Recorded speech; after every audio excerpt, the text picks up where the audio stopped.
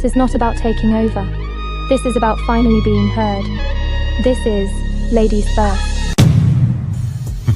Like, a man is going to do what a man is going to do. You can't, I wouldn't want a man to tell me how to be a woman. So the real problem with relationship is women have no trust in men anymore. You want me to be submissive to you. You want me to treat you as the king that you deserve to be.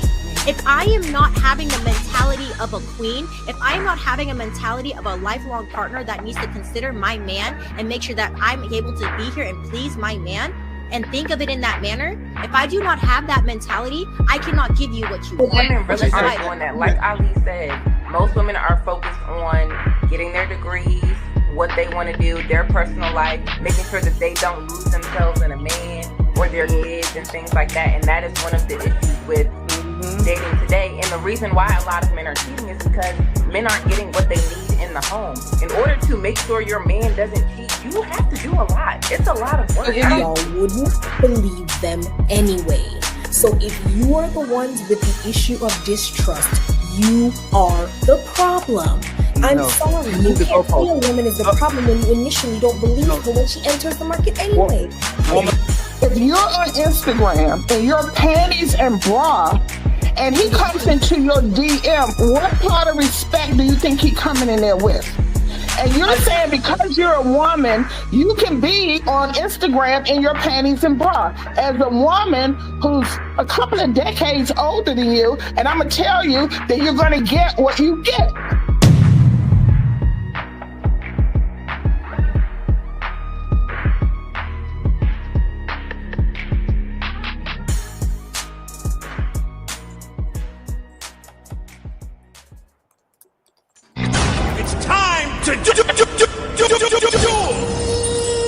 Once again, friends, thank you very much for being here. Somebody has an echo on the back. Let me see who is the culprit. Is Miss J. Miss J, I think you have either YouTube on the back or your microphone is very close to the table, so he's bringing the echo back up, okay? So, friends, once again, I appreciate y'all for being here. Thank you very much. Welcome to the Ladies First show. All the content creators. Can you guys hear me? Uh-oh. Who asked that? Who asked if you guys can hear me? B, right? Uh-oh. Okay. So I just want to make I don't know what's going on there. Once again, I apologize. Ali thought my wires were down because Friday was the same problem with the new studio, but today, like it was the hour, okay? So Ali was calling me to try to see what's going on. I didn't assume that was a problem with my time, so I truly apologize once again to all the fans and all the people in the panel, because Friday was the wires, so he probably thought it was the wires once again, and I was late. So it's my responsibility. I apologize. I'll try to be more punctual next time, okay? So, friends, let me make sure that we get the icebreaker out of the way. But before that, I want to introduce a couple of my guests. We have special guests today. The lovely Crimson Curie, she's in the building. Thank you very much for being here. Thank you very much, Crimson. I appreciate you. Thank you. We have the lovely Natural. She's in the building. How are you doing, Natural? Thank you very much for being here too. Thank you. I appreciate you. We have a returning guest. She is standing. Oh no, she's getting her hair done. Look at you, Vic, in the building. The lovely Vic is in the building. Thank you very much for being here. We have the lovely Jay, new friend. Thank you very much, Jay, for being here. Thank you. I appreciate you. We have Miss Ty. She is in the building. Thank you very much, Ty, for being here. Salute to you. I appreciate you, Ty. Thank you. We have two returning guests. Didi, she's in the building. Thank you very much, Didi. Salute to you. I appreciate you. We have two. B, she's in the building. You don't stop doing me like that. in your mansion. Thank you very much. And of course, the fellas, we have my boy CEO is in the building. Thank you very much, CEO, for being here. Salute to you, brother. I appreciate you. We have, of course, an untouchable in bar baby member, Thomas Legacy in the building. And last but not least, Mr. Ilkanali, the host and untouchable founding father. We are going to take turns and be on the back. So once again, I appreciate you, Mr. Ilkanali, for having my back always and forever. I appreciate you. Thank you very much. So, then, topic of today. Okay, topic of today. And this is going to be a harsh one. So I'm going to put the OGs on top first. Let's see what they have to say about this. We talk about redemption all the time, okay? We talk about redemption all the time about don't turn a 3 or 4 into a housewife and all that, right? That's the common trope among men. But what about if the shoe is on the other foot? What if he's a man with the past? For example, like Chris Brown. It was used as an example. So I'm going to ask y'all ladies, starting now, do men deserve redemption? And what is the level of redemption that you're willing to give to a person? What are the things that a person, a man, can come back? It's time to do. Let me get Didi first, and then we go to Crimson, and then the ladies and the gentlemen. If you guys want to go up, just let me know, okay? If you're on the bottom, you can talk too. Just let me know when you're going to go up. So let me start with Didi. Didi, for example, on the Chris Brown situation, which is kind of a murky, because some people say self-defense, other people go a little bit more he's a monster, all that. Like, do you think that men that have a checker past deserve redemption? Yes or no, and why? I think everybody deserves a second chance, but it depends on what it is they did. Of course, some things are just unforgivable. Child molestation, stuff that's extreme, rape, stuff like that. But especially when we're young, we do some crazy stuff. I think that they demonized Chris Brown way too much for that one action that he did, because I feel like, they both was in the car tussling. It wasn't just him beating her up, like she was hitting him too. So if you ever been in a relationship with somebody that's toxic, there's probably been some not so good stuff that happened, and it wasn't just one-sided. I'm not talking about like an actual domestic violence situation where somebody's just really abusing somebody. But I think he was young. I think he's proven himself. I don't think he's really had any other issues like that in relationships that we know of. And I just think they just dragged him and they made an example out of him. But as far as like redemption, I think everybody deserves a second chance, especially if you did something when you're young. Like some things you just don't know. Some things you come out of an environment that may have not taught you very well, and you just got to learn. And you got to get around better people and better examples and remove yourself from that environment. So I would never demonize somebody for doing something when they're young, unless that's just their character and who they are, and they continue to show that's just what they're going to do. What about you, Crimson?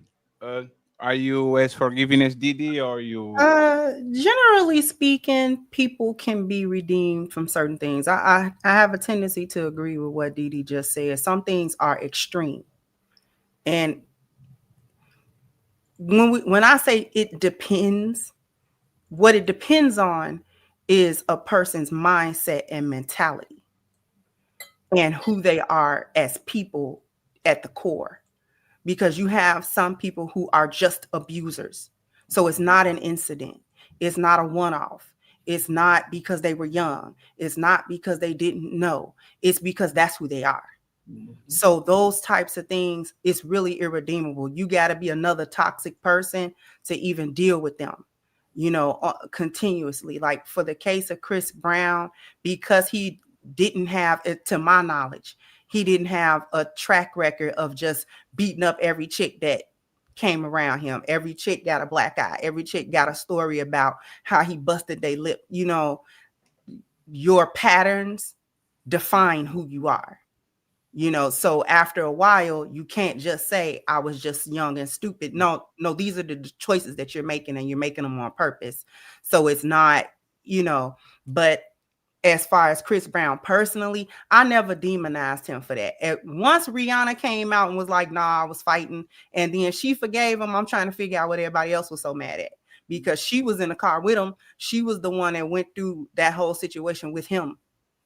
So if she could say, you know what, I'm done with it, and hug him and forgive him and move on, and they both moved on, I'm trying to figure out why everybody else was still so up in arms so much, after so many years have passed.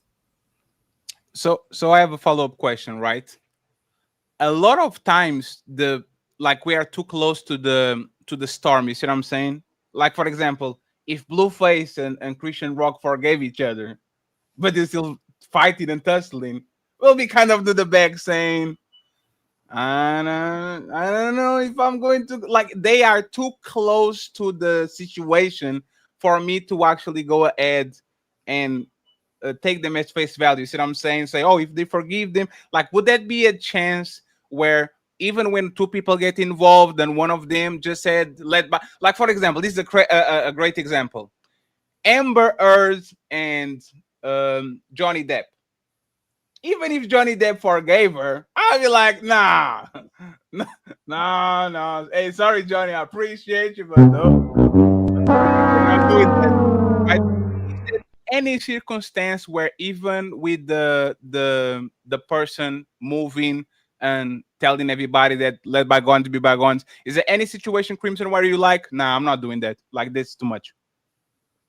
Again, it's the same thing. Is it that person's character? Is that who they are? If the other person forgives them, that's between them and them.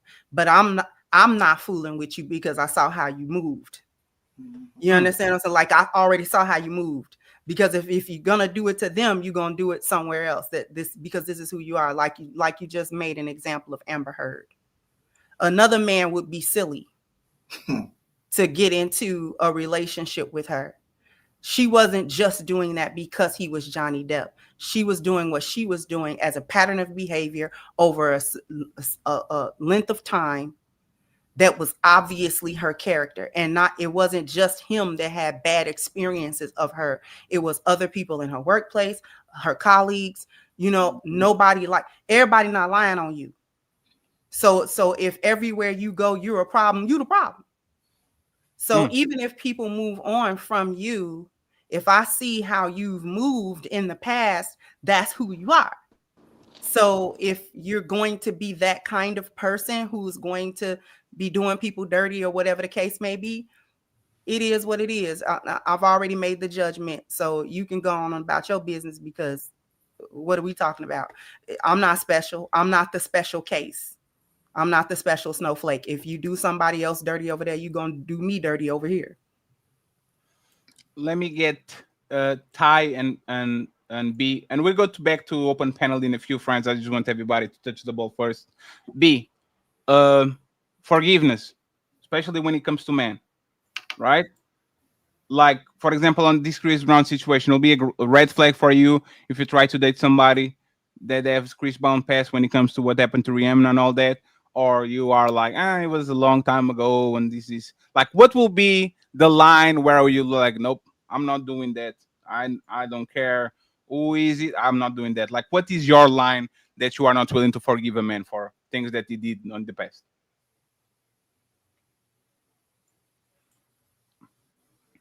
And she dropped. And she's back.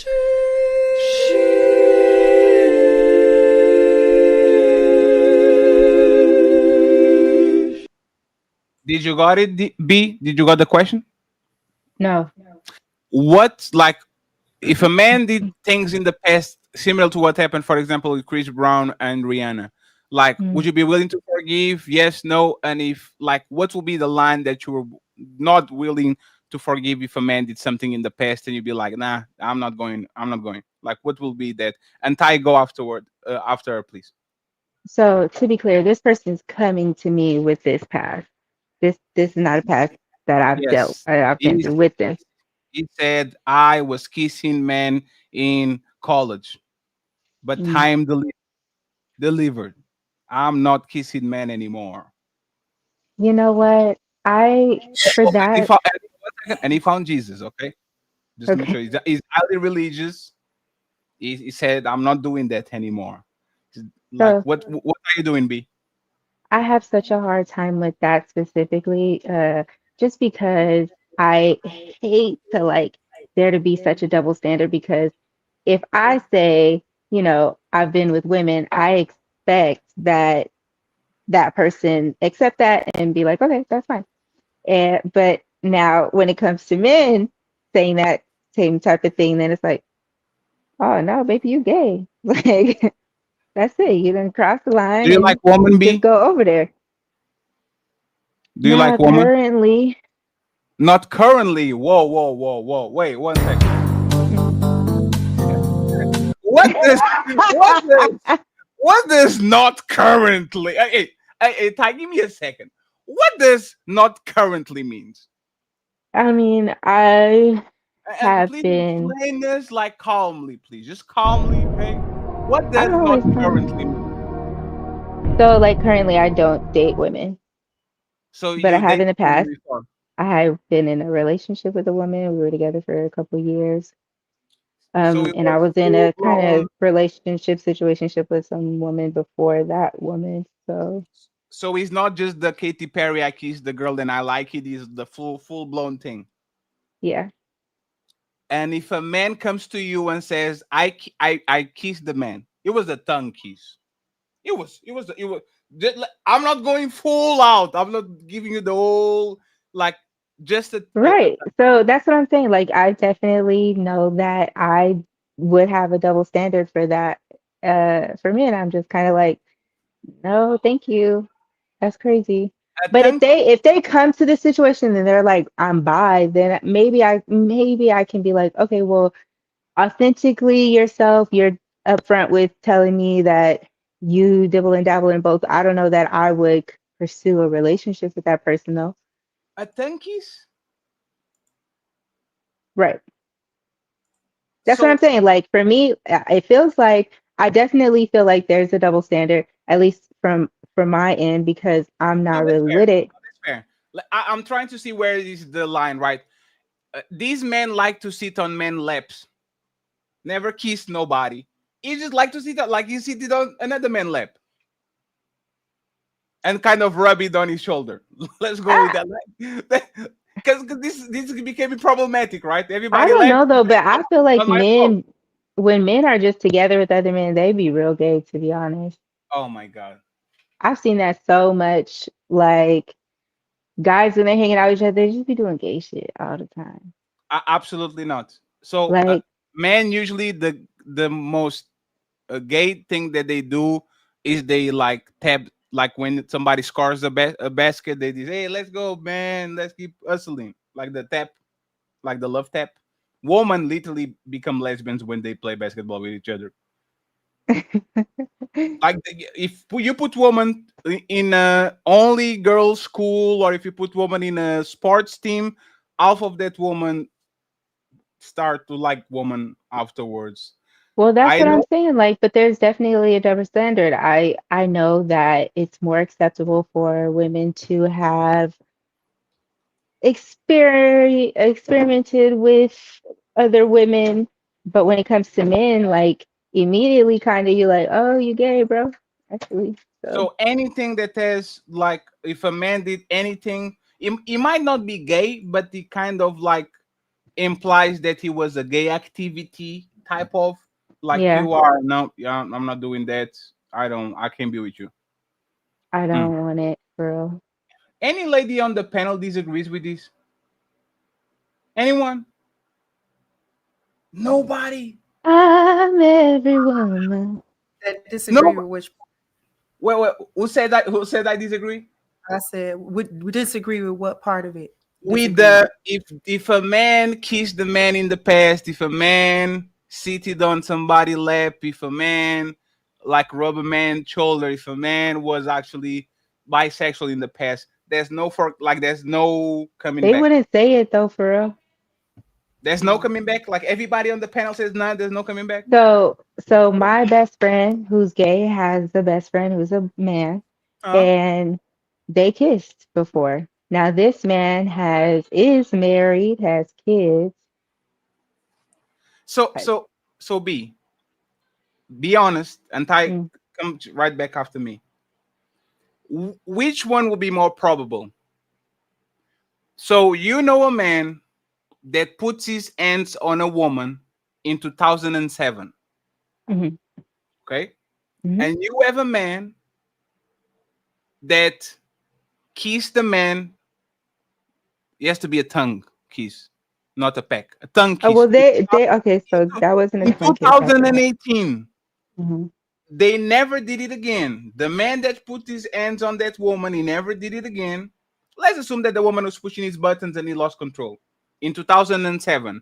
And you have this man that kissed the man in 2018 and he never did it again. Now he's 2025, he's ready to marry you, right? Both have everything you want. Didi already shaking his head. What will be the person that you will be more willing to forgive? And be honest, okay? We're a safe show, but I don't want to be too safe. Which one you'll be more willing to forgive?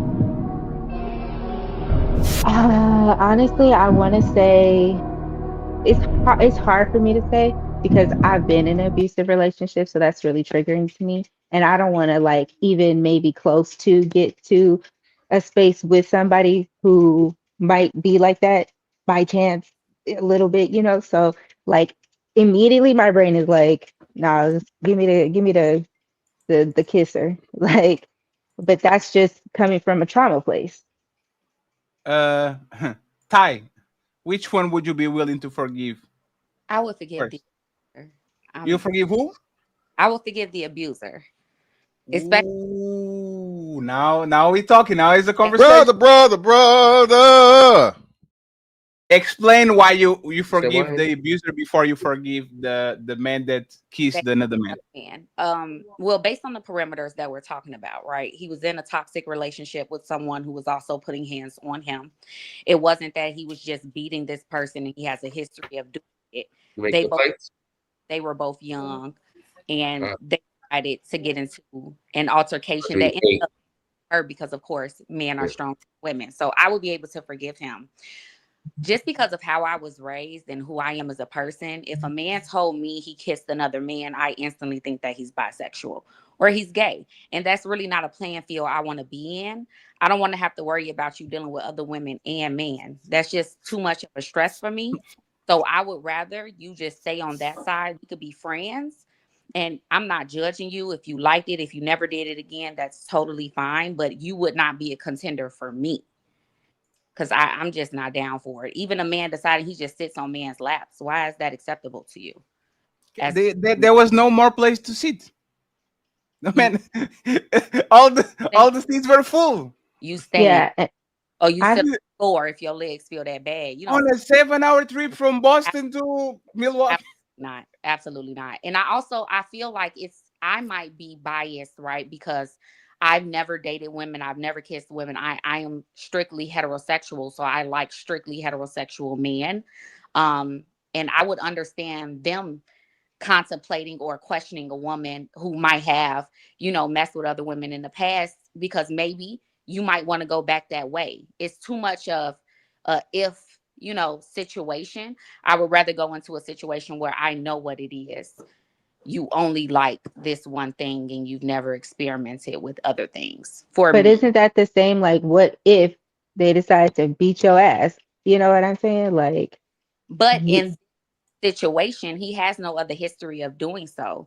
They were both in a toxic relationship. Rihanna even stated that she antagonized him and was hitting him before he even started hitting her. Now, if it was a situation where he just got upset and just started going crazy on her for no reason, then that's a totally different conversation. But based off of these parameters, no, I wouldn't be as upset. I mean, because honestly, young thinking about it, you know, a few of us have been in toxic relationships where maybe you got angry and hit a man when you wasn't supposed to, and whether or not he decided to hit you back right was his right. But when you hit someone, usually you get hit back. So I would be more willing to look past that and maybe watch it. I wouldn't say that I would go in with blinders, right? I would pay attention to how he responds in anger and things of that nature. But I would be more willing to give him a chance than someone who's killed a man. That's just Yeah, me. so I guess what I'm feeling like is perhaps the intentionality of like if a man decided to kiss another man, like he probably pre-calculated this before it happened. And like when it comes to domestic stuff, a lot of the times that's not pre-calculated and it's just kind of like a reaction to somebody's action. Mm-hmm. So I can understand a little bit from that perspective, but yeah, I'm still probably gonna go with the kisser. But again, like I've been in a terrible kind of situation and it's scary. Mm-hmm. It's not something that I would ever, wish upon anybody.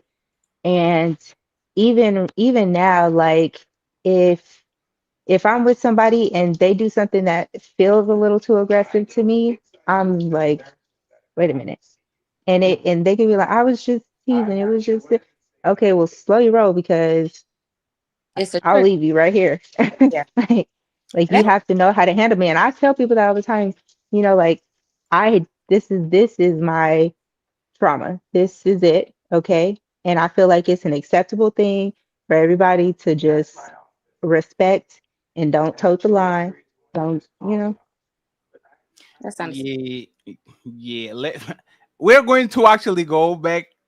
I just want to get this is in. I think we're going to get into trouble today. Like I'm actually thinking about what y'all saying. I think we're going to get into trouble today. Let me just get Victoria Natural and go through the people that didn't talk, and then we do open panel for everybody. Victoria Natural, okay? Um, Same question. Which one would you be more willing to forgive? A man that put his hands on a woman in 2008, or a man that kissed another man in 2018? Both of them never did it again. Which one do you think you would be more willing to not forgive but to accept if they actually were thinking about a long-term relationship with you? Let's go with Natural and Victoria. Okay, I'll jump on that first if you don't mind. Both of them, it's a no go for me because this is my life, and if I've already seen this is how you could veer to the left or to the right, um, I there's you can be redeemed definitely, but I'm just not going to be your redeemer. You're not going to get it. You're not going to get your rocks off on me. Because there are 6 million people, 6 billion people in the world, there will always be options, and you will never be the one or the two for me because I've never put my hands on a man. That's never been demonstrated in my household with my mom and dad. They've been married for fucking 50 years. Um, it's not something that's even in my thought process to do.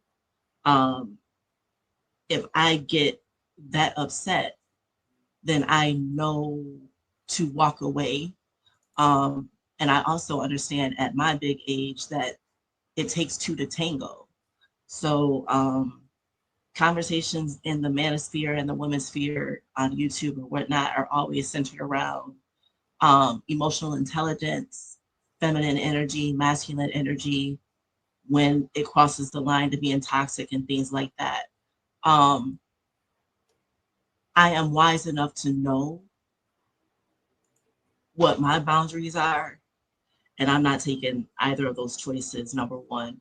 Number two, if I am upset and I can see that my husband is getting upset, or even somebody else that I'm dealing with in the workforce or whatever, I'm gonna step back because I don't have the energy, nor do I want to have that attached to me, fighting over emotions, fighting over opinions. There are much bigger fish to fry. I have very hard boundaries when it comes to certain things. So I'm not saying that I don't accept Chris Brown for what he did. As far as I'm concerned, I don't know the man. I know him as an entertainer.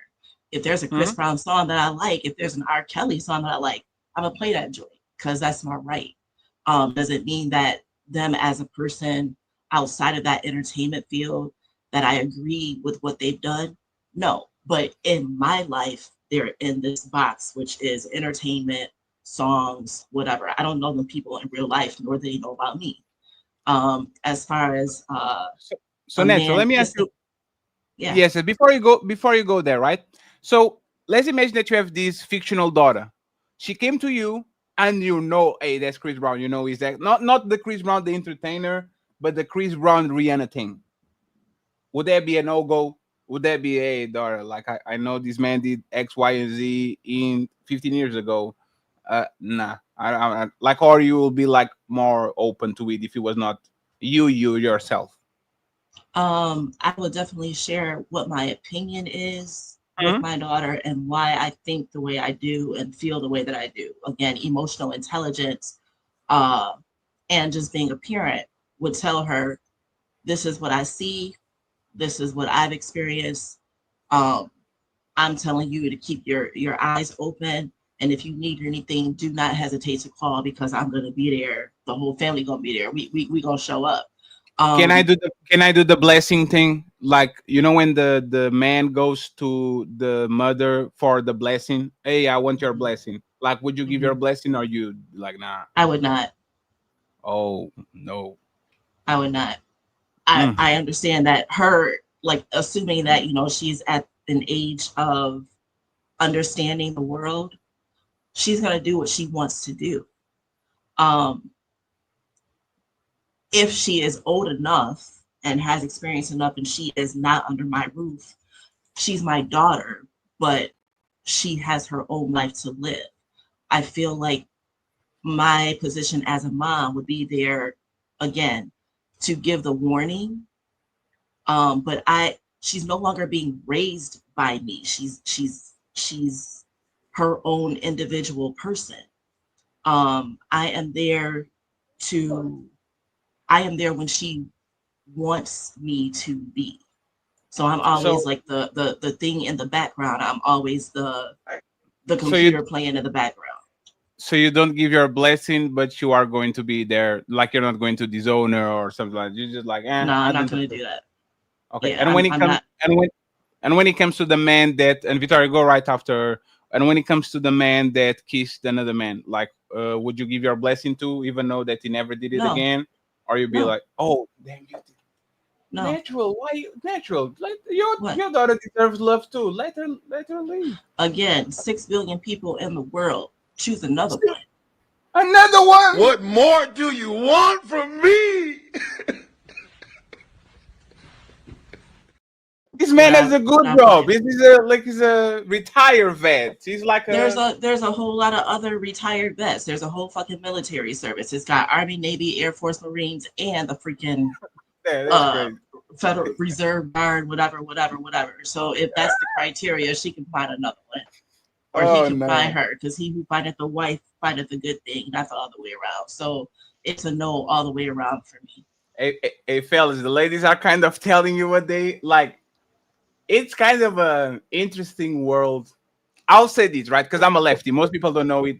And by the way, the white channel about politics starts even between tomorrow or Tuesday. Okay, friends. Tomorrow we have a monetization party for the second channel and debut the studio. And then on the next day, I'm going to start to do some clips about politics. So I will say this as a lefty. Please don't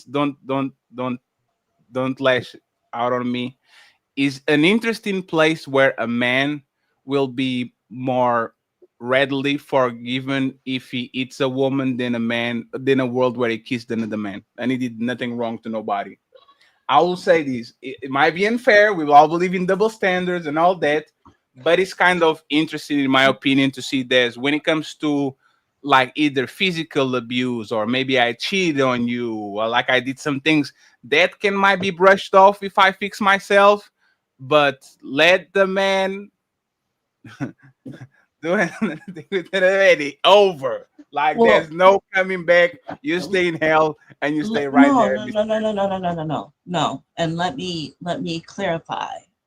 Again, one needs to be forgiven, and the forgiving, again, this is my opinion, and I'm seeing some comments like older women have been too hurt and their standards are too high. No, motherfucker, I just know what the fuck I deal with and what I don't deal with. So that's just the thing.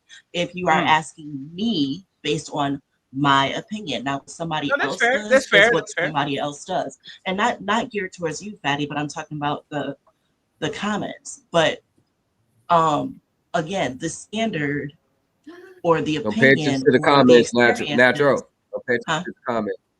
Okay. Hey, Don't pay attention to the comments. Focus on the The conversation. experiences for me are like, once you've been through it, and I don't think it has anything to do with age. I think it has to do with wisdom.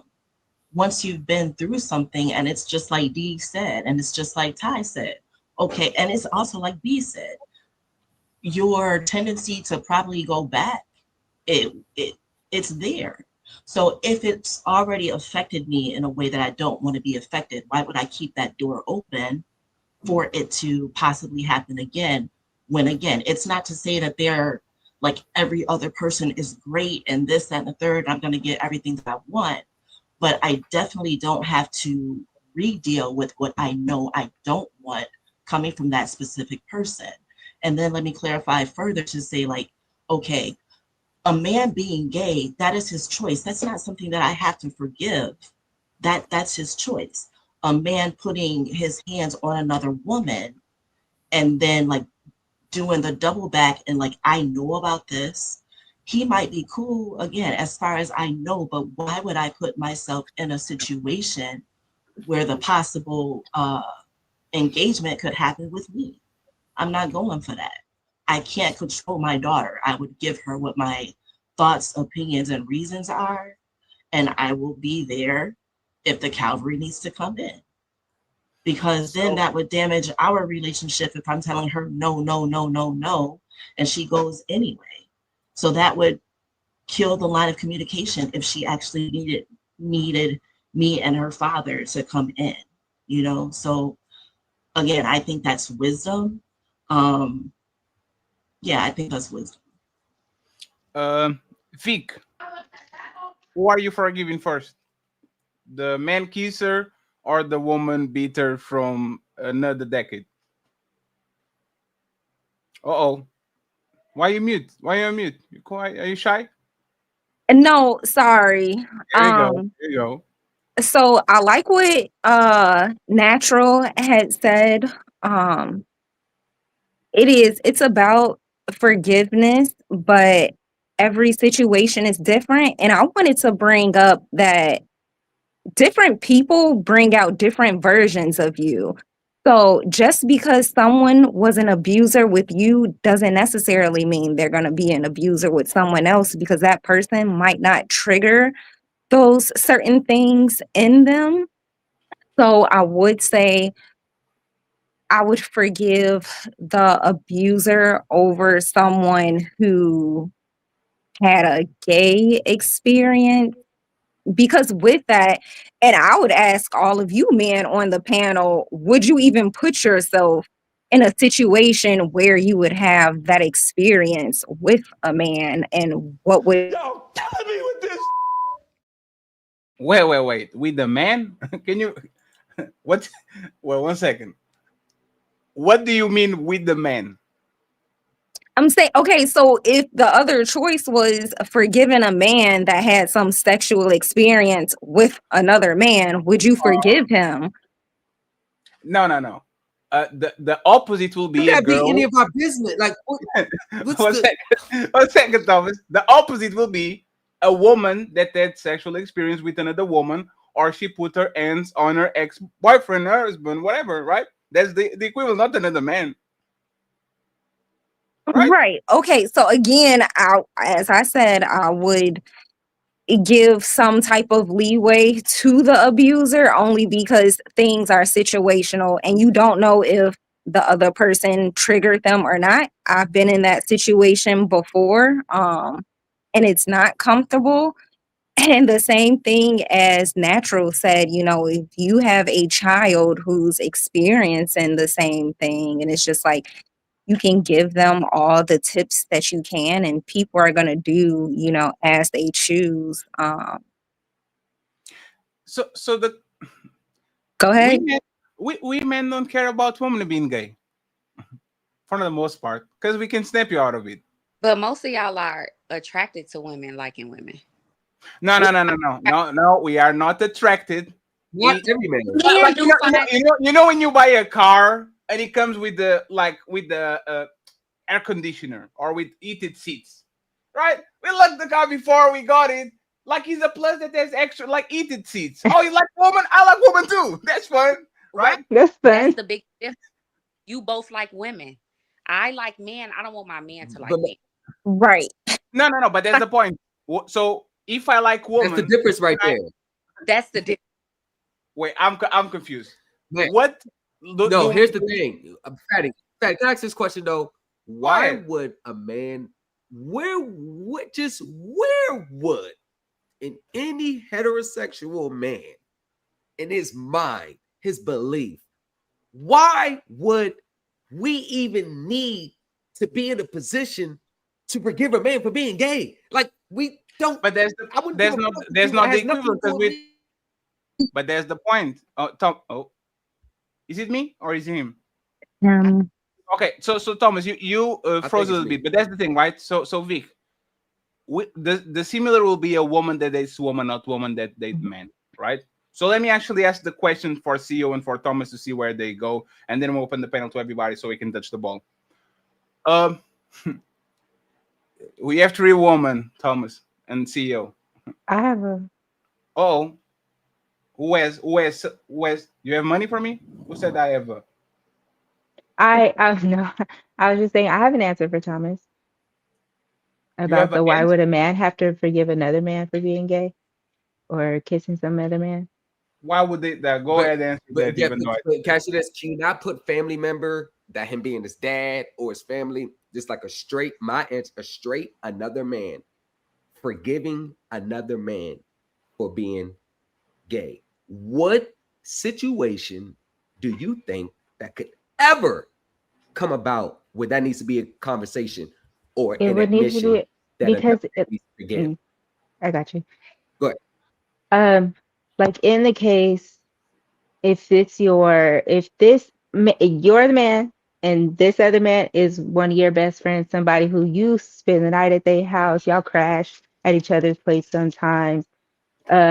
Just certain situations, if you're in close proximity with this person, you're gonna have him around your family because some people, feel like are so dejected by gayness that they're like, I let you around my family. I already know you was gay, and that's a big problem. Like, so a gay male friend, that's what you're talking about, right? Yeah, like if one of the bros was like, hey, whoop de whoop came out to you, and at first maybe the person was like, why wouldn't you say this all the time? It's like, how did I even know? Maybe just this conversation starts happening and say, you know what, I forgive you for, not telling me I either want to keep rocking with you or not. Let me go first, B. There's none of my business what you do in your room.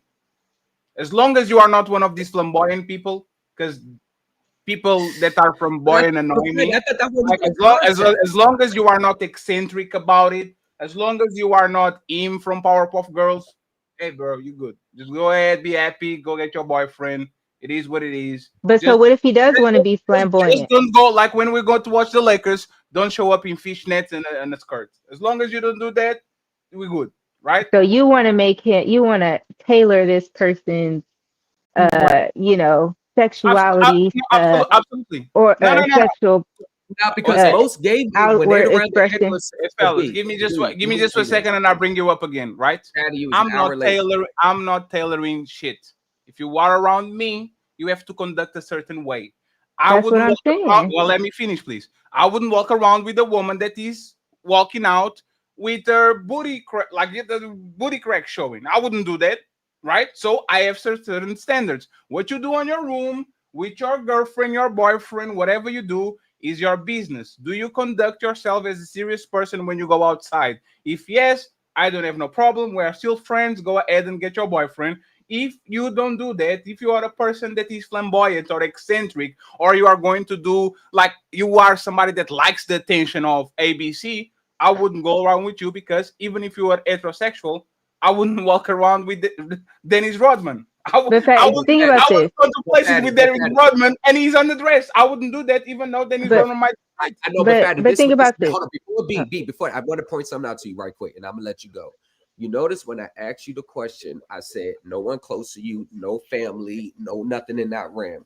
And the exact answer that you gave was the same exact answer, which I excluded from the parameters. You immediately said your friend, someone close Because to you. why would first of all, why are you forgiving a stranger? That don't make no sense. Why are you even talking to them? So why are you even can talking to them? we hey Thomas, But can we answer? all I heard you say was no family. Fine. No, that's But fine. So irregardless, we're here CEO. now. So Thomas and CEO, can y'all answer the question? And then I ask you a question that goes back to actually dating and not friendships. Would you allow a man that is gay or was gay before, kissed a man before, in your circle? Would you forgive it? It says you good friend, it is what it is, or you said no, I don't rock like that. We good. She can go first. No. It's you. You and CEO, both of y'all. Yes. 2 letters, 1 word. That's my answer. 2 letters, 1 word. N-O. Yes. I don't know English, friends. Nah, not in it. It sounded like it. Sorry. I think you said yes. 2 letters, 1 word. N-O. The answer is no. What about you, CEO? Are you going? It was this. This is N. Nah, not in the inner circle. The inner circles, that's like close friends, but like outer circle. Outer circle, yeah, yeah, because I don't care.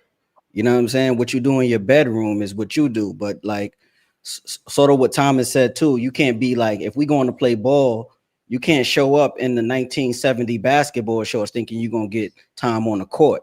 You feel me? Because then you're gonna have us looking a certain way. You know what I'm saying? But like in your personal life, yeah, you can do what you want, bro. Just don't be acting like no girl. You feel me? I'm going to ask the same question to the ladies. You have a gay friend. Let's go with female and male, and we're going to see where y'all go. And then I have a question for the fellas, okay? Because there's a level of confusion that I'm trying to understand. Like, what is the forgiveness meter? Like, so I have a question for both of the fellas, and Ali is going to be up. Didi and Crimson, gay man in your circle. Let's not say immediate circle, but let's go with top 15, right? Female, male. Are they going to get any special treatment? Are they going to be pushed to the side?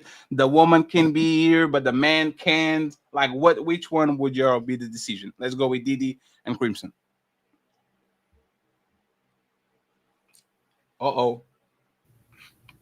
Nobody. I don't care either way. I mean, as long as they ain't sleeping with who I'm sleeping with, I don't care. See, Thomas, you are scared.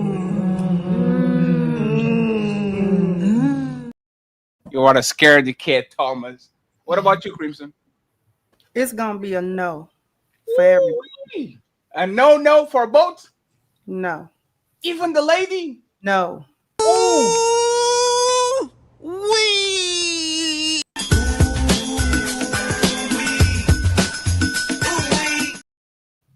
So B. I'm back, Fatty. Hey, Crimson, let's see where this goes, right? Let's go with somebody like B, a redeemed lesbian. Because that's kind of what she said. She said, no, hey, B, I appreciate you, B. B said, I used to like women, but I don't like them anymore. I'm delivered. That's what she said, right?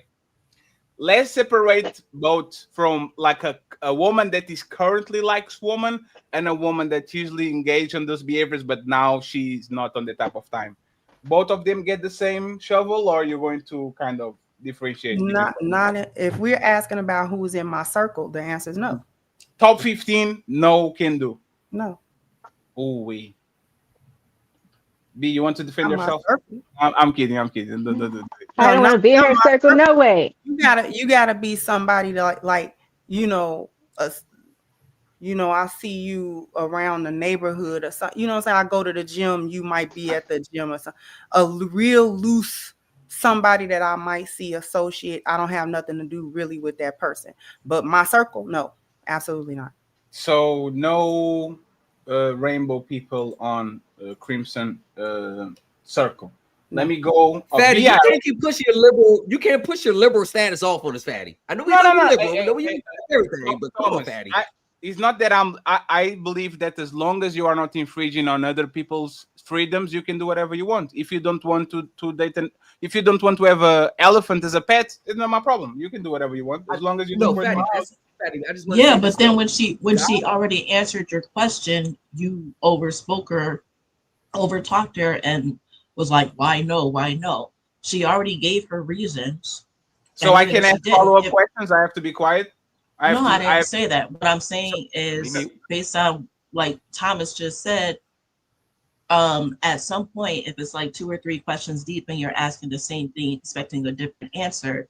So a lot of times what we do is we keep pushing a little bit the rubber to see where it snaps. It's just a conversational tool. I will ask something. The person is going to give their question that is on the top of their head, and then we're going to go down to the rabbit hole to see if the person is consistent. I think that's extremely fair because a lot of people afterthoughts or the things that have on the back of the head don't match with things that have in front of their head. And actually, I will go even further natural. There's a lot of people that have lesbian friends, bisexual friends, women that are bi-career on their circle. Because most women either are bi, they are curious, or they add some behavior like when your girl is in the club and you're shaking and you're slapping her ass. Yeah, go girl, right? That is kind of that realm, but it's not definitely like full blown. So I'm just asking questions because I'm curious. I'm a curious man with the funny accent. But Fatty, I do. Wait, what did I do wrong now? Nah, it's not that. I do want you to. This is one of those double standards that it is what it is. Like me, we can have a homegirl in our group that's full butch. That she's gay. We can have a homegirl in the group, but as for men who are straight, we just me and my homies who like we just can't have him liking other men. It just won't be in our group. Hey, call it. That was one of those moments where the double standards. But from my life, how I grew up, we was all cool with the gay females hanging with us. Actually, are you still cool with the gay females and walking around you? Say it again. I couldn't. Are you still cool with the gay female walking around you? Fatty, are you still cool with the gay female, a woman that likes woman, hanging around you, going dinner with you? Like, are you still okay with that? Damn, the internet connection is saving you. That's crazy.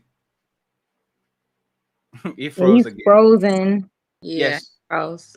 So this is why I actually Thomas, is that you're freezing? If you can try to change the internet connection to another device or something like that. Everything has 5 bars. I'm trying to figure it out. I don't know. Everything got 5 bars. Thomas, so the question is, are you still comfortable with female lesbians around you? Women that like other women around you. Are you still comfortable with that?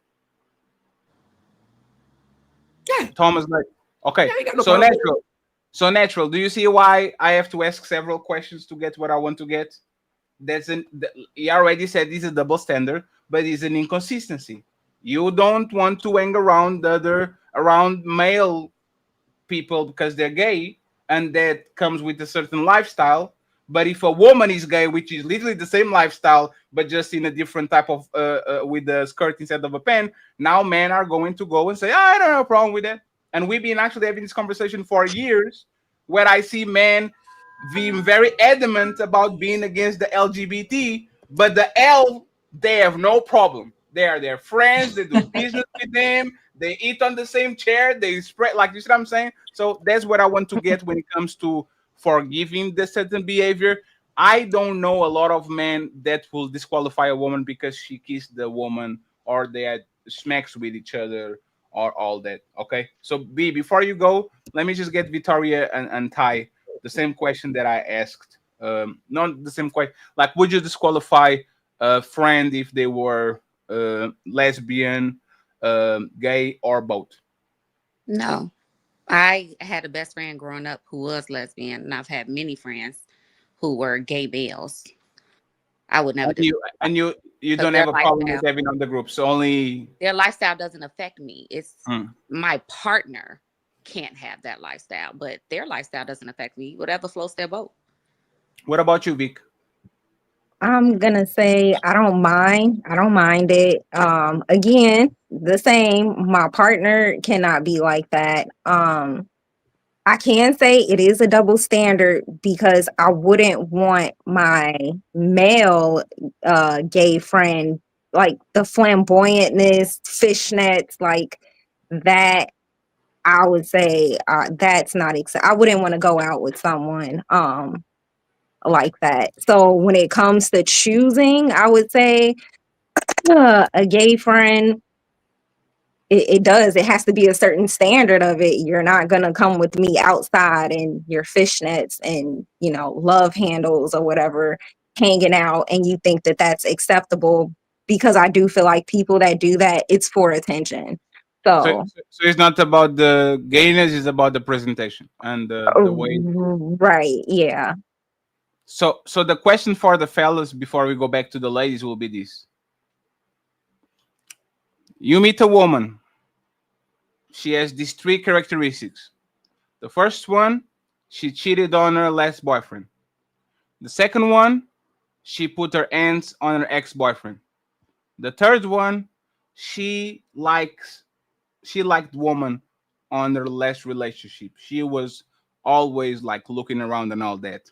Which one are you disqualifying first? Like, you know that game, the F, marry, kill, right?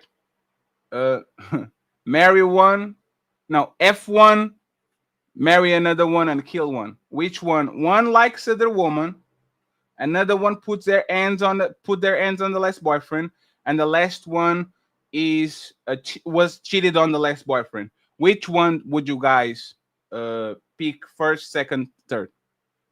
Let's go with CEO and then with Thomas, because I think Thomas is going up and down. Go ahead, CEO. I gotta stick to the game, like you don't have to stick to the game. Just tell me which one will be disqualified first and which one will actually last more. I'm gonna disqualify the hitter first. Okay. And the reason I'm gonna do that is because she hit me, I'm gonna knock her ass back. You feel me? And then I don't want to go to jail. So she's disqualified first. Okay, so the first one, you're trying to protect yourself. I get it. Second one.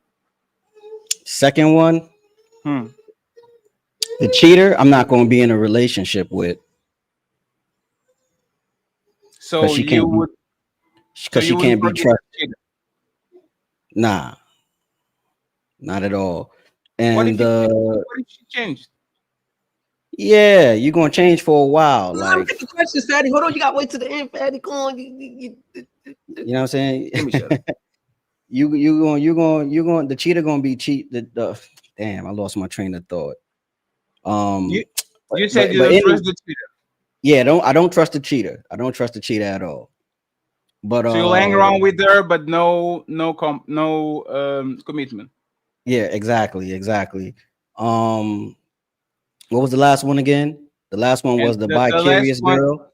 Was a woman that is I'll probably get in a relationship with her. Why? Sure. Because why? Because I'm selfish, and the menage is always on the table. It's always an option. Would you consider it? Would you consider it cheating if you catch her with another woman on your bed? Absolutely. I'm a join, but absolutely, it's still cheating. No. There's no joining. Great. Yeah, it's still cheating. No. It's still yes, it's cheating though. So that means she goes. I'm going to paint the picture, right? And sorry, Natural. Okay, I have to do it natural. It's my job. You walk in, and there's like some Justin Timberlake. You don't have to say what you mean, like the soundtrack. And you open the door, and there's a lady and your lady, and there's no joining. You just because she didn't told you about it.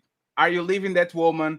Is that a deal breaker? You're gone. There's no more marriage. There's no more Yeah, kids. I'm out of there, but I'm out of there after they finish because I'm gonna definitely do my regular thing. I'm gonna definitely sit down, watch, and then I'm out of there. So why After you they done, I'm out leaving? of there. No. So why you leaving then? Why You I'm like leaving? it? Because you a cheater. I love the show, right? But you cheated, right? You could have said something, and I probably would have. You know what I Why not? mean? Why not go to the kitchen, make him some sandwiches and some drinks, and get some Nah, we're towels? not doing that. We're not doing that. We're not doing that. We're not I doing would that. not. Wait, 1 second. Hey, I'm going to be very honest. I will be shocked, but I will say, hey, I'm going to the store. Do y'all want anything? Like, if I enjoy it, or if like, you see what I'm saying? If it doesn't shock me, like, why would you break a relationship out of something that you don't see? No, like, you see what I'm saying? Because Like, why? she didn't respect the relationship. If she respected the relationship, she would have told me that was her interest, and we could have had a conversation about it. You So feel you're me? leaving. So you're I'm leaving. leaving. Yeah, CEO, Damn, after CEO. the show. CEO, Absolutely, I'm out. you're breaking a family, CEO, because of your insecurities. That's crazy. It's not an insecurity. CEO, would you say it's the lack of honesty and It's transparency? the it's the That's the it's the problem. lack of transparency. I require transparency in relationships. Transparency is one of the key features that makes relationships work because if you're not transparent, you it's like you taking away options. You feel Hey, me? CEO, tell you something that I heard on TikTok. A real man would finish the. A real man will get him some drinks. I'll say this. Hey, CEO, my opinion. We go to Thomas and bring the ladies up. I think most men will never leave that woman for that, and I'm gonna explain why. Most men are not leaving that woman for cheating with other men. If you actually think about it, on the internet is a rah rah rah. I will never be with my woman if she cheated on me. I would never be with a single mother of two. Men are cuffing single mothers. Men are staying on relationships where they get cheated on unless like it's not something public. Men come to these panels every day. Nobody snitches. Like nobody. Your woman ever put your hands on you? Like you have 70 bodies. You brag about have 100 bodies. No woman cheated on you ever. I think men for the most, if it's not something public, even with other men, if there's a mortgage and a house and some kids, I think most men even forgive cheating when it comes to other men, let alone woman. I think it's a very small percentage of men that is leaving. Who I are don't. those men? Huh? Who are those men that's forgiving women for cheating on them? They are all around you, brother. We just don't say it in public. Cause I've been on this place for 3 years. I know one that said that, but it's a little bit goofy. Hey, Now Crimson, you saying there's men out there who's in a relationship with a woman and they getting stay. and No, no, no. they're getting cheated on. So no. So Right. listen to me, right? Hey, Crimson. Crimson is an OG. How many times, Crimson, have you heard men that are actually figures on this space saying my woman cheated on me and I left or stay? Like just the act of cheating alone. How many times have you heard men come in and actually discuss the fact that my woman cheated on me and I did X? Most of the time, the going rhetoric is they're not going to stay if the woman cheat with a Yes. man. But if you think about, and I'm glad you asked this because it can't be two ways. If you think about the other things that are said, the other stats that are brought up about how women cheat just as much as men do, Exactly. then there are women by logic who are cheating on men. And if that is private, nobody knows about it, he can't be embarrassed by this publicly, men will stay or they will take that woman back at some point. So it's not 100% that the men will always leave a woman the first time she step out with another dude. It's done. Some men will, because I think men in general have less of a tolerance for the cheating than women do. But still, especially if you married, kids, this, that, he might try to get at another chance. Like maybe we don't have to break our marriage up. Maybe we don't have to, not do it, or however he worked through it is a different conversation. But upping and leaving real quick, because Crimson Kirk, he's thinking about more than just her and her actions. He's looking at the bigger picture. How this affect my kids? How this affect our relationship, the dynamics? See, these are the things that men think about before they pull that string in those situations. Rather, but if a man cheats, her pride and ego is bruised so much, the kids, women don't leave either. That's the other key thing. Women don't leave. Women cap on the internet and say it is a deal breaker. Too many women stay. When that man cheat, she be mad, she cry, she do, because see, when you're doing all them theatrics, you ain't going nowhere. You ain't going nowhere, no way. That's why you're doing the theatrics. Because if you was really leaving, you would go. Wouldn't be no theatrics, but it's theatrics. So women be getting on here capping too about we leaving if he cheat. No, they're not. Most women aren't going nowhere. So Thomas, let's get you on the same question, right? Yeah. Between the cheater, the woman that puts her, there's a woman that cheated on her ex-boyfriend, another one that put her hands on the ex-boyfriend, and another one that likes woman, right? Which one is like? Which one are you going to prioritize? Which one are going to stay last? By order. Cheating, number one. The other woman, number two. Hands on her boyfriend, number three. So, hands on the boyfriend is the worst or the best? No, the cheating worse. The woman thing second. Cheating worse, and the and put your hands on it. B, why are you laughing? The one putting your hands on the one, that's the least of them all. So cheating. No. She put the hands on her man. On her man. Right. That's the least one. Cheating okay, first. Let's get to the logic. All right. Cheating. Number one, can't trust you. Not gonna be just can't trust. I don't want to figure out why. I don't want to figure out, well, I had a weak moment. I want to figure. I don't care. I don't care. Once that bridge is crossed, even if I accept you back, it's never going to be the same. We might as well turn this into an open relationship, and I ain't got time to deal with that. Second one, dealing with the females. That the reason why that's under that, it's not as worse as that, but that ain't my thing. I ain't got time for all these different, oh, I like you one day, or I'm gonna go. I ain't got time for all that. Now, the least one, she put her hands on last boyfriend. I mean, I deal with that. She hit me, be like, all right, girl, stop playing. Might run from a. Yeah, I can deal with that. All right, now I'm gonna give you a body shot next time. All right, stop playing. I'm gonna get some gloves. All right, now stop playing. You stop playing. You dealing with Thomas. I'm not even trying to be funny. Sounds like you've been through that before. What? What? You asking me what? Hell yeah. Hell yeah. It sounds like she took off on me. I gave her a little. She got mad. No, you didn't. Everything she was mad. Everything that Thomas is saying is fictional, and it never happened. The content presented on the following show is intended for satirical and educational purposes only. Satirical and educational purpose only, okay, friends? Allegedly. So Thomas is just painting the stories like Harry Potter. But that's the thing, Thomas. That's it. Wouldn't that be the most dangerous one? Because you eating, like, one of them is a crime. Like the Johnny Depp situation.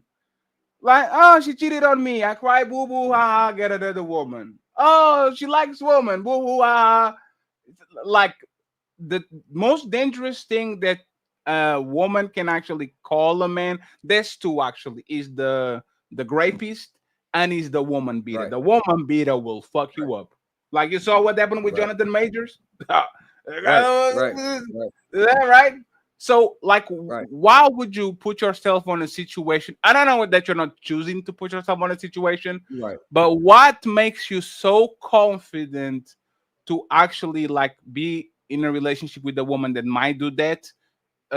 On contrary with other ones, and please be Right. careful with TOS. Okay, you Right. never did nothing allegedly. Go ahead, Thomas. You got Right. this. Allegedly. Okay, so that's never been my current marriage. Now, it's just for to clear the air. Of Has course, never yes, been. yes, It's yes. never been It that. was in the past, Right. yes. Right. So, but one thing that I noticed that the ones, whether it's me or my environment, what I could see, it's always the ones that are, hey, prissy. Oh, she's not going to hit her man. Oh, but they are the sneakiest. They are the sneakiest. They are sneaky as hell.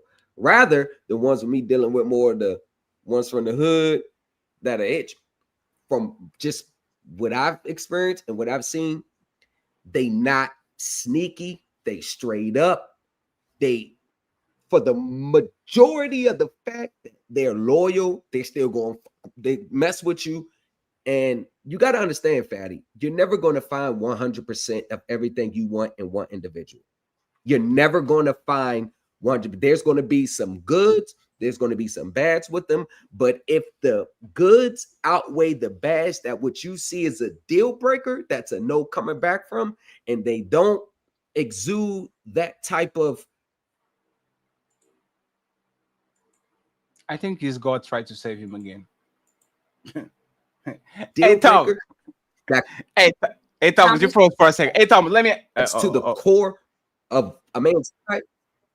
Yeah. So that's why that I would rather deal with that than deal with a sneaky, conniving, cheating person, because you all know men are not robots, females are not robots. Thomas. When a woman cheats, especially on some bullshit, bro, that shit like, yo, playing in my face. Hey, Thomas, playing with me. Question, Thomas. What's up? So a woman putting their hands on you is not a deal breaker?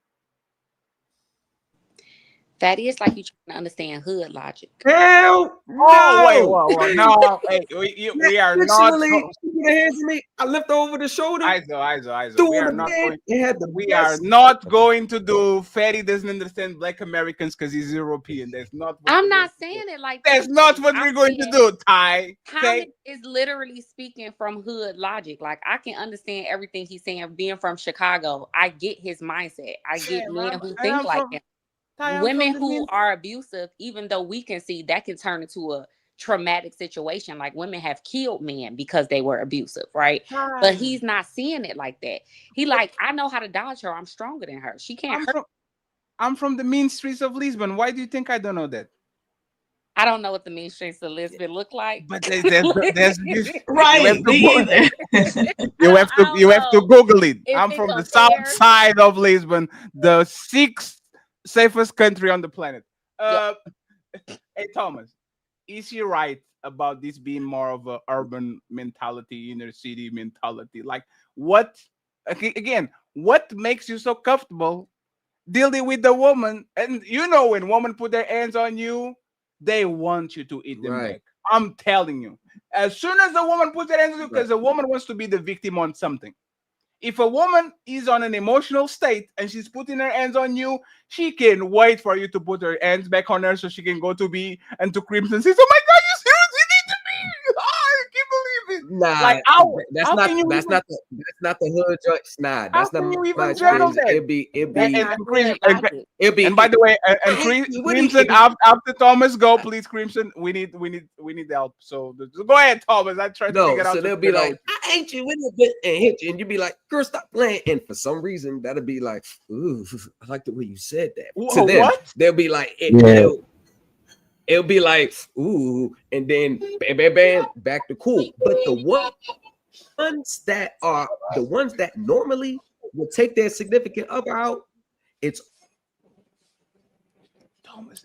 Yeah, Thomas got a point with that. Right. Yeah, can I hear me now? Yeah, we can. Yeah, The Can you hear ones that me? take their partners out. Yes. And Ty, stop egging on Thomas. So the Okay, ones, Ty. I'm not egging him. the I ones just that, but Yeah, you do. You said, "Hey, Thomas, I know what you're talking understand. about." You can't be doing that. they This just man snipe needs to you be out while you safe. sleep. Suck you out while you sleep. Nah, it's just I don't know.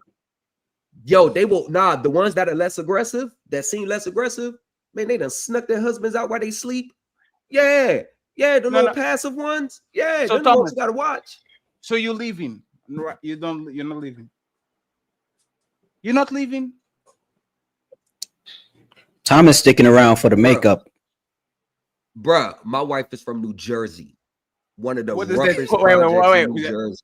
And Y'all she's are one of name the dropping too she's one many of the cities. No. What does that mean exactly? she's one of the but she's very thorough. It's just a different mode. You thorough, very loyal. You know they got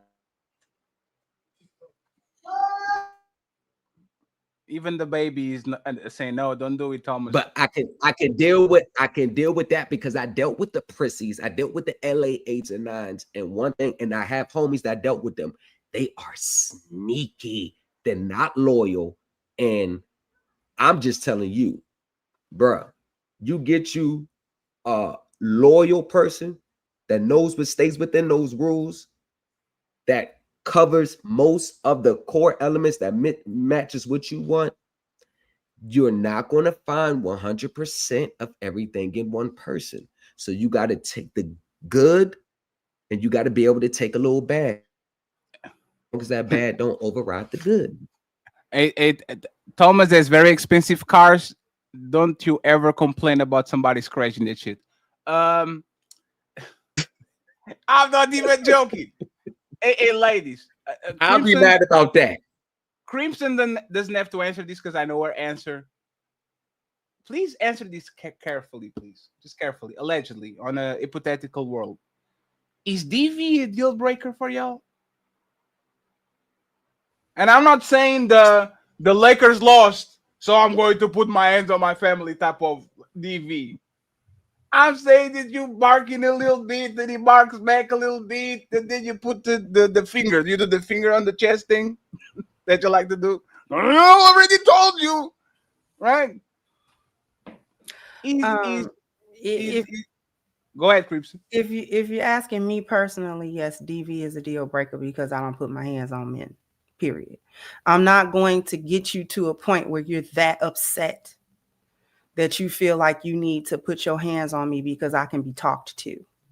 We can talk because I listen. Because even if I'm upset at what we're talking about, even if it's an argument, I know how to shut up, even in the midst of an argument. It's just once it gets too far. But that's just me personally because I don't like that tension. I don't like arguments. I don't like that energy. So I will bow out of an argument even if I think I'm right. And I'll just give it to you. And we can come back at it again if we need to. So I'm not going to keep going until you get so upset that you feel like the only way to shut it up or the only way to stop it from continuing is to put your hands on me some type of way. So if you put your hands on me, you wanted to put your hands on me, and I'm out because I'm not dealing with that. I'm not dealing with that. I'm not dealing in a place in my house where I'm not safe from you. Do you think you are most woman or the minority, Crimson? When it comes to that? I'm probably the minority in terms of the way in which I handle conflict. I'm probably not the majority of women because I again, this the way that I operate. I don't like too much conflict. I don't like to argue. I don't get no enjoyment. The thing that Thomas is saying is hood logic, but hood logic is crazy. That's the other qualifier. Like it is hood logic. He's not saying nothing wrong in terms of like he's not lying about it. It's just that the hood logic itself is crazy. And I ain't know Ty was from the crib. I'm from the crib too. I know you was from the crib. But Crimson, Crimson, I need some translation, right? And I actually appreciate that y'all correct me in some things because sometimes I'm a foreigner and a nosy man, right? Hold on, Fatty. I want to respond to Crimson. No, I want to no. find Crimson It's right just a now. question, real quick, because I need to understand what's Ooh. going on. And shout out to my boy Tio for the 20 memberships. I truly appreciate you, brother. Because I When dealt I with I've dealt with the hood all the way to the pretty damn near LA 8-9s, prissy sedity. And everything in between, man. I ain't just been all Facts. everything in between. I've dealt with everything in between. Women that will put some of these ones to shame, and I can show you I've dealt with everything in between. And I'm telling you, the ones that are prissy, soft, so cool tonight, they are the sneakiest ones that will destroy any type of parameters and foundations and standards that a man that stands on his principles would do. I'm not saying every single one of them, majority of them. I've seen it for my own eyes and I witnessed it. So I deal with everything in between. The hood logic keeps your senses aware. The hood logic keeps you safe. The hood logic, the street smarts keeps you safe out here. The hood logic keeps your head on a swivel. The hood logic keeps you from being bamboozled. So hood logic can be crazy to you, man, but hood logic has kept me safe from 18 to 38 because I know how to see, know how to spot, know how to move, and know how to move around. And I can look at intent and I can see what a person's real intent is, and it don't take me 6 months to figure it out. That comes from me being in the streets. So Crimson, my question was, is Wood Logic Thug Love? Because I know the Thug Love thing that y'all talk about, right? Is Wood Logic, again, it's a foreigner from Lisbon asking, please educate me. Like, what you are saying is like, is that the same thing? Is that the same concepts or completely different concepts? It's closely tied, if not the same thing, because what Thomas was saying in terms of she can't hurt me. You know what I'm saying? If she want to hit, I know how to handle her. That come from dealing with toxic because only a toxic female want to hit you as a form of arguing with you and also as an aphrodisiac. She needs to be hit and be in conflict with her man. She get hot off of that. She get a thrill off of that. She get all of this other stuff off of that. It's not just the argument, it's the energy that she get from that. And that's a turn on to her. A man that'll jack her up, a man that'll, you know what I'm saying, get her by a collar and she like that. She don't want it to go too far where she getting busted lips and eyes, but she don't mind if he do a couple of kibbity paps because she gonna give him sex after that because that's how she quote unquote gets tamed or calmed down. So that in and of itself, and this is why I say hood logic is crazy, because that in and of itself is crazy. That is toxic. There's nothing healthy about that. Women who aren't I just would say let's replace CEO, before you go, I will say this right before you go. Ty was smirking while she was explaining that. Hey, Ty, I don't know if this gave you a flashback of something that happened before. It did not give me a flashback. Like you were like, yeah, like because everything she's saying is true. It's true. It's just when you grow up in the quote unquote hood or in those type of areas, these people, you've seen those relationships. But the crazy thing is I actually agree with her when she said it's hood logic, but hood logic in itself is crazy. And I feel like Thomas proved it, because through our traumas and what we see, being in environments where you have to grow up fast and you see things that you should never experience at young ages, it teaches us to be more cognizant of what's around us. It teaches us to shield ourselves. It teaches us to watch where we're going, to read people, because you naturally know you can't trust people around you. So even though it builds you and it helps you navigate the world, it's also traumatic, right? It's detrimental, especially to the youth, when you necessarily don't have to grow up like that. And it makes things that are not supposed to be normal become normal. So seeing people fight in the street, a man and a woman, and he grabbing her up, is not as much of like a oh my God for us, because you see that on a regular basis. You can even go as far as to say seeing someone shot or seeing someone pull out a gun and they get into an argument might not be as big of a shock for us as it would be for other people because we've grown up in those environments. So it's not necessarily healthy, but because we've grown up in those environments, it does teach you how to live certain ways. Like, just for an example, I have a friend, I live in Maryville now, and I guess it's a safer area, but because I grew up in Chicago, I never leave anything unlocked. I got out of my friend's car and she was like, oh, I left my keys in the car. The keys were in the car, the doors were unlocked. And I was like, girl, don't you do that again in your life? You know, like, what's wrong with you? But she's one of those women that go to the gas and leave the car running.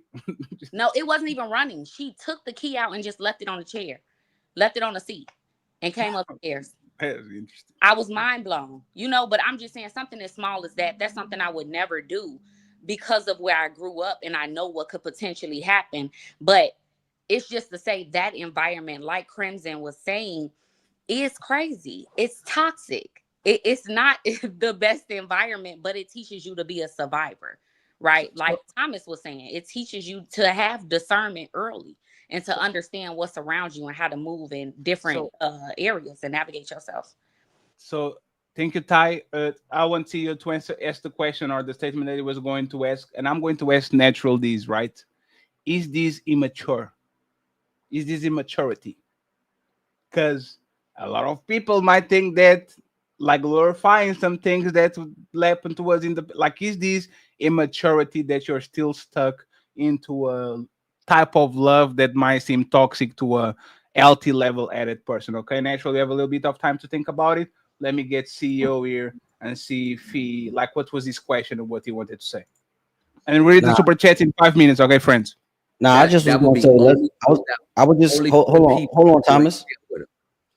I just was gonna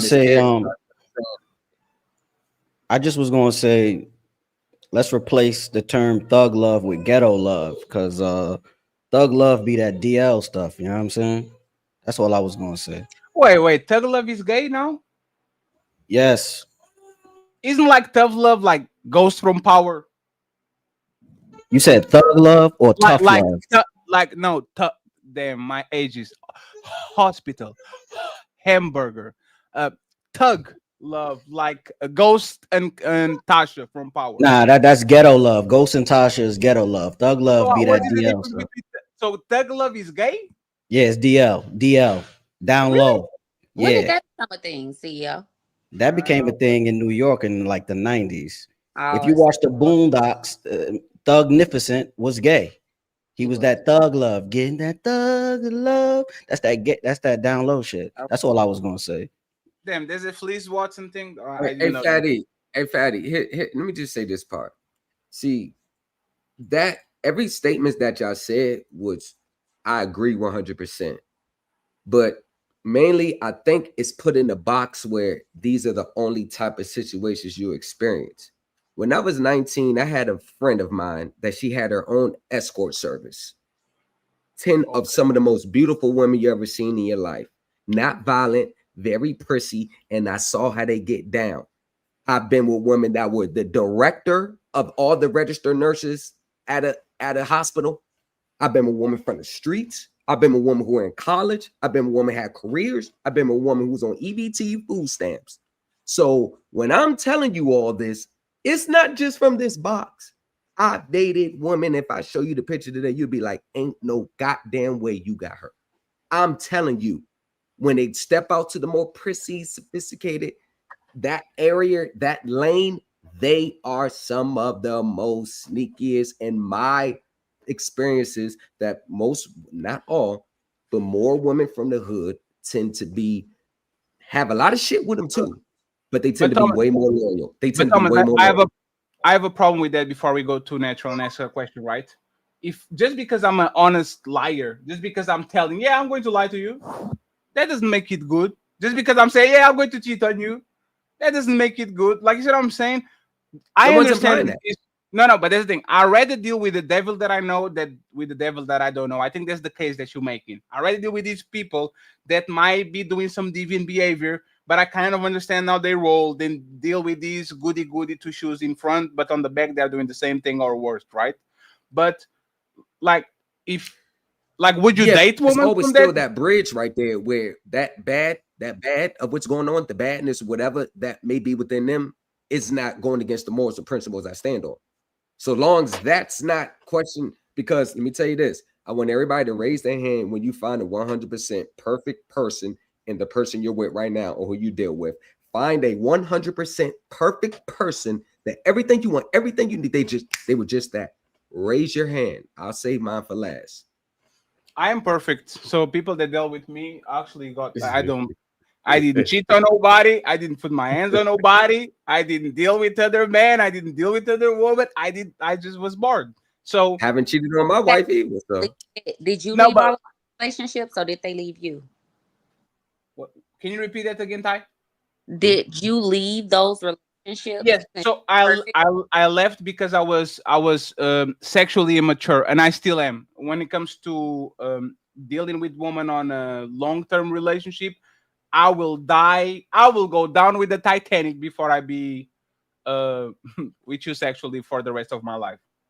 And I'm not a pursuer. I'm not somebody that is going to have to do that every month. I'm somebody that knows myself, and I know in 7 years, in 5 years, in 15 years, Big Booty Keisha probably going to get a call from me. You see what I'm saying? It's not like I kind of know myself. So on my relationships, every time I had a comfortable relationship with woman, I was itching to do other things with other women, and I didn't know where they came from. Now I actually know it, and I tell the people in advance. I'm not going to be doing some stupid shit, but I might indulge into some urges that it's been 36 years on this planet. I still can control it. I can be honest about it at least. You see what I'm saying? I can tell you where you're going, well, the person that is in front of you, but respectfully, I don't care if he's thug love, if he's ghetto love, if he's not. Life is, I want a comfortable, peaceful life with no major events. If I have to shake you, if I have to grab you and kick her, nah, I'm not doing. I'm not. I am running, and this is why I kind of understand what Thomas is saying. A woman cheating on me with another woman, you're kind of lying. That's kind of problematic. It doesn't hurt my feelings. See what I'm saying? A woman put her hands on me. I have a little level of tolerance because I think every woman like is a little bit antsy. I'm not talking about like full eating on. Like you're going to have a problem with that. I'm not eating you back because I know that's what you want. I'm going to call your dad. All right. That's not a deal breaker, but you have a warning. When it comes to cheaters, and this is where I want to take the conversation, I think that's when the waters get a little bit murky. Because a lot of people are going to say they wouldn't, like, we give chances to would you give a chance to a person that was a cheater before? That's the conversation that we're going to have after I read the super chat and I ask Natural, and sorry Thomas for using you as an example, was what Thomas said, understandable or immature? Like the thug love, not the thug love, sorry, the hood logic and all that. Did you consider that understandable, or you think he's a little bit immaturity involved in that? I understand it perfectly. And it's not because I grew up in that situation. It's that the picture that he paints is understandable. But to pigeonhole him, like, again, if we keep things in context of what we're talking about, he kept it to that context. It does not mean that he does not live outside that context. He's sharing his experiences. And so to, whether it's him, whether it's me, whether it's anybody on the panel, we can all say, okay, either I understand it or I don't understand it. I agree with it or I don't agree with it. Going back to kind of what we started out with, it is up to you to use wisdom and decide for your own self if you want to engage with that or if you don't. But again, because he's sharing some experiences, it does not necessarily mean that that's where he is now. And I go back to, again, what we started out with. hey, so if a man kissed another man, does that mean that he's gay forever? If Chris Brown hit Rihanna, does that mean that you're in danger of being hit as well? You can understand a lot of things about people if you just stop and listen. You can relate to it in your own way because you have your own life experiences and they're similar on some level. But again, you decide what works for you, and you still there's still a respect that you have for that person. If you would like to engage further, then you do so. If you scared, then walk away. But I mean, I think that everybody can understand the dynamic. But natural, somebody sharing their experience. But natural, I'll say this: natural. They think that me speaking on experiences, this is what they think. They think that that's what I want today. That's what I'm about today. Not know I'm sitting here with a whole wife, been married going on 5 years, in a very loving relationship. They actually think, oh, Thomas wants this, Thomas wants that. Not know I'm sitting with a whole wife. It's time to do. Let's put that to the test, Thomas. Well, just 1 second. And natural, just like 5 seconds, I'll let you finish. I promise. Thomas, your woman puts your hands on you tonight. Not like she doesn't throw bleach at you, nothing crazy. She just does a quick 1, 2, life tap. Right? Is right. Thomas' legacy leaving? That's never happened. But if you want to do a hypothetical, it's never happened. The untouchable empire, baby. If you want to go hypothetical. In the untouchable empire, this is an hypothetical. Since Thomas is not that person that is still engaging in this type of love, toxic love, is Thomas' legacy living if in an hypothetical world he gets a 2-piece by his wife? My wife has never put her hands on me. Damn, I see what you're doing. Hey, Thomas, let me. My wife has never put her hands on me. Hey, Thomas, if this is, I think it would be easier for you to answer this, right? If I told you, Thomas, would you leave your woman if she cheated? Would you leave your woman if she cheated on you? I think you would be categorical. Say yes, absolutely, right? Once I assess the situation, yeah. But okay. She never put. I can't do. No. Hey, I got some part of me that's not. I'll answer it. 1 second. Let me go first, Thomas. I wouldn't leave. Hey, Thomas, I'm not. Hey, Lomas, 5 years. I'm not leaving. Hey, she could grab a broom and break that shit on my back. I would cry in the car. I would call Ali. That's a part of it. I will go back. I'm not leaving. So Thomas, he's not asking you that though, Thomas. I'm not asking you that. What you're not going to do is ask me a hypothetical question about my wife that's nowhere near the reality of my situation. Thomas, we do it all the time. Hey, Thomas, this conversation was about. Okay, so ask you a question. So, Thomas, 1 second, please. Thomas, no, I'm not question. 1 second, got it. I'm not changing the rules for you. We're talking about what if a woman met a man that kissed another man before, sit on another man. Like, all of this is hypothetical. I don't think no woman on this panel ever dealt with a man that likes to sit on another man's lap, but they engage in a hypothetical. So now that the fellas are answering questions, we are engaging in hypotheticals too, because that's only fair. If they're doing it, we're doing it too, right? If you don't want to say it, you can say pineapple, right? No, but the question is, but what premise did you get that today that I was still in that immature mentality? What premise did you get by me? Hold on. Hold on. What premise did you get from me speaking on the experiences that's the mentality today? What premise did you get for it? Because I never said that what it was today. So what premise are you getting? I know, Thomas, I know. I was replying to what Natural said. So first it was Ty. She kind of explained where you're coming from, right? And then Natural said, we are talking about Thomas, not on the state of today, but might be on the state that we was back then. And I understand, Thomas, just because you explain something doesn't mean that you agree with it. Okay, that's totally fair. You might just explain that's 100% true, right? So my question is to test that you wouldn't be with the bullshit with women putting their hands on you. And I answer it first, so you know it's not a got you question, right? if your woman did that today to you, an hypothetical, random, like if she put her hands on you, would you stay or would you leave? Like on a principle, just like you just today, today. if she Yes. just starts hitting, you know what? As much as I've done, you know what I'll do? I'll call my realtor Monday morning and tell me find me a 2-bedroom townhouse, and I'm ready to move in immediately. Thomas, you leaving? You leaving, Thomas?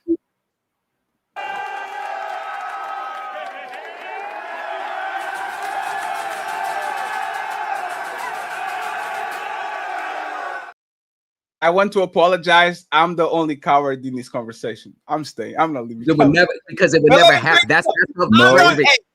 I'm not leaving.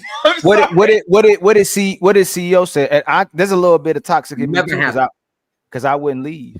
Like I wouldn't leave either. I wouldn't leave. I can't leave. I don't think Thomas will leave as long either. as long as she's been I said consistent, with you and I'm leaving. as long No, as long as let me she's tell been you doing what this. she's been doing, and I'm she a had a pop- moment and she hit me, like I'm not leaving. Hey, It don't I mean don't think guess Thomas what? would either. Guess what? Whoa! Guess You what? calling Thomas? You Guess what? calling Thomas a liar? You calling Thomas a liar, B? Hold on. I'm not saying that he's a liar per se, but I think that he's just One second, he's Thomas. just I don't know if living you. in this fantasy world that like he wouldn't, you know what I mean? But I think in reality he would stay. So you think It wouldn't happen. 1 second. You It would think never if cross that bridge. We 'cause it know, won't we happen. know, we Hey, one know. second, B. It's a 1 second, B. hypothetical. Just 1 second, B. So B, you think if like my example, I said if my woman breaks the broom on my back, I cry on the car, call Ali, and then go right back home. Yeah. You telling me that Thomas is staying even on that type of time? Yeah. Ooh, that's interesting. I think he would leave for a little bit, but I don't think he's gonna leave. Damn, you too tight. Well, let's Well, be this is nice. the thing. Let's be nice. We don't have to go there. I mean, you're not wrong, but you don't have to say it. I mean, good Lord. I was about to bring my wife over here to answer the question, but She literally just answered from said that he answered has from the to background assess- like you stand on what you say. I was about to say, Damn, yo, that's come on crazy. here and give him the answer. Come on, man. He literally Like, just y'all not- said, y'all I've got not- to assess the y'all not situation. Y'all not dealing with a person that comes online and cap. Everything I say, everything I'm about, everything I did, from me fighting the federal government to me wearing my time as a man, for me not snitching on someone, for me being thorough. I'm a 100% non-internet YouTube thorough man. I stand on what I say. There ain't no capping involved with it. I don't need the cap. And by the way, friends, let me just say one thing. Thomas is not interrupting us on purpose. 1 second, Thomas. Thomas is not interrupting us on purpose. His internet connection has a little bit of a delay. So it looks like he's over talking us. But for the most part, it's because the internet connection is up and down, right? So let me just get Ali and Fantastic. I'll read the super chats, and then I have a question for Crimson and the rest of the panel. Okay, Natural, do you want to say anything before? Because this conversation went left. I said just 5 seconds, and then we literally went to the hell with this. Like, do you want to say anything before Ali goes? I just want to say that in these hypothetical situations, we still have to be mindful that we are individuals living our own individual experience, which means that my experience may or may not be Crimson's or B's or Ty's, but again, from a bird's eye view of something, you can still find things that are relatable. You can still find things that make sense. Just because somebody has lived experiences, it does not regulate them to stay in that exact same behavior pattern. Hopefully, as we age, we also gain wisdom to be able to move in a certain way to do what we think we ought to be doing to be successful. Fatty, you say that you would stay. Yes. Thomas initially said that he would assess the situation. I think I can't speak for all of us on here, but I think that, again, if we just go back a little bit, we have to consider for you, for Ali, for CEO, even for Mr. Fantastic that just joined. Okay, what assets do I have that are tied up in my marriage? Let me assess that. Let me see where any of these behaviors came from. And then based on that, like Crimson said earlier, the way that she communicates with people does not allow her to push somebody to their limit. So in her situation, my understanding of that is, so it would never happen that she would raise her voice, or her significant other, her husband, raise his voice, and that they would come to such a part that there would be hands. I'm kind of like the same way. I know myself and I know my partner. I would take for granted that everybody here, their goal in being in a relationship is for peace, for joy, for pleasure, for building, for becoming better as individuals and within the marriage. So Nat, like a quick two questions, like in a row. Your daughter comes to you and says, "Fatty evil twin broke a broom on my back." Telling her to leave or telling her to go? Telling her to stay, telling her to go. I am telling her to go. Okay, one second. But it's not my decision. I'll let you. I'll let you explain. Decision, but I am telling her to go. Yeah, I'll let you explain. Now, your son comes in and says, "The evil twin broke a broom on my back." This is a man now. Okay, let's go. 2 kids, mortgage, well, the things that usually people are together. Telling him to leave or telling him to stay? I'm telling him to go. Can you explain exactly what it is, and then we get Mr. Fantastic and Ali? Of course. Yeah, for it's something that you alluded to earlier. For a man in that situation, it's very dangerous when you have an abuser, whether it's the male or the female. So if she's hit once, like we said at the beginning, if she's hit once, and this is the toxic environment, you're now putting my son at risk. I don't care if you're his wife or whatever. You're putting him at risk to either one, hit you back, do something in front of the kids, just get a reaction that puts everything in jeopardy. My advice would be to leave. Same thing if it's my daughter. Okay, my advice would be to leave. I understand that we are emotional and that we're attached and all this other stuff, but there's still an assessment. Are you safe? If you have children, are they safe? If the answer is no, which has been demonstrated by the reality that you just went through that led you to call me, I'm going to say leave. Everything else can be figured out. Money is money, assets are assets, all that other thing, but your life is the only thing that you have, and you can recover other things. But again, it's not my decision. If you are asking for my opinion and what I would do as a mom, that is my advice. But it is not my decision to make. So, don't stand on shit. Mr. Fantastic and Mr. Il Canali. This is your wife of 5 years. 20 years in the mortgage. Is 45 years paying your half away. 22 years and a half. Kid, 12, another one, 5. Y'all know the family all dead. You say something, damn. This is why Michael Jordan is better than LeBron. She gets mad, like she breaks a broom on your back. What did you say about LeBron? Are y'all leaving or y'all staying? Damn, nobody wants to get off mute. Now It might not be a deal breaker. It might not be a deal breaker. Like I said, I don't want to say depends, but that situation, I don't know if it'd be a deal breaker. Yeah, you said how many years in? 10 years in? Yeah, 10 years. And she just did that one time. 10 years, 20 years in? 10 years, let's go with 10, 15 years. Broom broke in the back. Now she picking up an object that hit me. No. She was already brooming the floor. Okay, she didn't pick it up. It don't matter. Nah, she was always sleeping on the floor. You know what they say? These are wild ass hypotheticals, man. Yeah, that's a weapon. Hey, we are going to do the. Which led me to give the answer. One second. Hey, 1 second. This is what we're going to do with the hypotheticals. If you are not willing to answer hypotheticals on our show, you need to go ahead and kick rocks. Because everything this show is motherfucking hypotheticals.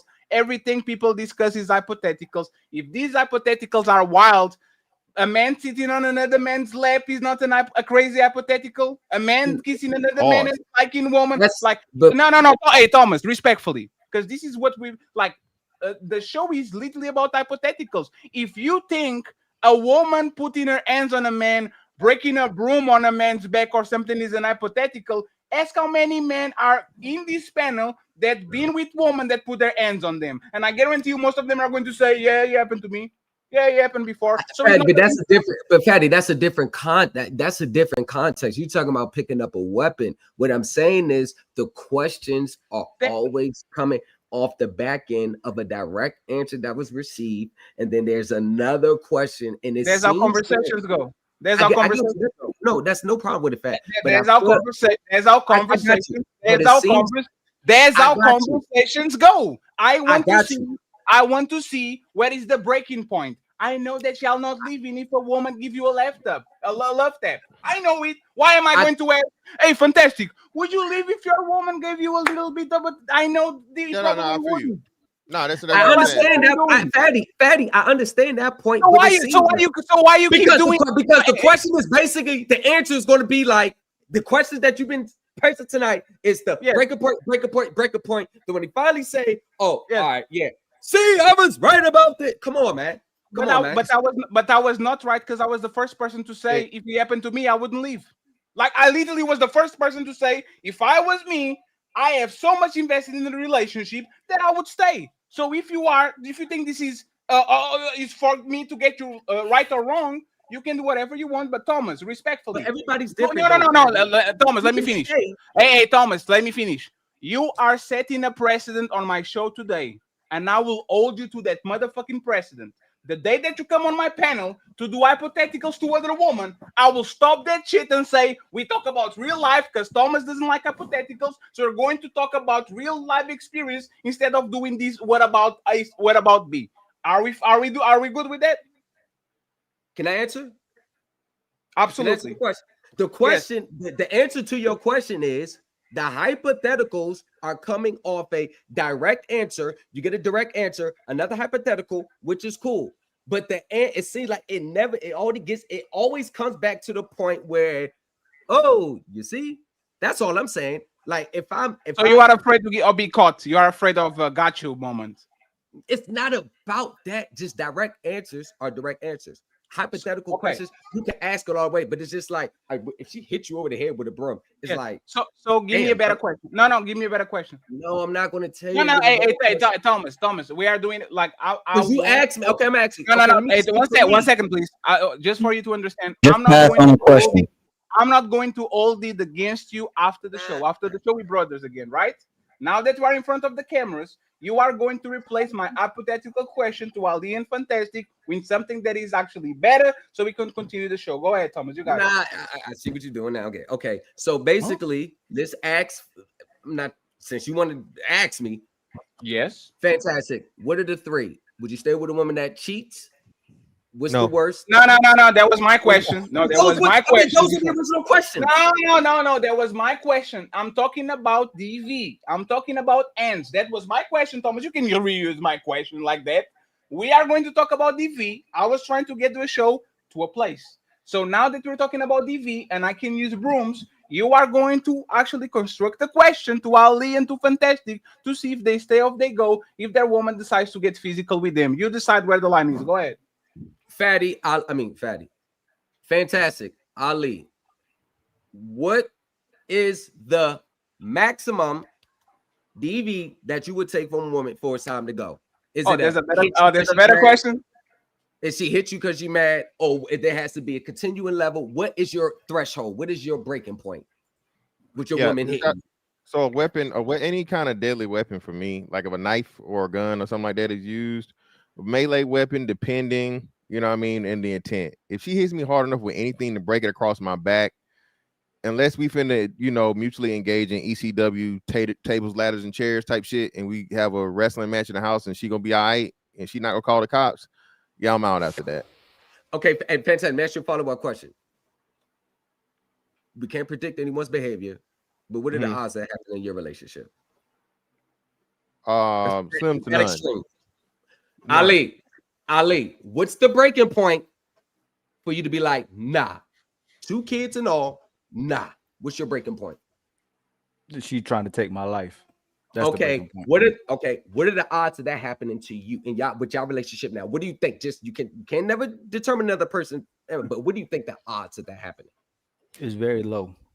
Okay. I rest Hey, my case. Thomas. So eating a person with the broom is too extreme, but taking my life and eating me with the blunt object is not. Like this is what. Hey, Thomas. One second. Hey, I wasn't saying you're wrong. Thomas, 1 second, please. 1 second, please, Thomas. Most of us are not going to get DV to the point where we go to the afterlife.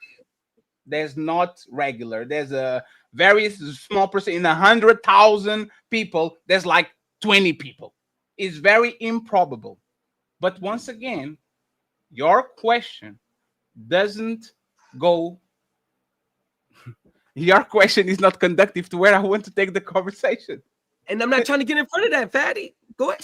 So why do you think it's like? I'm not you trying know to what? get in front of that. No. You know what? I concede. It was a bad question. Okay.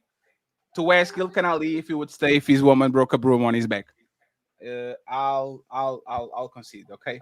So I have a different question, Ali, and then we have to go to the super chats to Ali and to Mr. Fantastic. Okay, please. What are the things? Since we can go in a very particular, tell me one thing that is not coming back from a woman that is not your woman. Meaning you are on the dating, you are dating. A woman says, "I did this to my ex-boyfriend," right? And we have to take the V out of it since you guys saying the blunt object and all that.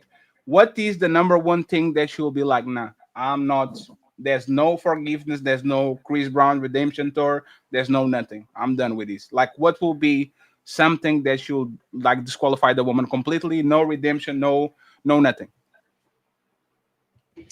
So we like in a situationship. Y'all are together. Y'all are like she's doing everything right to actually get your commitment and turn it official. And she tells you something she did with her ex-boyfriend in the past that is completely a deal breaker. Then I'm sorry, I can promote you. Anything concerning playing with his kids, even anything concerning her interfering with his children. That's actually a great point. So if you see she is trying to impede the relationship between the dad and the kid, there's a no-go for you. Immediately get her. She trash. I don't give a fuck how fine she is or whatever. I'm gonna still get that mouth and them legs, but that's it. We're never going no further than that. Would that be any like just if he's fully an abuser, right? But no, if he's a decent to good father, of course. If he's a POS and he's not doing what he's supposed to do, then she's not interfering. She's protecting her children. But if this is a man that I can clearly see, he has his stuff together, he's responsible, he's trying to be a father to his children, and she's playing around with that, she's trash. Get her out of here. We'll never be serious. That's actually a great point. We didn't brought to the conversation yet. What about you, Ali? That was my answer. I mean, those were deal breaks for what in the past. I don't know what I was thinking about. No disrespect, nobody with kids, but the women I dated that had kids, when I saw how she was dealing with, like you never saw it before. You thinking this is a good mother, the way she's operating with her children, but when you saw the way she was treating her father, it was extreme deal. It was over. Yeah, I think we all been in that situation a little bit. It depends on how you mature. Because I got to a point now, if I ask questions and you left the person, and you can't really break down why you left the person, that's definitely would have been a deal breaker. With kids, especially if you had kids with the person. If they make it seem like they never did nothing to the person, like, yeah, then that's a deal breaker too. Because why are these things happening to you? If it was cheating 10 years ago, Fantastic and Ali, is that a deal breaker? 10 years ago? Yeah, she cheated on her boyfriend or her husband in 2014. And now, never did it again. Never did it again. For what you know. Nah, it's there. I could be I made a mistake. You know, my mama used to tell me it's a mistake. No, mistake, accident, and then third time's a habit. So if they just messed up one time, no, that wouldn't have been. That's how. If they did it in the past. Now with us. Last question. Well, hold on, Fatty. What do we know? Fatty. Who just cheats once? Who? Nobody. No. I actually think some people only cheat once, and you know who are? No. Let me tell you. No. Let me tell you. A woman especially. No. It's not the people that get caught. It's the people that have a bad experience to the point where they don't ever want to feel that shit again. Like, you know, when you feel disgusted by yourself, or you feel like some nasty shit, like a person that thinks the grass is greener on the other side, but is like the minority. I think most of. I agree with that. I can agree with that point, but I don't think most people cheat. I think the people who ended up cheating and they don't feel no remorse or nothing for it, something's wrong with them psychologically. But if you could cheat on somebody and it don't affect you no kind of way, I think something wrong with those people. So, but I don't think most people cheat, but I know that most cheaters don't just cheat once. That's what I'm saying. So the question will be this, right? You have a cousin and female cousin, and Super Chat's going to be ready in 3 minutes, friends. You have a cousin. The cousin comes to you and says, I have this man, all green flags, told me that he cheated on his woman in 2015. Are you giving your blessing, or are you saying, nah, because once a cheater, always a cheater? I'm going to be like, hey, be careful, because of that. If he told you about the one, and we know how this goes, man, you know, transparency and being truthful can be a trap. So, yeah, you know, he told me his deepest, darkest secrets. He really let me in. He was truly honest. He seemed so genuine. And that nigga's a nightmare. Okay. So I'm just gonna tell her, if he told you, hey, you know, appreciate the transparency, but definitely beware. So no blessing? I can't. I mean, as a if this is my cousin, I mean, it's my cousin. So hey, have good luck. If this is my daughter or my sister or something like that, I'm like, Damn, but it's 2015. Michael Jackson and Prince was alive. Listen, bro. I'm gonna tell you this. As you know, I know niggas, right? Hey, if you know niggas, fantastic. Aren't they all cheating, or most of them, if they have the opportunity? Well, not most of. That's what I'm saying. I don't think it's most, but for niggas that cheat, you don't think it's most? Nah. Most. You don't think if most men are on that Oval Office and Monica Lewinsky, that is her type, comes along, you think most men are not taking that? No, I'm with you with that, but that's what I'm saying, Fatty. If most men could, they would, but most men can't, so they ain't. So most men don't have access to even, you know, have a hard time getting. Yeah, that's fair. Can we say younger men? Like, if you're older, I think the older man recognizes if you do something like that, it can get right back to her or your family. Like, she gonna tell. That's a fact. She's gonna ruin that whole relationship. Like no one, if you that dumb as an older man to deal with and cheat with other women and don't think it's gonna get back to your woman, especially if you think you're a certain type of guy, you dumb. But if you younger, I think they might do it. But when you get older, I think that's a dummy. Like, cause they gonna tell on you. And that's why you pay to keep him quiet. It's time for some super chats.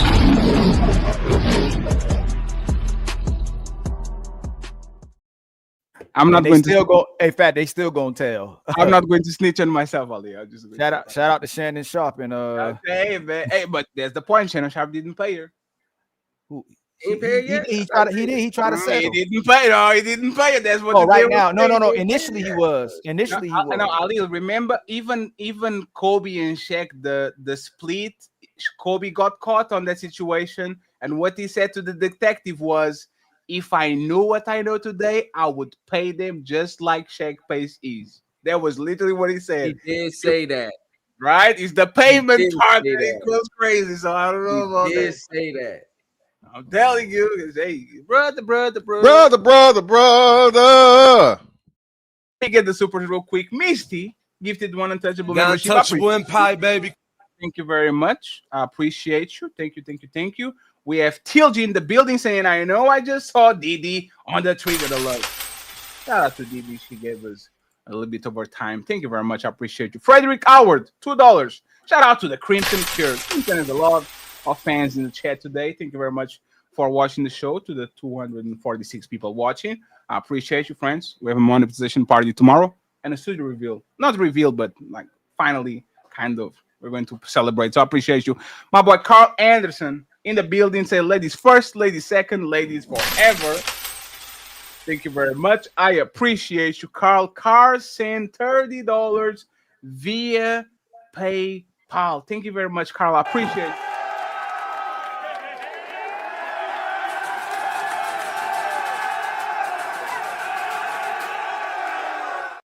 Thank you, thank you, thank you. I appreciate you. Salute to you, Carl. Salute to you, Carl. Salute to you, Carl. TLG says, I've Ty put the test app phone number on her screen for educational purpose. This man is shooting his shot. Look. Five, five, five.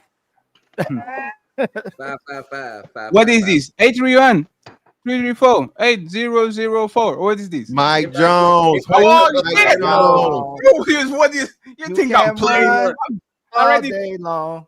I already told you I'm from the mean series of particle friends. Thank you very much, TLG. I appreciate you.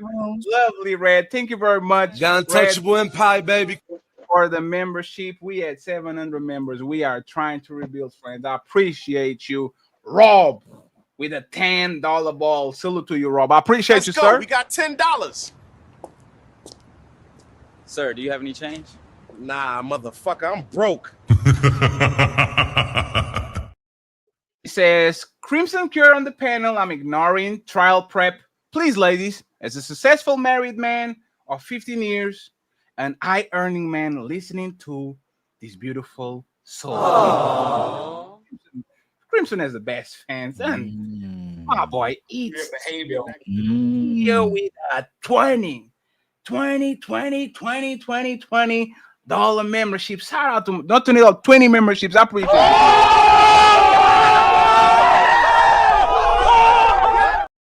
Thank you very much, Theo. Thank you for always rocking with us, the Untouchable Empire, baby. Salute to you, Theo. I appreciate you once again. Rob says, I'm actually mad, Crimson Cure. You did not let us or let me know that you would be on any panel. Hey, you surprised.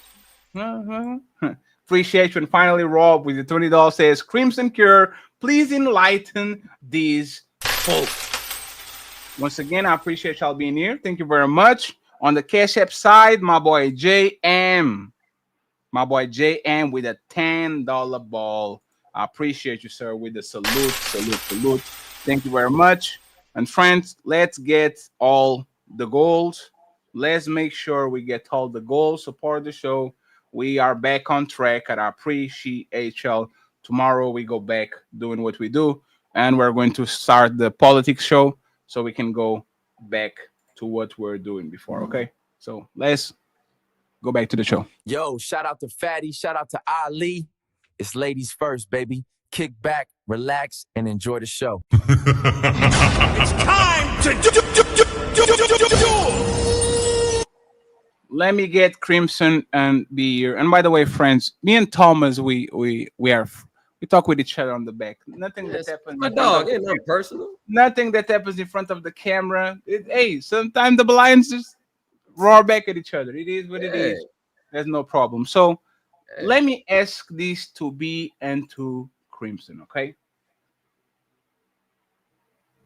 Does fatherhood really change a man? Or is just more careful with his image? So a lot of times what happens is men use kids as props, like but I have kids, but I am a dad, but I take care of, like, does fatherhood really change a man's core? Or do you think for most men it's just for him to enhance his appearance, to enhance the way he looks, to enhance his status? Like, what do you all think? Go ahead, B, and then we get Crimson Cure.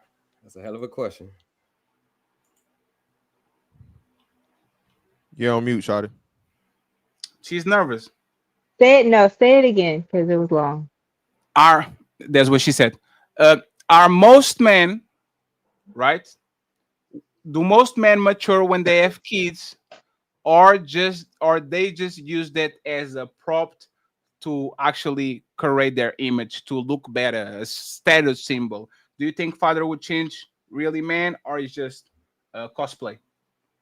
It definitely depends on the man. Let's There go with are men, let's go with majority of men. majority of men don't mature with having children. I think that having children is not much of a burden on them. I just feel like they stay the same person. But there are a percentage of men who definitely do mature. They step up, they're in their children's life a lot, and I don't mean just that they are staying with the mother, but that they're active in terms of like, oh, I take my kid with me when I go to the grocery store. I take them to the park. I sit down and play with them. I give them their bottles. I change their diapers.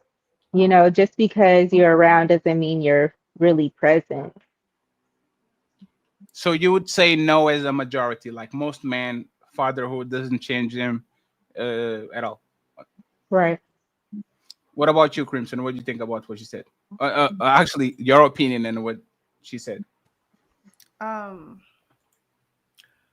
at the risk of answering a question that I could never experience, because I'm not a man and never experienced fatherhood, fathers do change.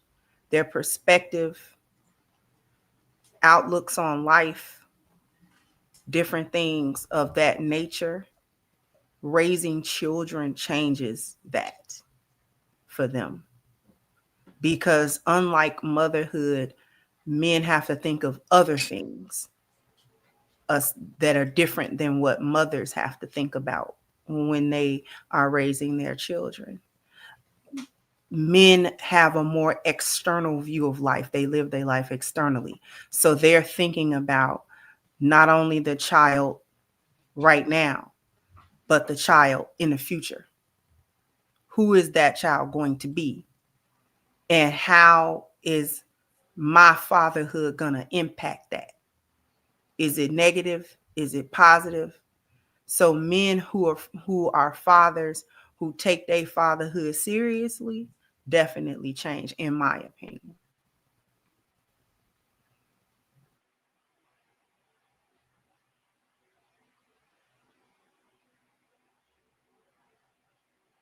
Ali and Fatty both gone.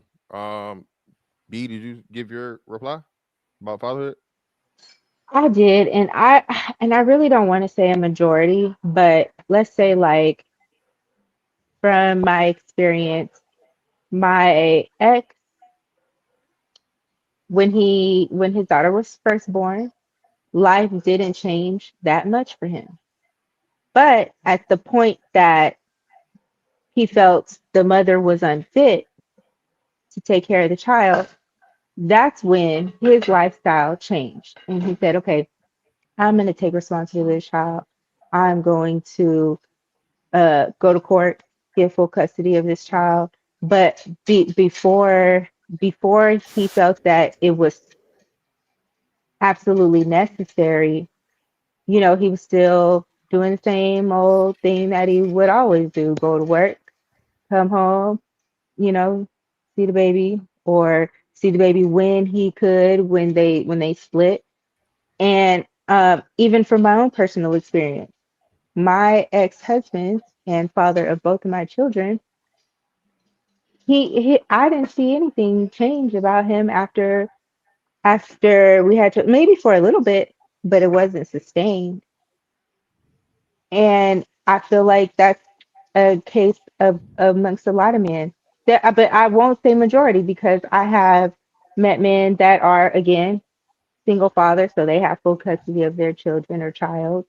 I know men that are like, yeah, well, I see my kid about 50% of the time. You know, I pick him up from daycare, they sleep at the mom's house type thing. So I really don't want to say there's a majority, but I'm leaning towards, So the majority of men aren't. Are you saying the majority of men don't change, or are you saying the like, majority? I really don't want to say majority, but yeah, I lean a little bit to that they don't change. Is this based off what you went through, or just you're assessing the whole whatever in your She said environment? her. She said her Well, and like I said, that's I around gave her. all of the examples, whether it was personal to me or not, right? So in my situation, I gave that example, and other men that I know and or have dated. Okay, so just not to get too personal, right? So when you say change, right, are you saying from a concern standpoint or a lifestyle change? What do you mean by you saying you don't notice a change? Right. So a lifestyle change, let's say like I said, whether they're uh actively like taking care of it, well, because like my brother, he takes care of his kids basically. He and his wife are together, but like they don't have like a babysitter. So when his wife's at work, he's at home with the babies. That means That's what I diapers, figured. That's what I figured. feeding, uh, taking them to the park because they be bored as hell. You know what I mean? Taking the Those load types off of you. things. Yeah. Okay, but you like so. I think so. I it sounds like you're saying. So do you think that the father should take on more duties, parenting, and equal amount of balancing with the woman, with the mother? Are you saying that's not equal, or are you just saying like men have it easier in a sense? Um,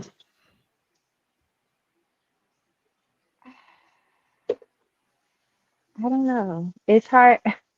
It's hard to say because like I definitely have seen both things play out where the man is like, yeah, when my baby wakes up in the middle of the night, I get up and I go make a bottle. But I've seen a lot of cases where they're like, nah, if the kid wakes up, I gotta work in the morning, so she gotta get up and do all that. And I know that the dynamic in different households varies.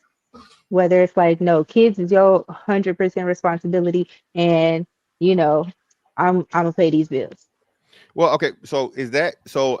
That's a thing that we're hearing a lot more now because usually most families are two working parties. The mom and the dad works, but even back if we go back in the day, a lot of people I guess forget or they don't consider that the women were even working then. You didn't have all these stay at home moms in a situation. Women were still working then. Of course, they weren't working in the factory or working, the steel mill like the dad was, but they were definitely working, whether it be housekeeping, whether it be some type of service industry thing or whatnot, what have you, and they still had the duties as a mom when they got home, right? And I So if think go ahead. Go ahead. no, and I think that in those cases, the mom probably was still more responsible for the children. Yeah, but that's what I'm saying. So it's like if that's the mother's role in this situation, right? To be the nurturer, to be the person that looks after the kids more, and so on and so forth. Not saying the dad has absolutely no responsibility. How is it a bad thing that if he maintains his role of being the provider, protector, to fix stuff around the house, to get everything taken care of, and of course, like I'm saying, not contribute at all. I definitely believe the father has his things he has to instill. But if he's doing, the lion's share of the work and he's providing for the house more so than the woman is, more likely than not, if we just go by, the hourly rate, what I'm saying? If somebody's got to work more hours, more likely than not, it's gonna be the man more so than the woman because we want the woman to take care of the kids, right? So just things like that. Yeah, I mean, I'm understanding that the breakdown of responsibility may vary, whether that person is working more hours or making more money. Sure, I think that could be, but like I said, like from the perspective of like my brother, he's working a lot of hours, he's making a lot, the money, but he still takes 50% of responsibility of taking care of these kids also.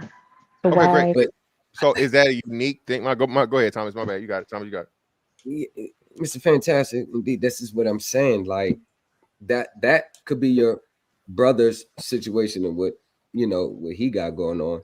But when it comes to like things that you're saying, that I don't think what a man actually has to do to maintain a household, to pay majority of the bills, to deal with the stresses of the world, and still be a present father.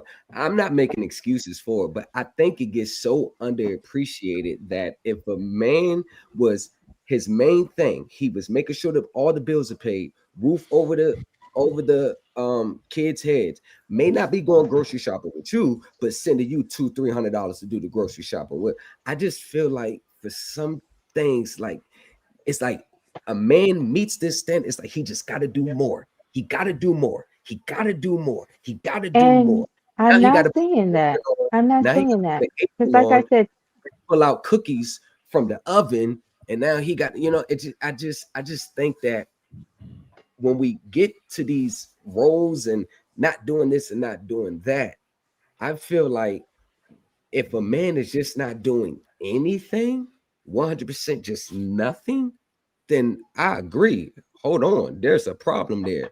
But if it gets to the point where, yeah, he is making sure the bills paid, he is making sure we got lights over, he makes sure we got food in. When he has time, he does take the kids to the park. When he has time, I feel like the work that most men do are so overlooked that when they do it, it's just like a yeah, but you could also go garden the water the plants too. Yeah, but you can also fold the laundry. Yeah, but so I just no, I and don't know. definitely those men that are doing those things, like that's acceptable and that is respectable. That's good stuff. Like, thank you for being there. Thank you for providing for us and the family. Thank you for sending me the money so that I can go get groceries. Um, Thank you for protecting our home and being at least physically present with our children. They see you, you know what I mean?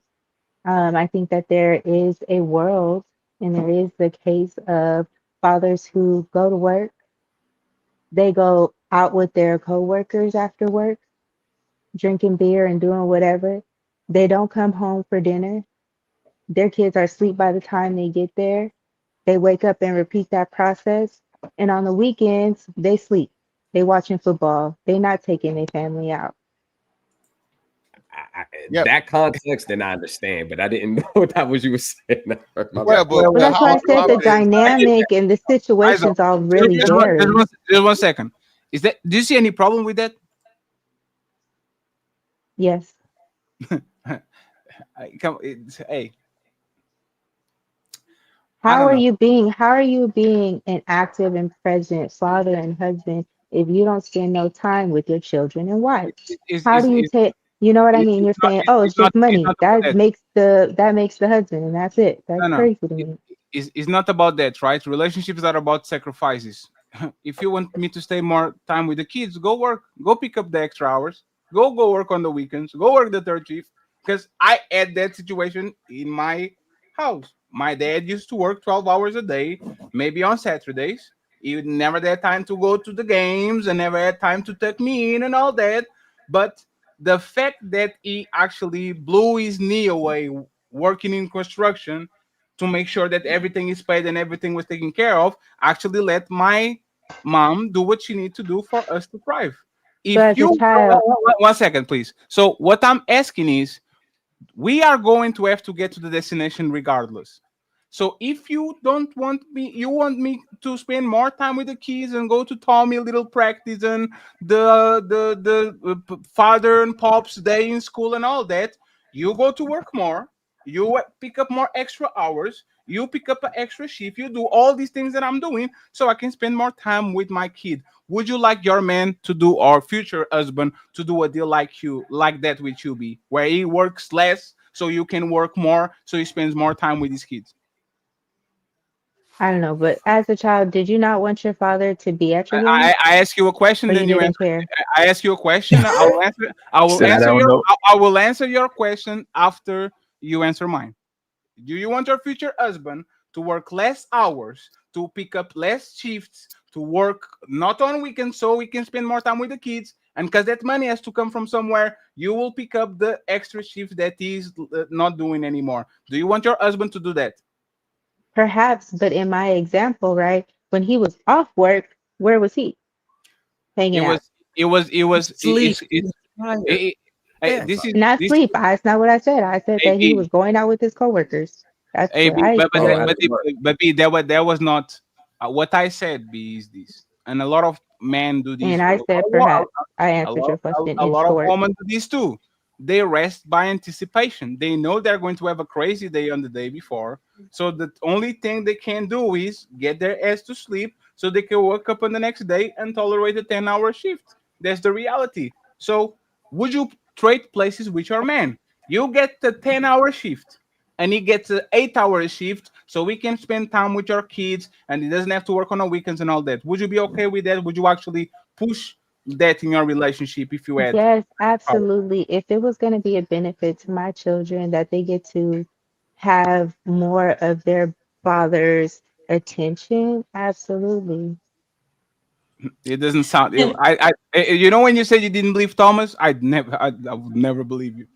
I'll can I never jump believe it. in? I will never believe what you said because one thing that woman will resent their man is that man saying, "Hey, baby, I am not It picking an extra shift to see with Tommy basketball, so tomorrow you're going to wait to work until midnight." Well, no woman ever does that for the most part. There's a very Fatty, it specific, just very I think specific that woman. May I jump in? they can do it. They can. You want to know why? Because there are single mothers who do it every day. Pay all the bills, come home and take their kids to practice. Come back on a weekend and taking their kids to, soccer games or AB. whatever is For me, that's happening. out of If a woman necessity, can though. do that all by themselves, then why can't the AB, man?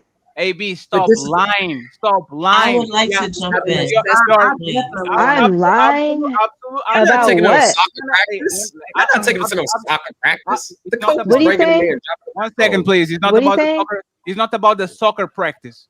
All these single moms, their grandpa and their grandma is the one taking care of that motherfucking brat. I guarantee you. If you ever look like every day I look at these women are outside, these women are going to nightclubs, these women are drinking, are going to lounges. Taking trips to Jamaica. Mom, and thinking going outside of the country, they have an extra Exactly. So if they can do all of that, then why can't he? What you mean? be, No, be, See, no, that's the Because no. you there I can't. is just like how the grandmother is doing stuff, that's the mother in the situation. ISO is because a man is proudful enough to understand that his job is to raise the kid, not his dad to be a second parent for the third time in 2 decades. Like we men know, if I have a dad, he was my dad. It's my job now. It's my turn. Like You would think and you would hope. no. Respectfully, it's my It's turn. my turn. It is. You told me it was my turn. You can talk all that you want to, yell and scream. You lost. It is my You turn. lost the game. It's my turn. And the I said difference, two words, Fatty. Don't be dramatic. and the difference between most men and most women is that a lot of women, especially modern women, never think it's their turn. They always the person. Oh, it's my time to rest. Go ahead, grandma. It's my time to rest. Go ahead, grandpa. It's never their turn. I don't want to cook today. I'm tired. I don't want to clean today. I'm tired. I don't want to go to work. I'm tired. It's never their turn. So once again, the difference between man and woman on this situation is shame. Men are ashamed of going to other men and saying, please, can you do my job? Women don't have no motherfucking problem, especially modern women. They will deflect, they will deter, they will push, they will deviate every single responsibility they have if they can sleep a little bit of 1 more hour because they're too tired to cook for their man. So let's drop the I would be very okay with that. I disagree. Can I jump in, It goes back to please? my original point. Who is saying, can I Goes back jump to in, please? Because Matt, I you miss said it. one part. It's you, Go yes. ahead, Go ahead. Miss Natural. Okay. Um, again, can we please put things in context? And I say that because, again, from B's perspective, let's say it is a man and a woman, there's children. Are we saying that they're married? Are they in the same house? Because let's get one thing clear. Regardless of what anyone else on the panel is saying, I'm thinking that the best scenario for a child to get the attention appropriately from both the mom and the dad is if we're married and we have, I don't care if anybody likes it, if we have roles. I think that historically has been beneficial for the family. If we're talking context and history, and it's across cultures, whether you're white, black, in US, outside of US, it was usually set up that the man was the provider going outside the home or doing whatever he was doing for that income to come in and for the roof to be over the head of his wife and his children. And then the mother would be able to run the house. He would bring his check to her, not because, and again, in context, she wasn't going to get her hair done, nails done, all that other stuff. That was for the home. So let's just keep things in context. If we're talking about a man spending time with his children, a man always has historically spent time with his children, but he also did it in the role that he played. And the mom did it in the role that she played.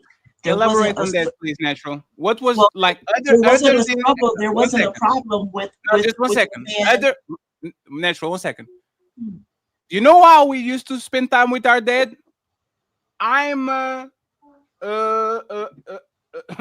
farmer, so I'm 7 years old and I'm a farmer too. I'm picking the potatoes, right? Absolutely. Like when parents on the back of the day was actually spending time with their kids, they were doing it because the kids were doing this. They were fishermen. They were working in whatever the thing that the dad was working, right? Yes. Let's go with the era where it's criminal to put the kids cleaning chimneys just because his dad is cleaning chimneys too at 7, right? Let's go with modern time. Like, when did dads spend the overwhelming time of amount of time with their kids if the family is intact and the woman is there to do her job? Like, when was all of the examples that I can give you are real life examples, and all of the men and the women, I would say, if we're talking 97% of the families that I saw, they were husband and wife. They went to church on Sunday. Moms cooked. All the different family members would come over to whoever's house. All the men would be out doing men things. They might be out there throwing the football. They might be on the couch watching the game. The kids had their place. If there was a really tiny baby, the dad might have the baby like laying on his lap or on his chest while they were watching the game. The child got the attention and the nurturing and everything that they needed from both parties, and they just did so in the roles that they did everyday life. It wasn't you have to do this because I need some help, or you have to do this because whatever. It's an understanding. You had a conversation before you even went into the relationship on what the expectations were and how, when dynamics change, the family nucleus still stayed the same, but there was just more responsibility or whatever. So natural. What era? What? Hold on. What era are you talking about? What year? I'm a 70s baby, 80s and 90s, and I'm talking about the majority. Ma'am, are you saying from upbringing? Are you telling me that the woman wasn't required to cook and clean and take? Your microphone went out. No, I'm saying that she definitely was required to do that. That's what I'm saying. I said she cooked. All the different family members would come over. Like, my parents would host on a Sunday. My aunt would host. And if she didn't do it, the grandmothers and mothers would shame her. Society would shame her.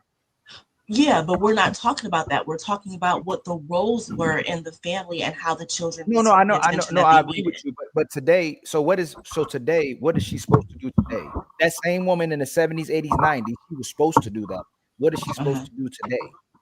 She's supposed to know what her role is. She's supposed to understand. Ma'am, what is that? No, look what you just said. You told me her role in the 70s, 80s. You just told us her role. I asked you what her role is. You said she's supposed to know her role. So what is supposed her role? Her role is to do that same thing. Why am I dealing with a man who I haven't vetted, or who I haven't run by my dad or my brother or my No. 1 second, please. Natural. 1 second. He's asking you to describe the activity. What is the modern role? Yes. Like what she's supposed to be doing, like cooking, cleaning, whatever. What she's supposed to be doing, the woman of today. Yes. I believe that the woman of today is still supposed to do what historically has been a woman's role, which is be the mom, be the runner of the house, be the keeper of the finances, be the one who nurtures the child and her husband. I believe that to still be her role. So, Now, and that's wait a natural. minute. Natural Wait, still. wait. But Now, you're if she goes out and she gets a job because that nucleus that was historically there is no longer there, then the role does evolve. But I'm saying that I think that when we are in the roles that we're supposed to be playing, then everything else is already there so that we can still play that role. It evolves into what? like we And it, like, and then now my woman is working, right? Let's do this because this is most but families. you said How will your you deal woman. with- Are you talking about your woman, or are No, you no, no. I talking got about you. your wife? No. I got you. I got you. I'm saying like most But we relationships. already went to. Let's But go we with already that. went. A woman works 8 hours on an air conditioner job. I work in electrician construction. I will do 10-hour shift, maybe work on weekends, maybe sometimes I'll go home after midnight. I will pick up the burden usually. That's what most relationships are. A woman has like a street 9 to 5 job. She goes home at 7, 5, takes care of the kids, do the dishes, all that, and the man has more of a strenuous job or he works more hours. Should the what is the evolution of that woman job? Shouldn't she do exactly the same thing that she's doing before, since she has more time and she's less tired of her job? Shouldn't she be cooking, cleaning, taking care of the kids and do all these things until the kids go to school at 6, not at 6, at 6 years old, and now she has more time to herself, more time to chill? Like, what is the evolution of the woman? You just said that she was working, right? Yes. Okay. So again, I'm gonna say this. When things change and evolve, then the nucleus of the family evolves as well.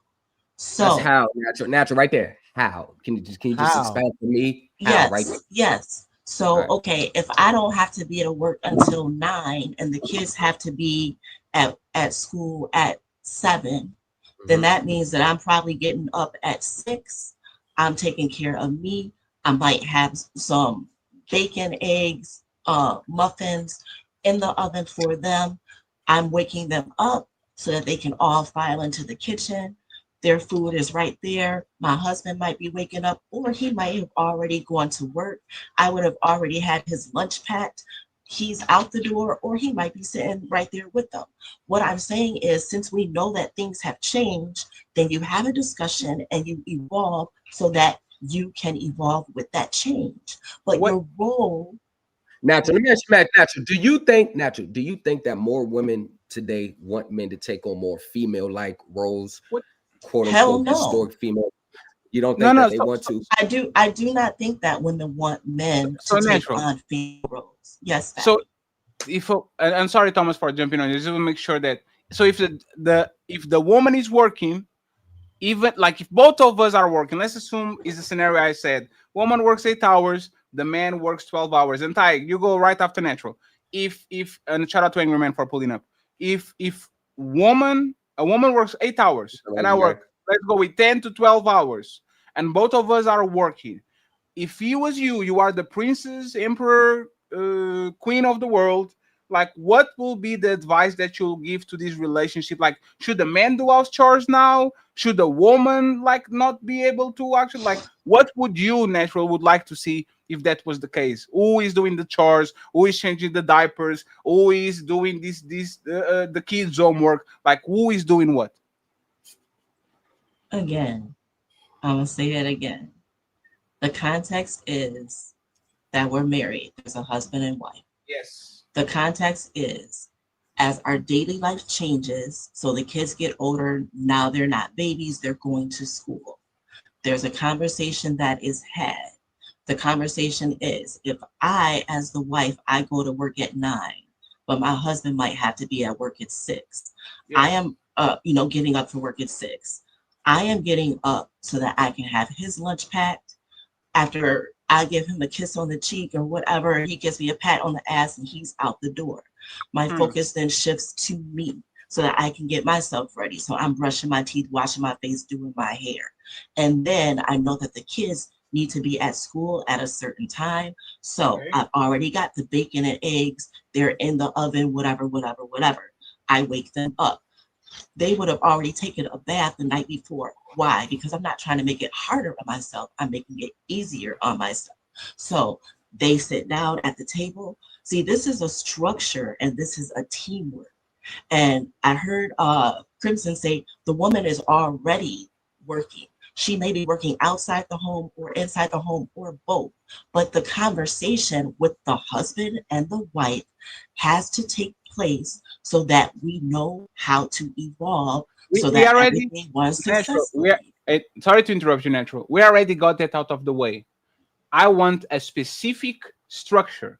Should I? The structure is not I'm, one I'm, second. I'm getting up. I'm making. Hold on. Oh, what? No, this is a direct question.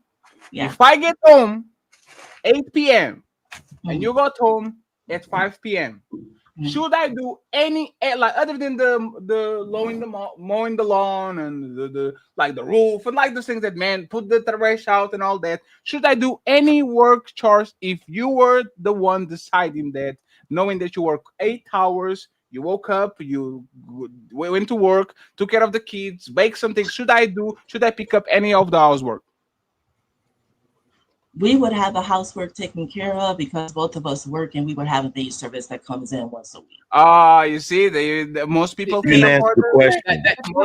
That's not an answer. Most people can't afford That's not an answer. Why can't I gotta? Hold on, natural. I'm sorry. Go ahead, Crimson. Hold on, let me natural. The question, just can you just? I want you to answer the question directly. Is how Fatty asked it? Is he expected to do anything? Just can you do that? I need you. He can. Well, yeah. He said, do I expect him to do any of the chores? No, I don't. Outside of not you expect. said outside. Please, Natural. Isn't that what you said? Natural. You are the empress of the planet. Nobody's above you. You don't have to negotiate. You say what you say, and people have to do what they need to do. If Natural is on that position, and I get home, what am I getting as instruction? Go ahead and race, baby. I got you. Go ahead and clean the dishes. Go ahead and yesterday I did it. It's like putting your money I would on like a bank account. when he comes in. Well, I don't know. Somebody Or no, it's like saying this. I think it's B. Got to mute up. I'm muted already. Go ahead. Okay, so when my husband comes in the door, I'm just expecting him to give me a hug and a kiss. He can kick off his shoes or whatever. I will have probably already had the kids have eaten. He already gonna have his plate. I'm not expecting him to do anything outside of give me a hug and a kiss, give his kids a hug and a kiss. If he sits down and he watches the game and that's his routine, and the kids come in there and climb on his lap, that's all I'm expecting him to do. Now, if it's a Saturday, I'm not mad at him watching the game. If it's a Sunday, I'm not mad again because we've already had the conversation.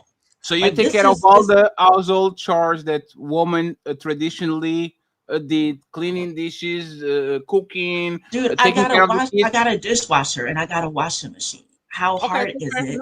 And if I'm just overwhelmed in a moment, if I say, "Hey, Big Daddy, can you throw that load of clothes in the dryer?"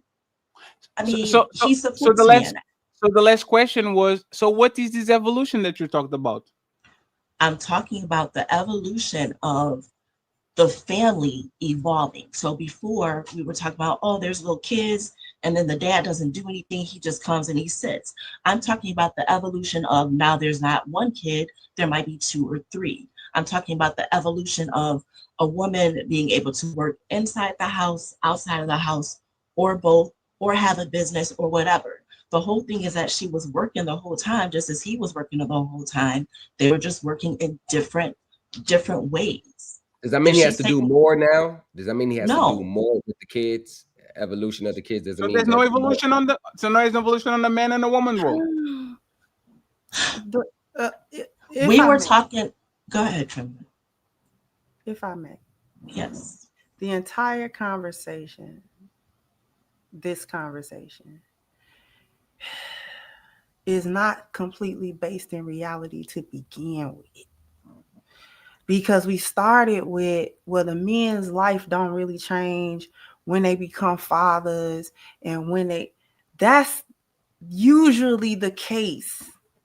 No matter if the family is intact or not, women are typically the primary caregivers of children, especially when they are small. And I'm not saying this to combat or argue with nobody on the panel necessarily, but this is just what I hear when I hear these conversations about, well, the men don't, come in and do XYZ with the kids and, blah, blah, blah, blah, blah.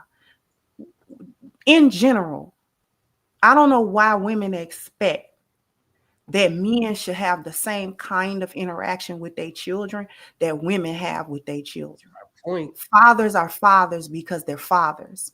Mothers are mothers because they're mothers. Anytime you have children, when they are small, they're going to be the mother's responsibility. I don't care about her working or not working, because most of the time we working. That all of this, she's sitting up on her tuffet like a princess twiddling her toe while he bring in all the money. That's not really reality either. We working and you putting some kind of money in that house. And we've been like that. And I don't know where women get that from. But we've been working. I don't know where they get that stuff from. And then when the children get older, because that time frame of children being on knee babies, as we used to call them, the time frame of them being knee babies, that's a short time span. That's a few years. Men become more interactive with children as they get old, as the children get older, because the children can now understand instruction. He can deal with them better. He can communicate with them better. It's not that he don't love them when they little. It's not that he not changing a diaper. It's not that he ain't doing nothing with them. You know what I'm saying? He completely hands off until they're a certain age. That's not really real. Fathers that live in the house with their kids are hands on, like they are. I've seen too many men come in and actually do the stuff that women be complaining that men don't do. They be coming in and sometimes they will go ahead and clean something up. If they see too many things out of order, they'll come in and put things in order. They'll do it. It's just the way that it is. It's a family dynamic. So all this black and white, oh, he coming in, all he think it is to put money in the house and he ain't paying attention to the kids. He act like they ain't there and all that kind of stuff. That's not, I have never seen active fathers that live with their kids do that with their children. I've never actually seen it. So they are helping with the kids at some point. The kids get older, they start going to school, and all of this kind of stuff. And even before, if she going back to work, them kids is in daycare because he ain't got time to watch them. He at work. So somebody got to watch them. So somebody babysitting or they at daycare or grandma watching them or somebody got them kids. So generally speaking, when these conversations come up and women, over social media or whatever, be talking about, oh, what I'm saying, these kids are just on me like that. Them kids ain't on you like that. And I don't know why you letting them be on you like that. Because like I said, our mothers and stuff like that didn't let us wear her all day. We had to go sit down. Can't wear her all day, in her face all day. You better go sit down before I'm gonna give you something to cry about. Sit down. I don't know why y'all let these kids run y'all like that. These men ain't got to come in and help y'all do all this kind of stuff. I'm not saying that he don't help you at all, but I'm just saying all that he got to do 50% of the housework. I'm sorry. I just had to get off. I think, and shout out to Crimson Q. It's been a while. I think that hey, sweetheart. How you doing? But I don't want to sound condescending or nothing, but I'm proud of you. I see what you're doing over there. But but look, here's the thing. I think that if the man is paying 100% of everything, the finances is enough. Like, what else is you expecting the man to do? Like, okay, so let me ask Natural this question, right? You said if you have a moment where you're feeling overwhelmed. Well, let me ask this first. In your situation, do y'all do 50-50? Do y'all both contribute to the bills and all of that? I'm not married anymore. My kids are grown. But back in the day, he took care of most everything. Okay, cool. So in that scenario where you said if you have a moment where you feel like you're being overwhelmed and you said, hey, babe, could you, what'd you say? You said, hey, Big Daddy, could you throw the laundry? Could you throw that load of laundry in the thing, right? Could he come home one day and say, "Hey, babe, I'm feeling overwhelmed. You mind knocking out this light bill for me?" Yeah, You'll be able to do it with no problem. it's a light bill. You said what? I said it's a light bill. Yeah.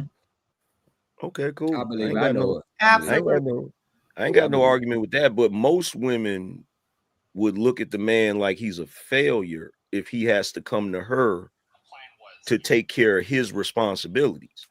So the thing is, if we have this expectation of men that a man is supposed to do this, a man is supposed to do that, a man is supposed to work, because if he doesn't do those things, he's not considered to be a man. Why can't we have the same expectation of the women? Like, why can't it be, okay, well, if you don't do XYZ, you're not a real woman, or you're not handling your responsibilities? Angry man. That was never my view. My view was Very nice. always my man is the man. When I say traditional woman, head of the household, the whole nine, the breadwinner, go out and do that. But I'm no dummy, and I know that at some point, if he needs me in a financial way or any way, I feel that as his wife and as, again, like the example that I use, come in and bringing the check home and whatnot, and he's like, okay, take care of this, and this. But if there is ever a shortfall, am I expecting him to be Superman and take care of everything, as in, like, so I lay back and I don't do anything just because I take care of the house? Again, I feel like that's my role. And if we're talking about why, because I'm his helpmeet. So exactly, like I'm saying, like there's a synergy there. There's the conversation there. When She I'm not capping, talking, y'all. I know her. She ain't capping. Okay, I that's don't what it disagree. is. I don't disagree with that. That's actually how I view it.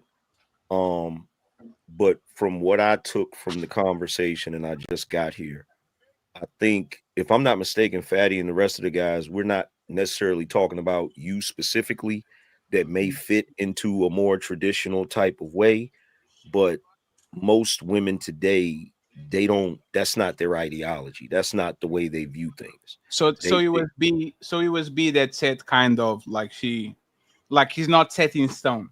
The natural kind of explaining that she would have her roles might evolve in some type of way, but then when she explained, I didn't saw like a lot of change. B was the one that kind of said, "Nah, you have to see your kids more." So I asked her if I have to see my kids more. If I have to have my kids see my kids more, you are going to do the extra hours for me so we can get that money. Well, right? it's hoop jumping. It's hoop jumping because when I was younger, the main complaint of the consensus in our culture, the main complaint was that the men weren't paying enough. The men weren't making enough money. The men weren't handling enough when it came to bills and stuff. And so once we see this sort of culture of men that's saying, well, you know what? Cool. I'm gonna take care of everything. Now what? Now it's like, well, that ain't everything. You still need to spend time with the kids. And it's like, for the men, it's never enough, because for us, we're not judged on what we do. We're judged on what we haven't done. Fantastic and CEO. Good point. I will say these, right? I'm not willing to play these games. I will actually do it to spite you. Like, I will do it to spite you. Like when every time a woman wants me to do something that I think I shouldn't be doing, I will say, of course, baby. So you are going to tell me of these little things that I'm doing, which one I'm going to do less so you can do it for yourself. I'm not willing to negotiate. Oh, because no, that's not my job to take little Tommy to basketball practice. And if you want to change roles, you go ahead and you pick up my work or the work that pays most of the bills. And I am going to be the soccer dad. I'm going to be the one that gets off work at 5, at 7, goes ahead. I can do the meals. Go ahead, boss, do what you need to do. But I'm going to literally ask you to change roles with you. How, like, am I tripping? Like, is this like some punitive measure that is just for me to be spiteful? Would this work? Like, what do you guys think about this? Like, it would be something that you see as a solution, or is going to, like Angry Man says, just jump open. As soon as you do that, she'll complain that she needs da da da da da. Like, what do you guys think about that? Well, again, I think in the family unit, equal compromise is important. Help win and win and where you can, of course. But this whole role reversing thing and thinking that shit's supposed to be equal is crazy. And even though Natural didn't say it, she's you know what I'm saying, she's from a previous generation, right? So when AM asked her the question, hey, would you be willing to pay the light bill? For her generation, that was an expectation, that was a norm. But we take, 10, 15 years away. Nigga, you broke? What you mean? You ain't got the money, you can't pay the light bill?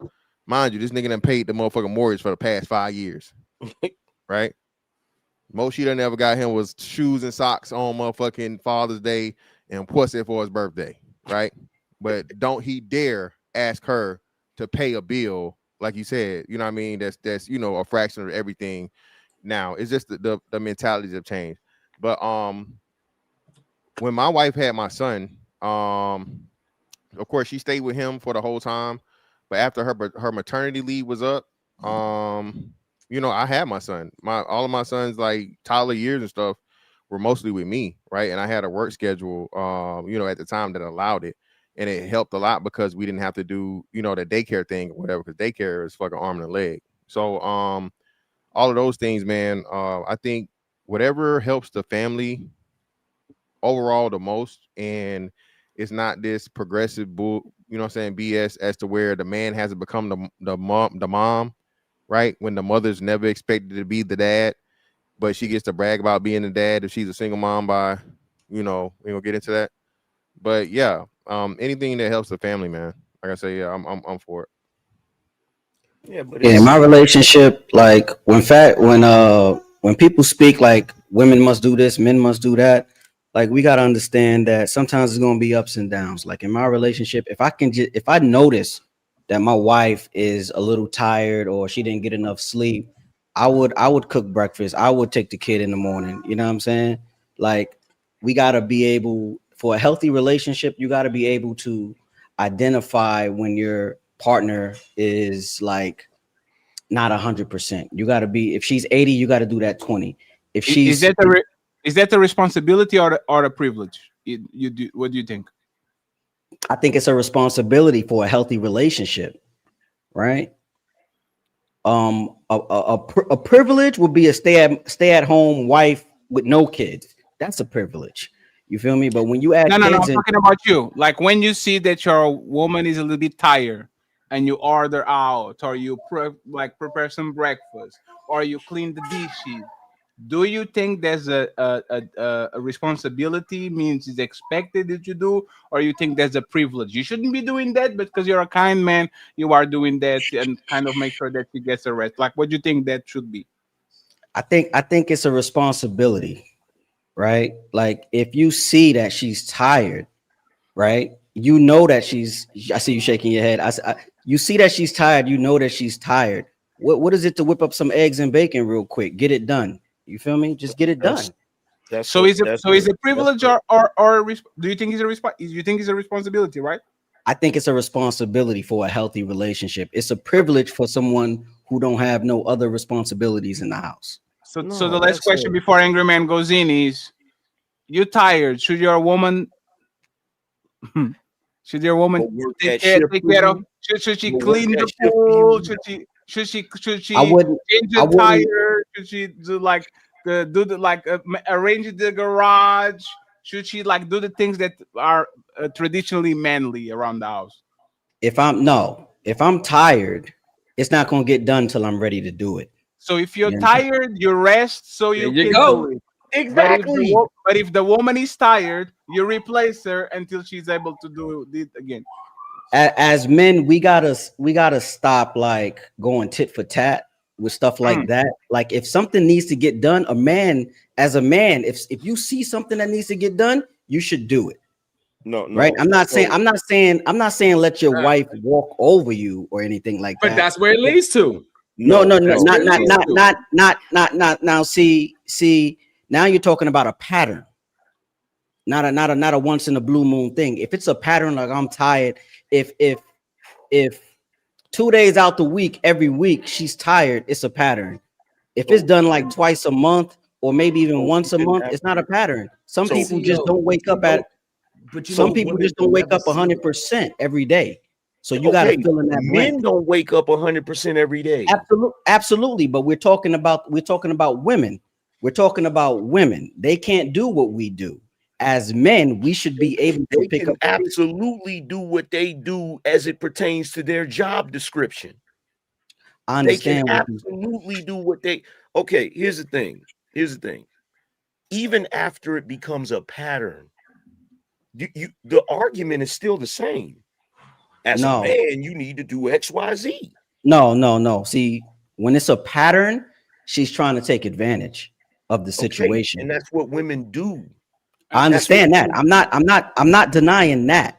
But notice I framed it as in a healthy relationship, right? Your wife is CEO, not gonna your wife is not gonna wake up on 100% every Okay, so day. check this No, out. Check no. this out. One Check this second, out. man. So, Just 1 second. Just to make sure that we're talking about the same thing. And interrupted, man. CEO, listen to what he's saying. Mhm. It's like women are doing that on a weekly basis. Women are not even cooking 6 times a week anymore, right?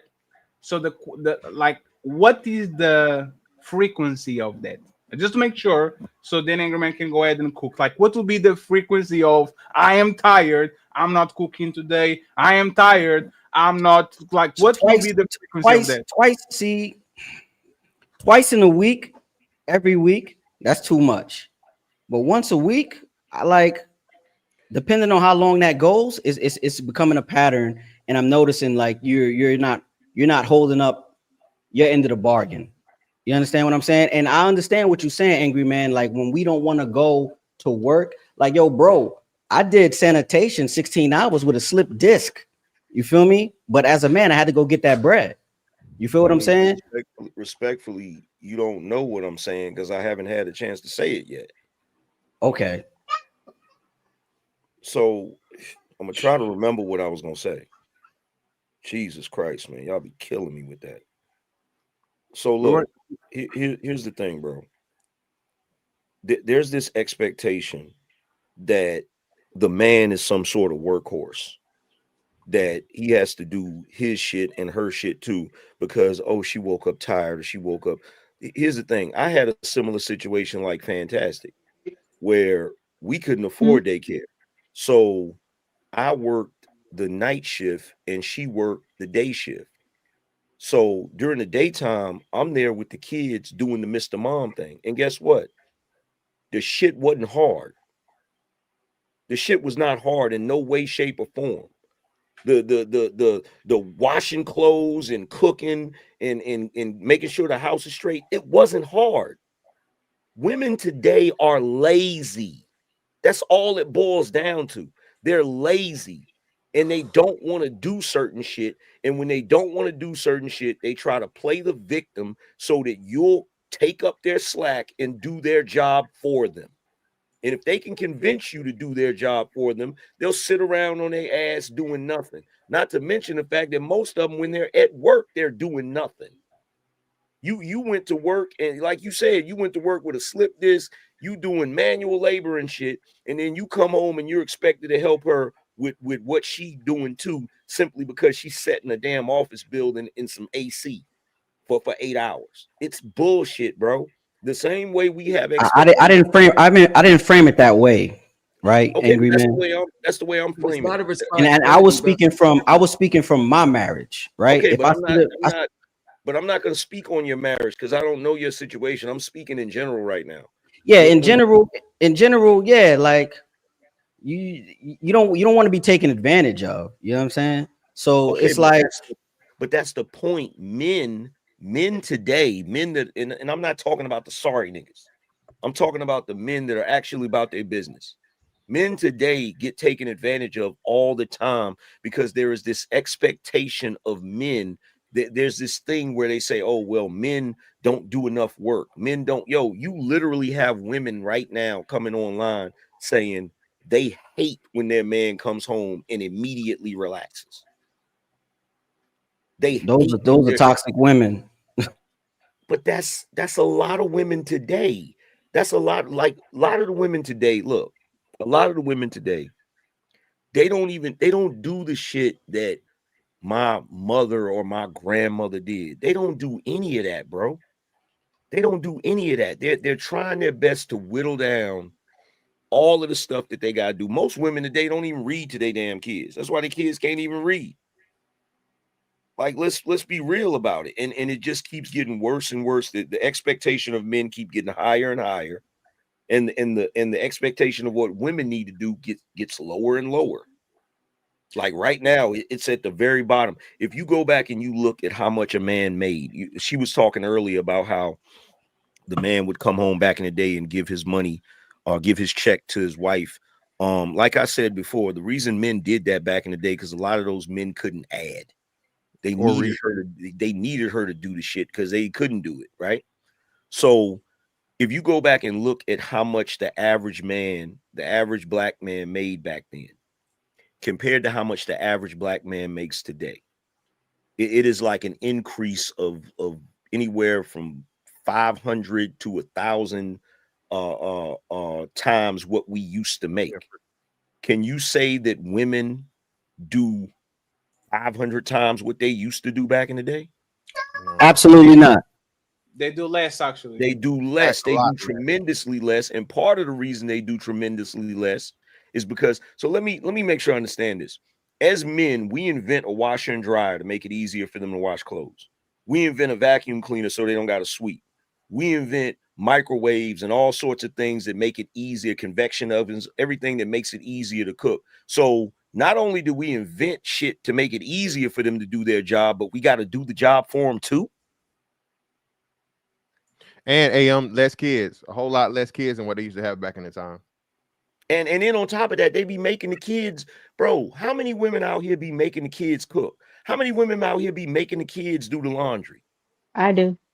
Exactly. So what are we complaining about? But I'm a single mom, so them kids don't help me. No, but okay, but that's the thing. One second. You can also do that when you're in a marriage. Yes. So there's the question. So why, so this is how I was actually this is what I know. That's crazy. This is what you experience. You are 6 years old. You are doing your own bed. You are helping with the dishes. You are helping putting the table. The only thing that you're not doing is cooking. Other than that, as soon as you actually are like a coherent kid, most kids are doing household chores. They're right. You know what, Fatty? You know what? This is what's so funny about this. When I was there during the day with my kids, I didn't care if they ripped up their room. I didn't care if they threw toys everywhere. You know why? Because when they got finished, guess what? Clean up, everybody clean up. These kids is cleaning up. I'm not stressing about this. You feel me? So, but that's my question, right?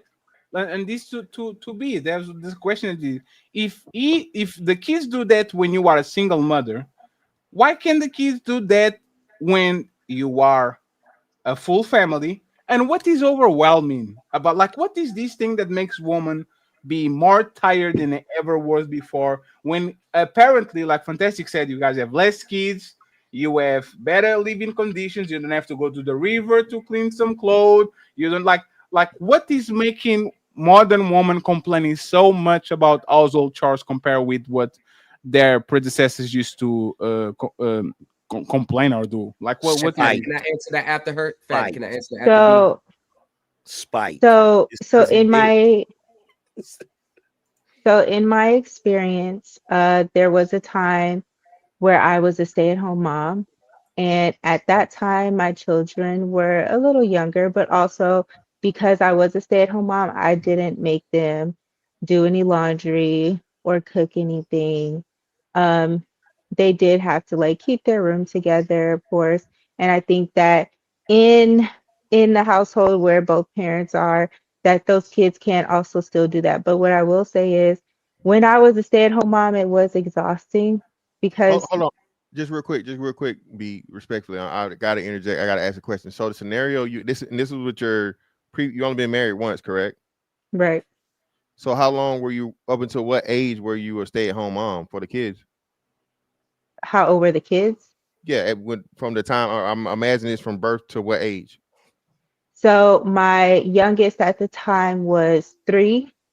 My son was 6, and my ex's daughter was 9. They're 3 years apart, like do. Okay, got you. So, but you only started being a stay-at-home. So you were a stay-at-home mom from jump, or once you had your kids, your first kid. No, so this was in a previous relationship after my marriage. Oh, okay. So you weren't a stay-at-home mom in your marriage, but you were a stay-at-home mom with the guy after your marriage. Yeah. Okay, so how old were your kids then?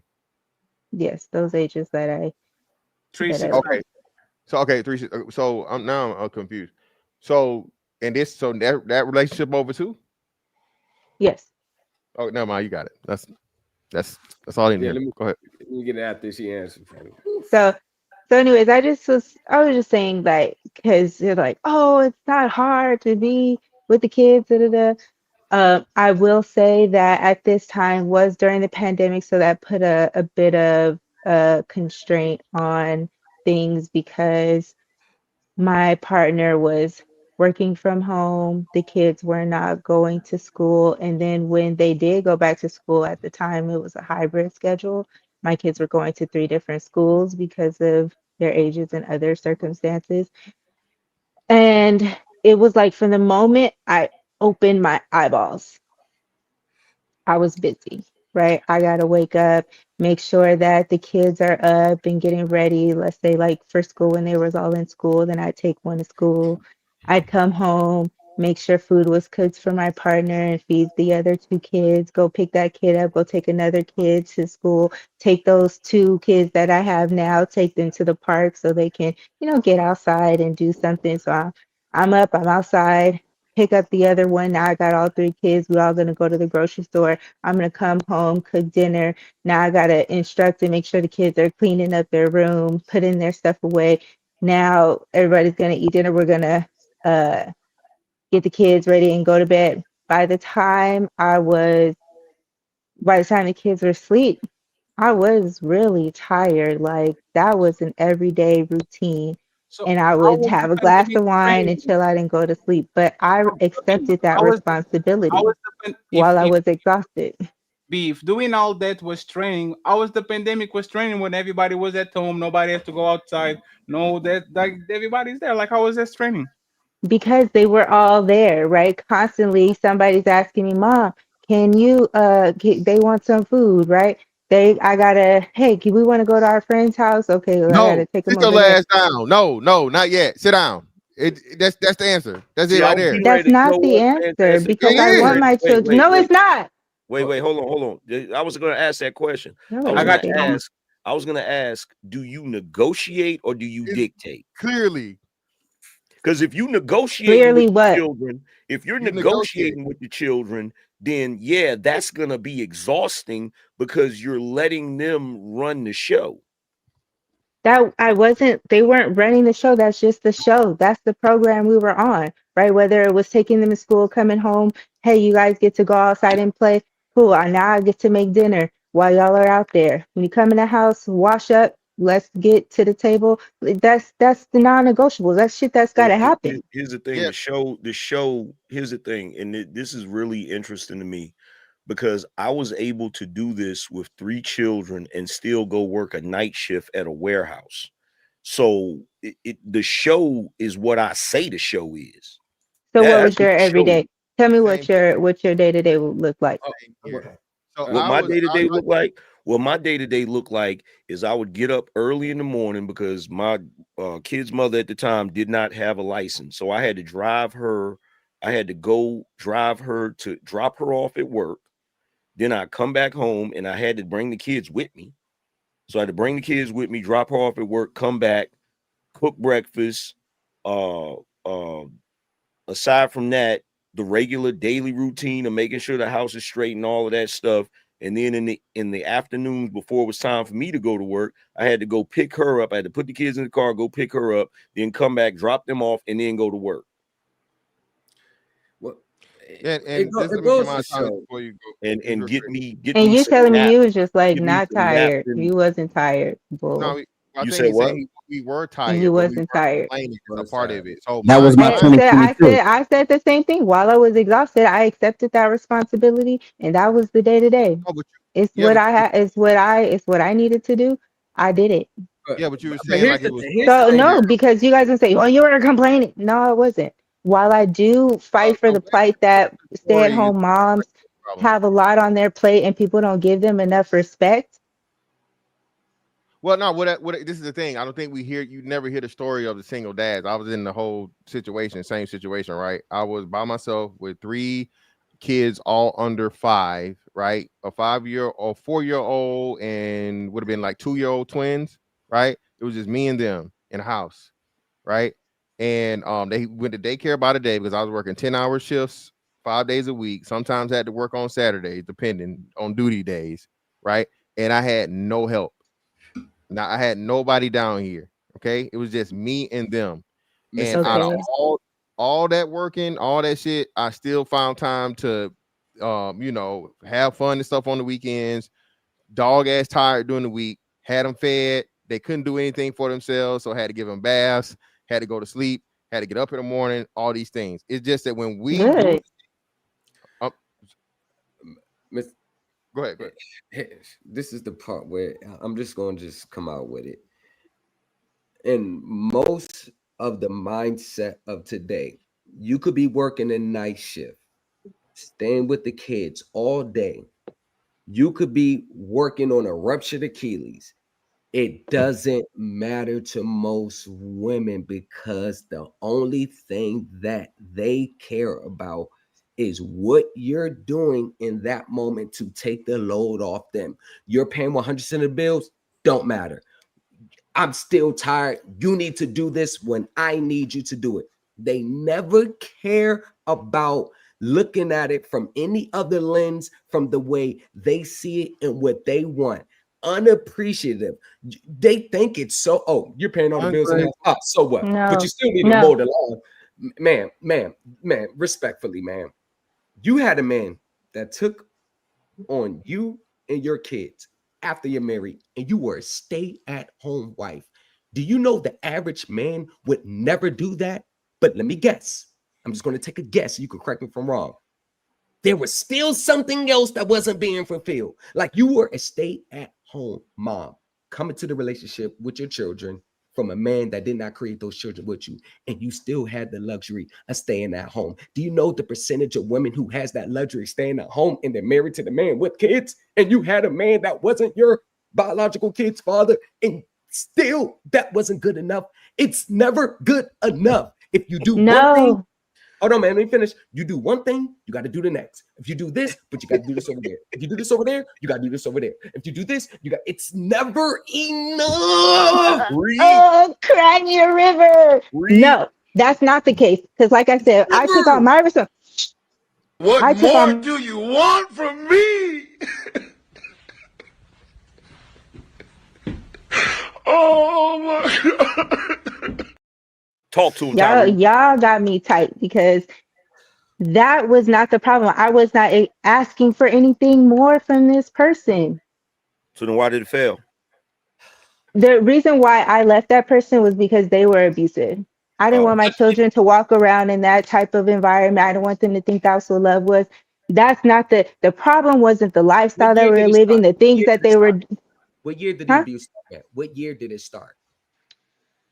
I don't know, but that doesn't matter because at any point that abuse starts, it's not okay. I know, but I'm not saying it is. I swear to God, hold on. I swear to God, it's not okay. I'm not advocating. The first time the abuse started, did you leave? The very first time No, I didn't leave because of that situation. Because number one, I knew the type of traumas that they had come from, and at that time, I didn't understand that you can't love people through their traumas. But irregardless, the point is not that or why we broke up or anything like that. The point was I was okay with everything that was happening, right? You guys constantly talking about like, if he does this and he does this and this, and you're not gonna be satisfied. That's not the case because I took it. So I'm talking. That's rude. Chill out. I took care of the things that I was supposed to take care of, which was taking care of the kids, cleaning, cooking, making sure they were satisfied. All of those things, fine. If I'm exhausted, so what? Because our household was working, and that Well, was okay for me. I know, but you Well, said here's abuse the was the thing. reason why you left, but you didn't leave the first time he Let me put his jump in there, hands on Thomas. you.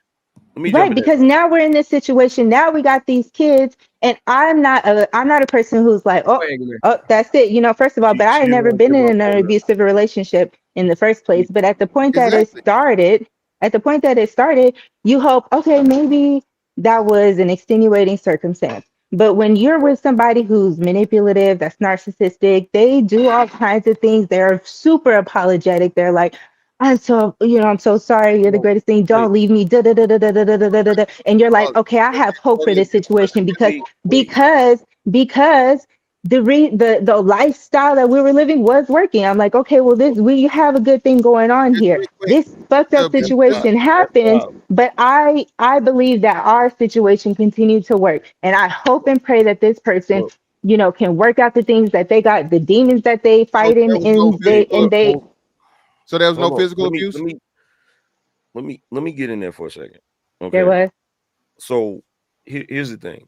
I'm not gonna argue that point, right? It doesn't matter to me if you broke up with the dude right away or after a while. Most people, when they're in a relationship this toxic, they don't break up right away because they want to try to fix it. I get that, right?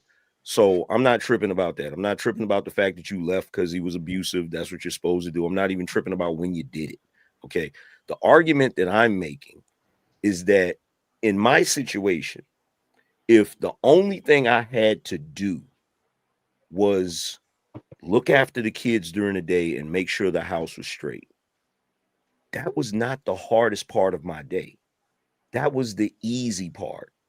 The hardest part of the day was trying to get them to take a nap just so I could get enough sleep so that when I went to work at night, I wasn't tired. That was the hardest part. But the part of looking after them and fixing food and giving them baths and that was not hard. Did And I y'all argue that point? say No, what? no, You I said didn't what? argue that point. Okay, but that's the point. That's the point that I'm trying to make. The point that I'm trying to make And I'm not is that arguing it. you have women that are stay-at-home moms, and they'll say, "Oh, well, it was just so exhausting looking after the kids and doing all of this," and women are exaggerating. They're exaggerating. It's not as hard as they're making it out to be. It's not. Can I jump in for a sec? Please, cause All right.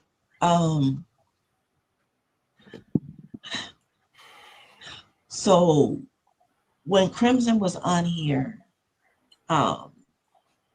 she and I were on the same page for when we said that when children are very small, they gravitate towards the mom. The mom is the nurturer, the caregiver, that kind of thing, usually, okay? Usually. Not saying all the time, usually. What I'm saying, what I'm hearing when Angry Man is saying it's not difficult, again, I want context from my perspective to be put in there. It's not difficult in these structures, in these guidelines. When you say it's this, it's that, and there's no left, there's no right, this is what it is. You guys can do whatever you want to do during this time frame, because at the end of that time frame, yeah, it's the clean up, and everybody's putting things back for the most part where it goes. That's how kids learn responsibility. That's how they grow up into productive adults, all of that. I do want to point out, though, that kids act different in front of their fathers or / men than they do around their moms / You know why? Well, You know the reason why? I think I do know the reason why, but I'm not debating that or arguing. I'm just saying that a man has X result, a woman has X result. And so I'm saying just when B is giving her context, please keep that in mind. Unless there is that structure, and that structure is consistent, there's still going to be some waves, from the kid. I'm not taking anything away from you, angry man. I'm not taking anything away from you, B. I'm just saying that's a physiological point that I do want us to consider. Okay, So but kids get in line because they hear your voice, they know that you ain't playing, so they fall in line. okay, but here's the thing, right? Because it goes back to what I asked about negotiating as opposed to dictating, right? So the reason why the children fall in line with the men is because one, we don't allow them to stress us out. We don't allow them to stress us out. What we do is we give them structure and we give them order. And we expect them to follow that structure. And if they don't follow that structure, they get punished. They get time out. They get something taken away from them. So they learn how to self-regulate. The problem with a lot of women is a lot of women get frustrated with the children and they tune them out. And whenever you tune children out, they get worse. Their behavior gets worse. They get out of hand. And before you know it, you can't tell them anything. And then at that point, you're overwhelmed and you have that in addition. So what I'm basically saying is women in those situations oftentimes make the situation worse. They make the situation stressful through their own actions. Now, if we're talking about a single mother, and this is not a shot at B, this is just me being honest. If you're talking about a single mother having to go to work and then come home and having to deal with the kids, and the kids is cutting up, guess what? There's never a male voice there. There's never a man there to regulate anything. There's never, because here's the thing. This is what women don't realize. This is why it's so important to have like a male in the children's life, or a husband, is because he's not just teaching them structure, he's teaching you. When you do something with the kids that he knows is gonna be bad, he's gonna pull you to the side, say, nah, let him. If the kid is crying and having a damn hissy fit, and you're trying to freaking you're trying to pacify them, the man gonna be like, let him have his little fit. We not gonna baby him. Let him do what he doing, but he gonna do what we told him to do. So a lot of times women make the situation worse. And sometimes it's even worse because you'll have a woman that will try to regulate the way the man regulates the children. And then that's when it gets even worse, because now you're going to have the children not only not respecting the woman, but not respecting the man either. You feel me? Yeah, I do. I have a question. Okay. Who should get the primary custody of kids? Natural, men or women? Men. Wait, I'm sorry. You went out for a minute. Can you repeat that? We should get primary custody of kids, man or woman, like for their decision, like for them to lose the kids. Right now it's woman. If it was you and you were the queen of the world again, who would get primary custody of the kids if you had to actually make that state arrangement? It would depend on how old the kids were. But but natural. Let me. You're asking me. It depends on how old the kids were. If my kids are like 3 and under, I think that they need both parents. If you're asking me to force, like what a situation would do, I don't know if I feel I'm not gonna say, number one, if they came out of me, I'm gonna fight for my kids, not fighting against him, but I'm gonna fight for my kids. So there are things that I would definitely do to try to make a situation work, because I think that at at certain ages, you got to give a kid a fighting chance. If the male and the female can both be in the house at the same time as a family, I want that. I don't want to choose. Natural, do you think, but natural, do you think one second, please. Do they think the kids belong to them? Like their personal property? Wait, say it one more time. You think most women naturally think that kids are like their personal property? Like they automatically by default should go to them? I think so. I think a lot of us think that, yeah. But this is what I'm talking about: performative support or performative allies. You literally said a couple of minutes ago that kids behave better with their dads. You literally I did not say that. I said that they I did not. Huh? I said that I did not say that. Okay, correct us then. Correct me, please. I said that definitely kids behave differently with dad than they do with mom. I did not say they behave better. Can you expound on that? they were different So can you explain the difference? Like when you say different, what does that mean? Are the kids more quiet with their dads? Are the kids more unruly with their dads? Are the kids more savage with, like, what is the difference between the behavior of kids with their dads for the most part and the behavior of kids with their moms? Okay, let me give you an illustration. Hey, can I get an illustration or no? Sure. Yeah. Okay. Sure. I'm a preschool teacher, an early preschool teacher in real life. There is a difference in the mornings when fathers drop off their kids. It's the same kids, and they could be boys and girls, same kids. Dad is like, okay, Junior, and give me a hug, give me a kiss, have a good day. He could be like, all right. He'd be like, no, we're not having that. And the kid will straighten right up, male or female child. If the mom comes, he's, oh, I want another kiss. And mom comes back and gives the kiss and the hug and the, oh, I want it again. And the kiss and the hug again. I'm not saying that one behaves better. I'm saying that they respond differently. It's strictly, a man is a man is a man is a man. And a woman is a woman is a woman is a woman. No, it's not just because he's a man. It's because it's his of the energy way and it's his structure and it's the expectation that he's done for the kid. Is what he's teaching the child and not letting the child get away with, that the mother is letting the child get away with.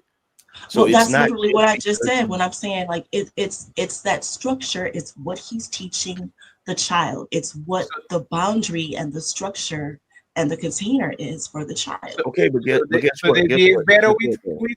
Guess what though? Women, right? But guess what though? Women, if you go back to the 80s, women used to move like that. Kids used to pay attention to their mother and had a reverence and a fear of their mother back in the day, because mothers back in the day didn't let the kids get away with everything. Nowadays, the kids act like this because of this gentle parenting bullshit. Well, that's the thing. So you just hit the nail on the head, Angry Man. Again, so putting it in perspective, me as a mom, now my kids are grown, they're adults, literally. But me as a teacher, so if a mom goes out to the car to handle her kids and spank their little butt, right? And be like, get yourself together or whatever. Now there's so many rules in place. In the state of Michigan, you are what's called a mandated reporter, and I do believe that's across all the 50 states. So that means that if I don't involving abuse of a child, yes, 50. And see, so I can't look at it as this lady is getting her child together. My job could be on the line. My income could be on the line. My credentials, everything could be on the line. Now, am I going to report her? More than likely not, because I understand little Johnny and little Jill. Now, if another teacher does that, I'm going to report it because that teacher is not their mom, not their dad. But going back to the original point, I guess, Fatty, to answer your question, they behave better with the dad because the dad provides more of a structure, and they probably already have an understanding before they leave the house and get into the car, like, we ain't going for this today. Where mom is scared to put that in place because dad is more of a disciplinary. Yeah, but and mom, if she exudes that, again, she's under the scrutiny. So if that's the case, why, like, because this is a lot of times our conversations kind of become a little bit strange, right? We are going to do point A, B, C, D, E, and everybody agrees, and then for whatever reason the conclusion is different, right? So let's go back to the beginning of the sentence. If these kids unanimously behave better when they are with their dad, when their teacher is a man, when their coach is a man, when their pastor is a man, when there's some role of male discipline, even if they are gangbangers or whatever, like if they actually have structure, if they behave with men better they behave with women, shouldn't the unanimous conclusion be that these kids should by default go with the man unless he can take care of them because he works too much, and then if the man can do it, then send it to the mother? Like, shouldn't that be the unanimous default? The unanimous decision? I don't They would think never that by think that way. default that no, I don't think that's the assumption by default. No, They would never because think it's that gonna way. be it's gonna be a case by case basis. Fatty, It came out of it, bro. you gotta realize that even though we can pull the statistics that show that kids that grow up in a single father household are comparable to kids that grow up in a two-parent household, even though we can show definitively that a kid is raised better if they have to have a single mother, single parent, they're raised better with a single father. They're never going to agree to that because that's their bread and butter. Without those kids, without custody of those kids, women cannot lean on the state for all kinds of support, all kinds of entitlement programs, all types of shit that they want. So they're never going to agree to that. I wouldn't reduce it to just like a bread and butter.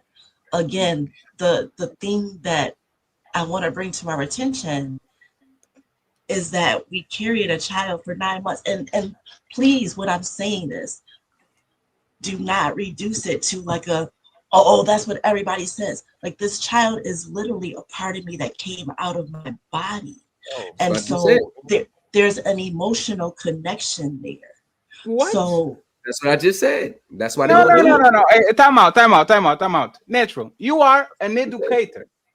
You are literally telling me that you see the difference in behavior on all these kids when the dad is around and when the woman is around, when they drop into the school and all that. You see the behavior. You see for whatever reason, they behave better. The results of the kids behave better when they have the dad around. Then, like Angry Man said, single parents have way better results than single mothers. The single parents, actually, the single dad have results that are comparable to a two-family household. That's what he said. And your conclusion as an educator is, let's give them to the mother, or let's not assume that. No, that's not my conclusion as an educator.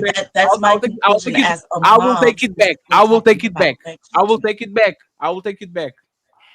So after all of that, you are going to go on an emotional decision and saying that, because this is what you're explaining.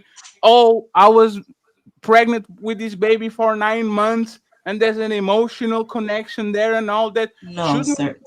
The question. I'll let you finish. Shouldn't we put the well-being and the performance of what happened to the kids in front of whatever emotional connection we have going around? Or like why are we talking about pregnancy when these kids are not getting better results with their mom when they are with their dad?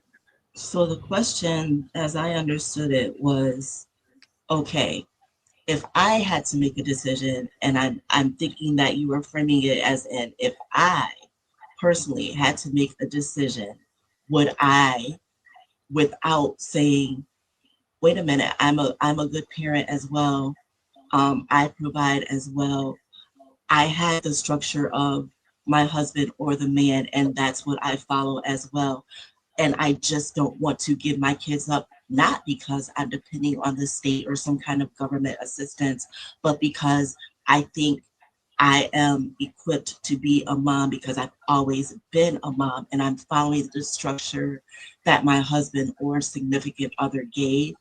I personally, as natural, do not want to give my kids up. Am I saying that I do not want them to have the absolute best?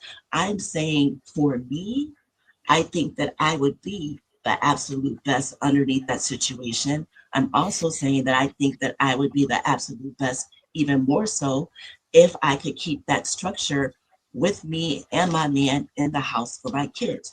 You asked based on the parents and behavior of with dad and behavior of with mom. I would want for the best situation for the child, of course. But if you're saying personally, it's much like a couple weeks ago when you were asking, or even today, you were asking Thomas, personally, in your personal life, would this ever happen? What would you want? I'm telling you what I would want personally, and I'm telling you what I see as a third entity observer. Yes. So personally, just to make it sure, so and I got you guys. So you said you're not married anymore. I don't want to go into that, but you are telling me your kids behave better around you than they behave around their dad? I'm telling you that together we were a dynamic powerhouse and we had a great structure. I'm telling you. Please, natural, please. Natural, please. There's not the question. There's not natural. My parents are together for 45 years. I have one second. I have a predisposition around my mother that I don't have around my dad. The worst words that somebody can say to Fatty is wait until daddy found out, when until daddy gets home, because so that illustrates my point. Okay, no, but that's my. So if you ask me that question, I would say I will behave better around my dad than I behave around my mom. They always like that. I love my mom to death, but the level of respect I have with my dad is the ultimate level. So I will actually be scared of whatever I would have to face my dad than my mom. So behaviorally, I will be better. I will be more optimized around my dad than it will be around my mom. Now I'm asking you. I know y'all together 50 years old. That like, would the kids behave better around dad than they will behave around mom, or vice versa? Like, what happened when there was the dynamic? I'll go back to what I originally said, which was at a certain age, I wanted my children to be with me. If they were 5 and above, yes, because then I believe that dad can be right there and move boom, boom, boom, boom, boom, and that necessary structure is there. That's what I started off with. If I they heard were it. like there was not the question again. There was literally not the question. But the problem with there's a problem with the premise. Okay, so basically what Fatty is saying is if we can sit here and logically understand that the child behaves better around the father, then why wouldn't the logical solution be for the father to get custody? And then you went into a thing about, oh, well, you got to remember, I carried this child for 9 months, and me personally, I think that's a crock of shit. Because if that was really one of the biggest issues, that women didn't want to give up their kids because of this special bond they have with them, Planned Parenthood wouldn't exist. So that bond is not as powerful as y'all say it is if y'all are willing to dispose of children as easily as y'all do. So I don't agree with that. The problem is women, because you carry the children for 9 months, you think that they belong solely to you. That's why I asked the question at the beginning. And so I already answered that, and I answered it affirmatively when Thomas asked it. And I said, yeah, I do believe that most women, that's why the whole carrying the baby for the 9 months, I answered that. And I said, I think that's why. That's the problem. And that's the problem with the conversation. Nobody asks what you want. And this is what we're talking about, women putting themselves in front of their kids. I guarantee you, most men will rather be with their kids 1,000% than have to deal with the baby mama. But a lot of times you have to put that what you want behind what the kids need. If the kid need their mama 3 times a week, that's what they're Can I going to. say something? Yes, you can. After I finish, B. So it's kind of interesting that we're talking about what the kids need, what was supposed to be better for the kids, and we end the conversation talking about what the mama wants, which is the most problematic part about it is instead of we prioritizing what this kid actually needs, we prioritize what this mama wants because the connection on the belly, and because we were a dynamic duo, and because we were A B C D E E E E E E E. I don't want to change your answer. I'm just saying that looking at what you said before, the conclusion, in my opinion, contradicts whatever happened before, unless you are honest about it and says, "This is my selfish desire. This has nothing to do with the kids." Development behavior, and let's assume So that the once kid is, again, and I let's assume, already answered that, and I answered it and let's assume the affirmatively. kid is not trying to suck on your titty and he's 2 years old. Let's assume the kid is 3, 4, and up. Like, where are these kids going if natural is the queen empress No, of I'm the about to make the to the kids dad sleep or for to the me. mom? This is maybe like the fourth time that I've answered it. Mm-hmm. I'm just saying that when Thomas brought it up and he I don't asked need. if the I don't need to know what Thomas brought up. Please answer the question. Since this is the fourth time, prove that you already answered and answer again.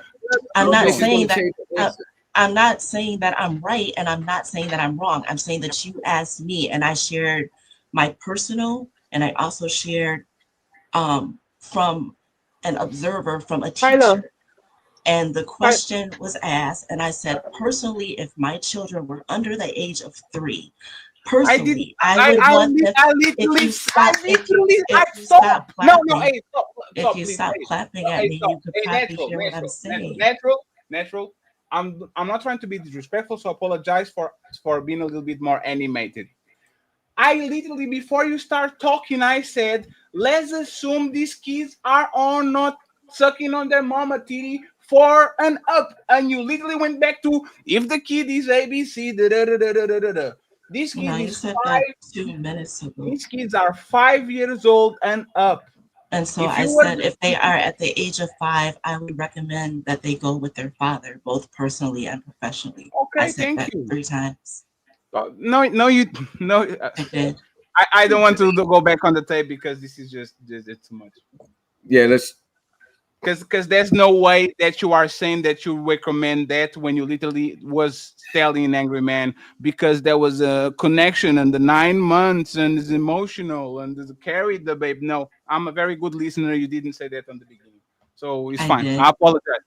I apologize for hearing very wrong. All right, I accept Her, your her apology. initial answer, she says it depends, and I believe she did touch on the kids being with the father. She didn't elaborate it on as long as she did with the emotional connection and all that. But she said it depends, and then she gave an example of both scenarios of the parent of the kid going with a scenario with the kid going with the mother and a scenario with the kid going with the father. Real quick. So See, if but I she go did back, answer my question so if I truthfully go back, instead of so if I go back on biological tape, problem. so if I go back on tape, she's going to be clearly saying the kid should go with the father if he's 4 year old or No, older. not clearly. She obviously So she she woman clearly explained. didn't say that. I don't. Hey, Theo, She Theo, all expounded hey, later on. She just no, no, no, expounded in the Theo, beginning. all love, but y'all not going to gaslight me, right? If she didn't It's say it, gaslighting. you can imply it. If she didn't say it, there's no implication here. Excuse She me. explained, made the difference. But when we're talking about who behaves better, everything she did was we were a dynamic duo. It depends. It depends. And the only time that she did the concise decision about the reason why the kid should go with the mother, she started to talk about pregnancy and the emotional level and all that. She never made the case for the man. Ever. She didn't. Because when she did the case for the man, she said these kids behave better around their dads, but she never said so they can stay or they should be with their dads because they behave well. She never made that statement. So I understand it because I'm being a little bit more difficult. And it's good that y'all kind of rein me down so I don't go overboard. But I can't let people just make statements and then say, Ferry, because I've been saying that 4 times. No, you didn't. Sorry, I did. that was not said. Go ahead, B. I It think you was. wanted to say something. okay, After so sometimes she can stand on a square. You're dropped. I don't want you to talk anymore. Okay. Right. Obviously, me and my children's father are not together. And from my experience, my children want to stay with me. And while I think it's very true that children act so differently, whether they're with the mother or the father, because fathers have, it's probably some scientific basis behind maybe the depth in their voice, or their height, or whatever the case may be. They're an authoritative figure, and children are more respectful of that authoritative figure. Now, in my house, of course, I have to be disciplinary, but beyond that, I think my children, while they may feel physically safe with their dad, they feel emotionally safe with me. And I do more. And I'm not saying that there aren't men who do plenty with their children, but I take them to see their cousins or go to the movies, and we have movie nights together. So there's this family like love and good times that they look forward to. And I think those are Their the mama bigger let them get away with more Can shit I than the dad. Right. Yeah, Yeah, that's I what was. you say. That's Hey, literally what you hey, hey, how do you guys always like demand 1 second, let me finish, and you guys do not let people finish? That is Wait a second. Isn't this ladies first? You are totally right. Go ahead and finish your point. This is ladies first. beyond that. In my situation, and this is only in my situation, I'm not saying I've also been the one to put my children in sports. I'm the one who's taught them how to swim, or, taking them on vacations. All of those things are the things that I have done. And I know that's not the case for everybody, but I'm just saying, beyond all the those things that I've done that the father could do, I think the nurturer in a mother is something that children yearn for. And what I've also seen is the single fathers that I've seen, they always actually have a woman that is present in their life, that is helping them, whether it's their mother or some babysitter that's always there, a girlfriend. There's always some woman present giving that nurturer and loving, caring uh, energy to that child. Do you have that help from a male role model? Me? Oh yeah. I do. I do. Oh. My father is my See? father. No. 1 second. No. So, My father is a great dad, and I think that he, gives that like teacher to like my son, teaching him how to do great things father, right? outside or things like that.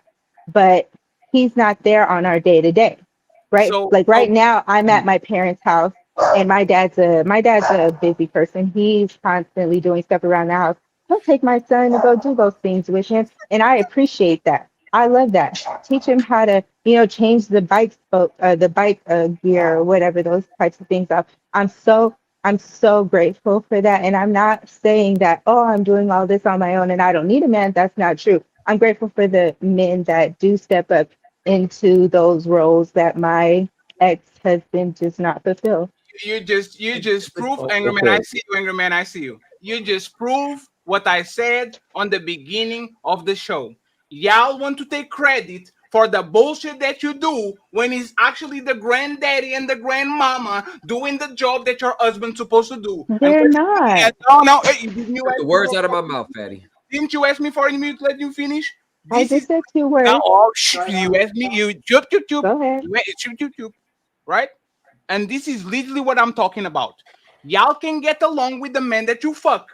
So as soon as the motherfucker is doing something that you find that is not conducive to the relationship, you take the kids away, you raise them with your grandpa, with your dad, with your cousin, with whatever, doing the roles that the man should do, the disciplinary, the teacher, and all that. And then you come on the internet and you say, hooray, single mamas, look at me, look at what I do. I take him on vacation and I put him on soccer practice and all that shit.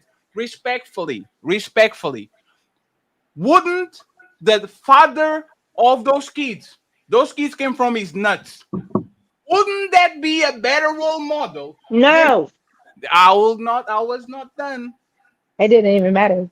But Instead, no, instead of the pastor, It's always going to instead be of from your her daddy, eyes, Daddy. instead of the soccer coach, instead of any other role model that you can artificially put on that situation, wouldn't that work better if actually the dad of those kids, that for whatever reason I think they love them a lot, like wouldn't they do a better job than all these artificial things that y'all put on your life to suppress the absence?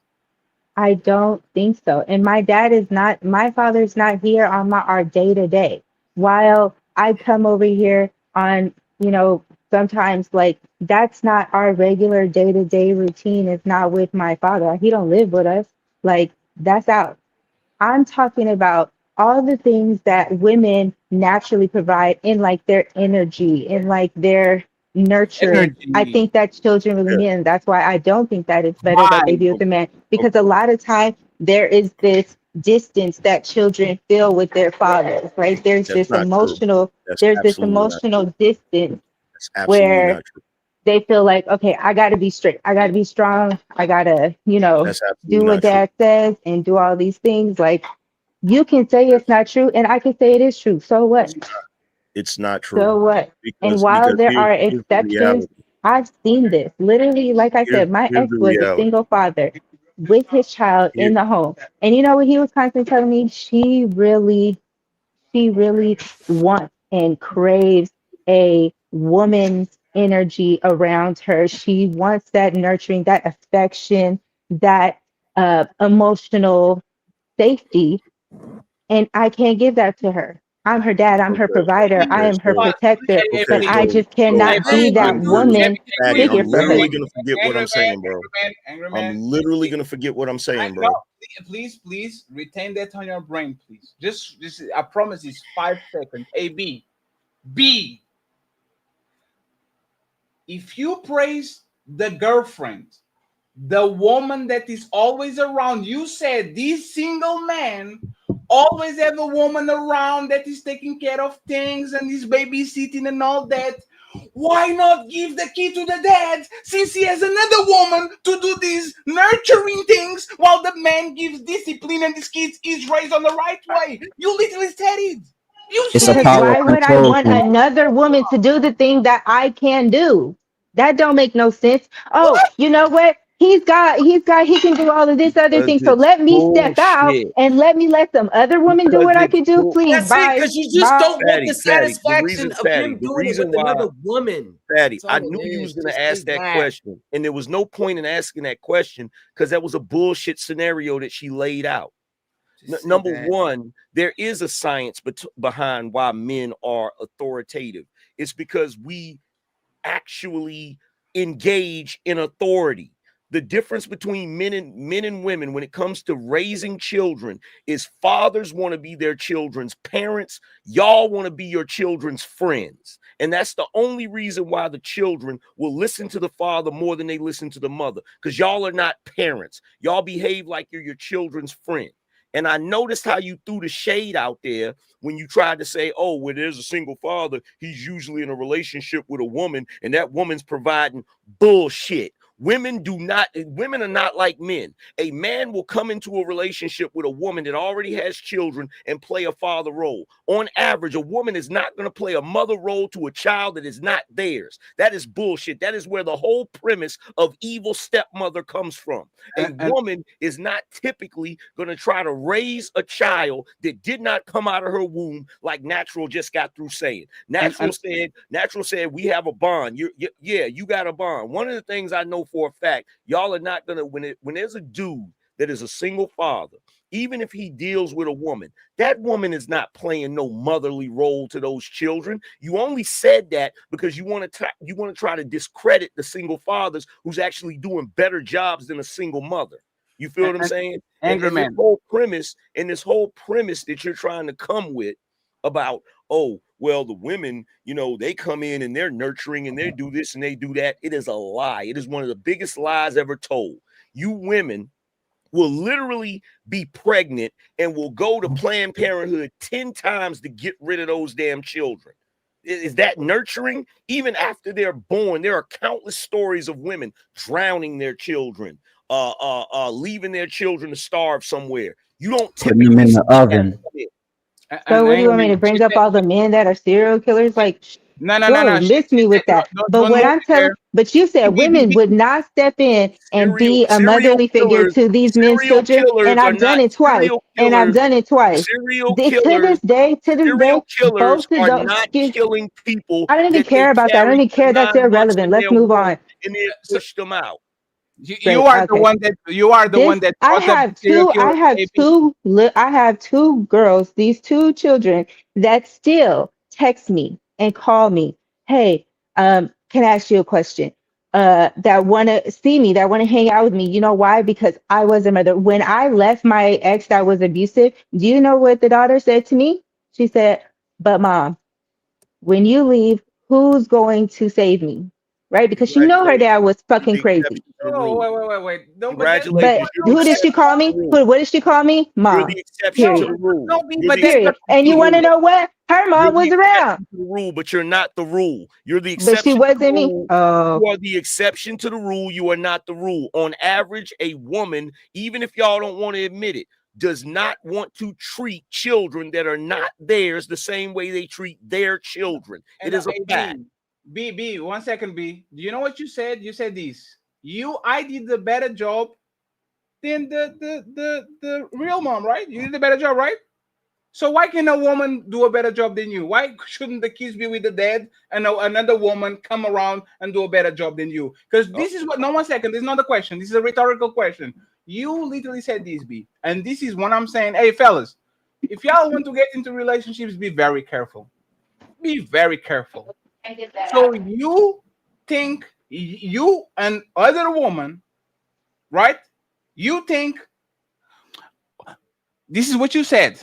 Why would I want another woman replacing me and taking care of my shit? My original point. Don't you think that men think exactly the same thing when you broke with them and get another motherfucker to do the same job? If you feel 1 second, if you feel the pain, if you feel that, like, the tone even changed. You said that with like a charge on your voice. Why would I want another woman to replace me and do the job that I can do? If you feel that way, what do you think about most of these dads that lose control of their families and end up seeing those kids twice a week when there's another man, there's another coach, there's another stepdad? Like, wouldn't you actually say, you know what? Let me exercise some empathy. I will not want another woman to replace me, so I'll make sure that there's no replacement for the kids other than the real dad. I'm going to try it out and I'm going to do it again. Like, why not do that?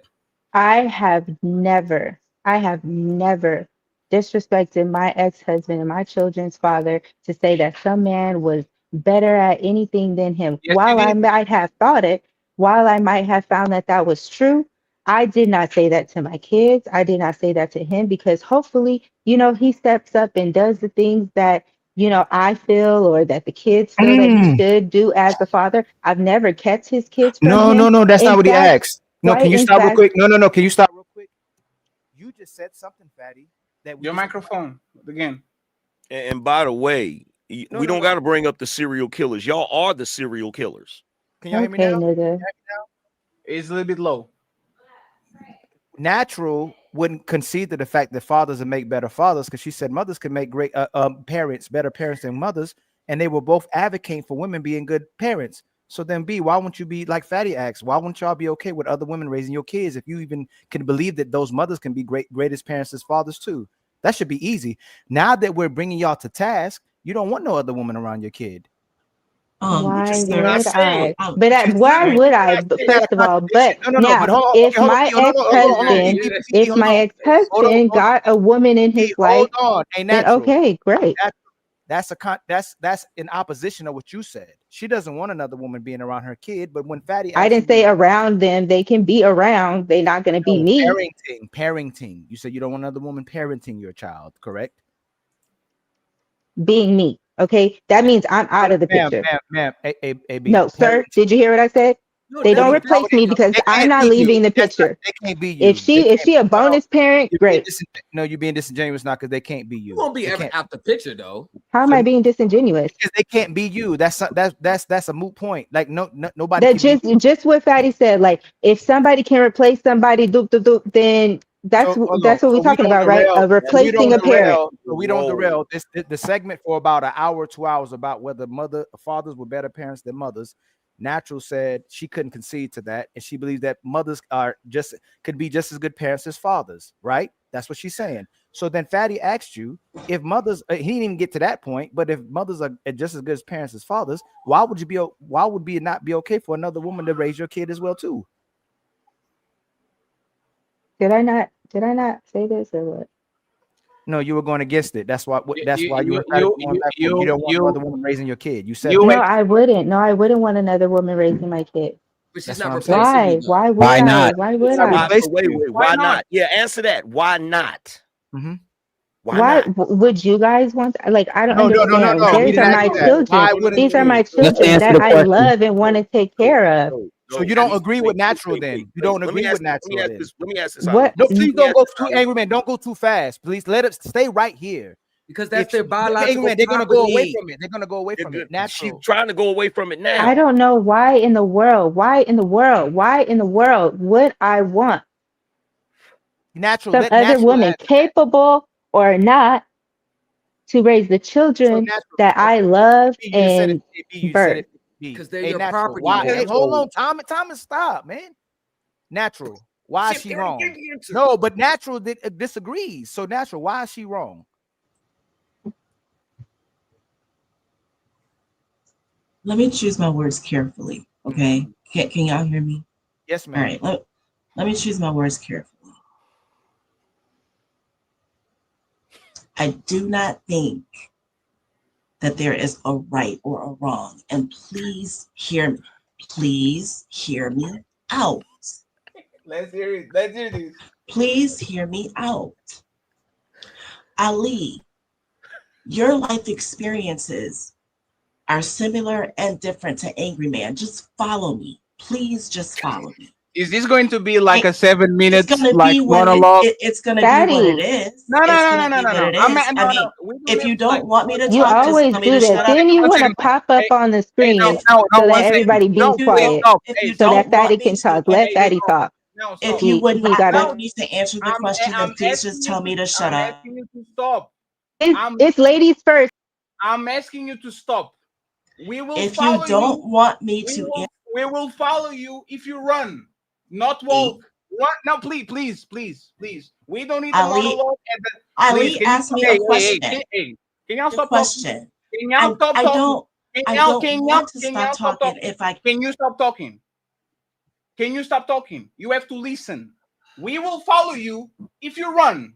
Don't walk for 7 minutes, please. I will follow you and listen to every word that you say. But if I'll ask you a question, please run to the question. Don't walk into the question, because if not, we're going to stay here for 7 minutes. Please, Natural. It's not disrespect. I want to follow you to the cave that you're going to go. Just do it faster, please. That's all.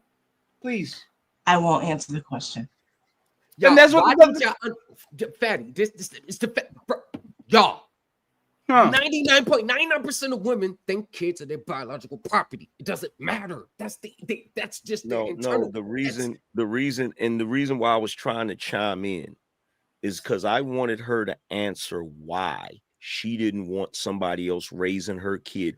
Was it possible that the reason you women would not want another woman raising your kid is because they could mistreat them, which goes back to the point that I was making. The average woman does not want to deal with a child and raise a child that they did not give birth to. Angry Man, let's go even worse, since they are on I don't want to talk anymore, when they could talk for 4 hours, right? Because again, this was ladies first for most of the show. Every woman touched the microphone and all that shit. If at the 4 hour and 15, I can direct the person, I want you to talk, but please be more careful and more intentional, right? I can say that. That's actually show you were on your motherfucking house, right? No. You said you didn't want to talk. Natural, you said you didn't want to talk, right?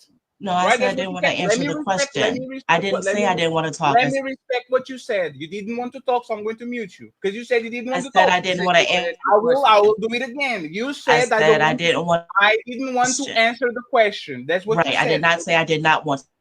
You said I'm That's not going to. another You said I'm reason. not going to answer. So That's if you're not another going, if you're reason. not going to answer, we're going to leave it there.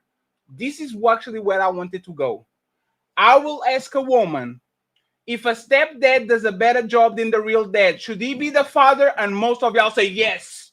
Yes, Mike, the guy that I'm with, if he's a stepdad, he's a good stepdad. I want him to raise the kid because he does a better job. That guy was a deadbeat. He beat me up. He was an abuser. He was a narcissist and all that shit.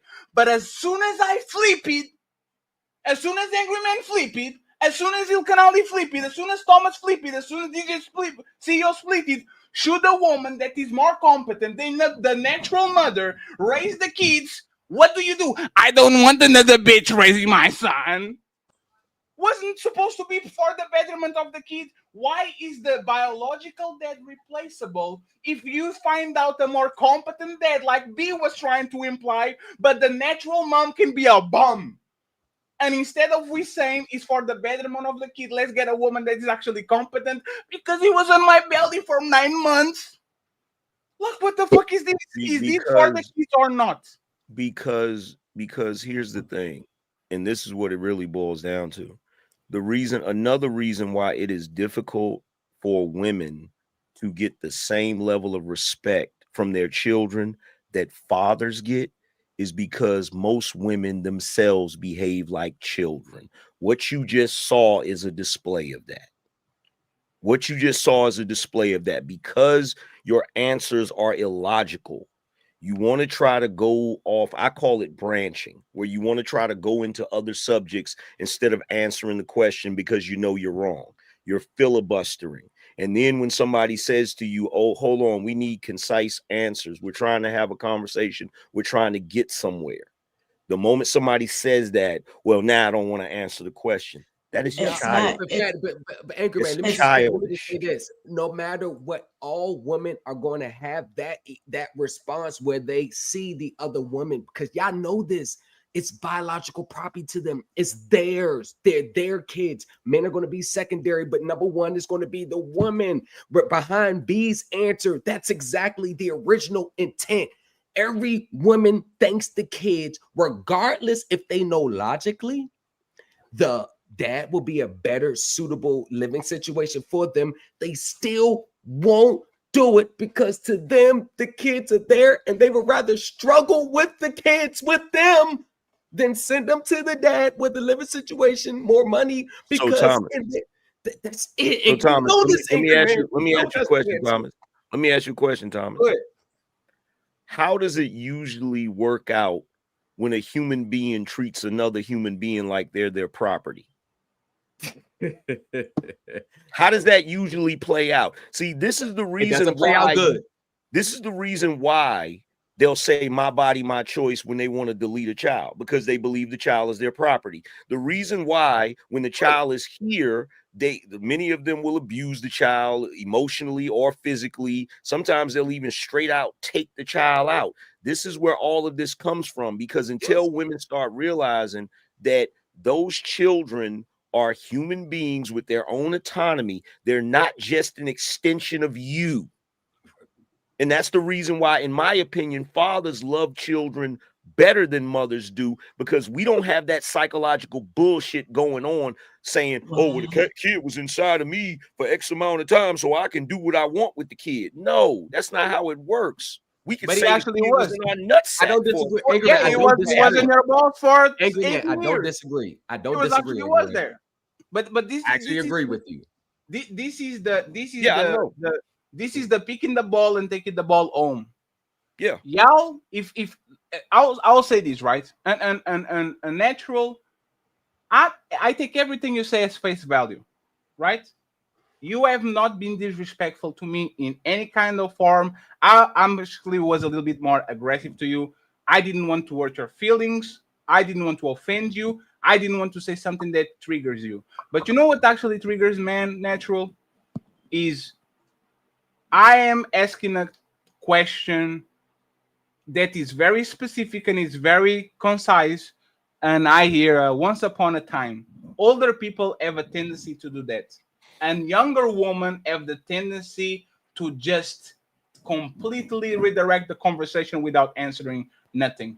If we as men have to be better communicators and lower our cadence, lower the speed to understand y'all, like we did for most of the show, we kind of were quiet, letting you talk and all that. I believe that if women were the communicators they think they are, they will understand that that shit piece is the, oh my God, this is terrible. Like, why can't we have a conversation and you ask me a question without me saying to be or not to be? Let me walk around. Let me tell you a story. Once upon a time in da da da da da. Like, that shit is irritating. It's not personal. It's just irritating. Go ahead. And by the way, we are going to do final thoughts in 5-10 minutes and move along. We're going to read the super chats too. Thank you very much for everyone that is supporting the show. If you can support the Hamburger Fund, we are $90 away from the goal. So please go ahead and do it tomorrow. We have the studio debut where everything is going to be kind of on the place that I want. Go ahead, Natural, because you had your hand raised.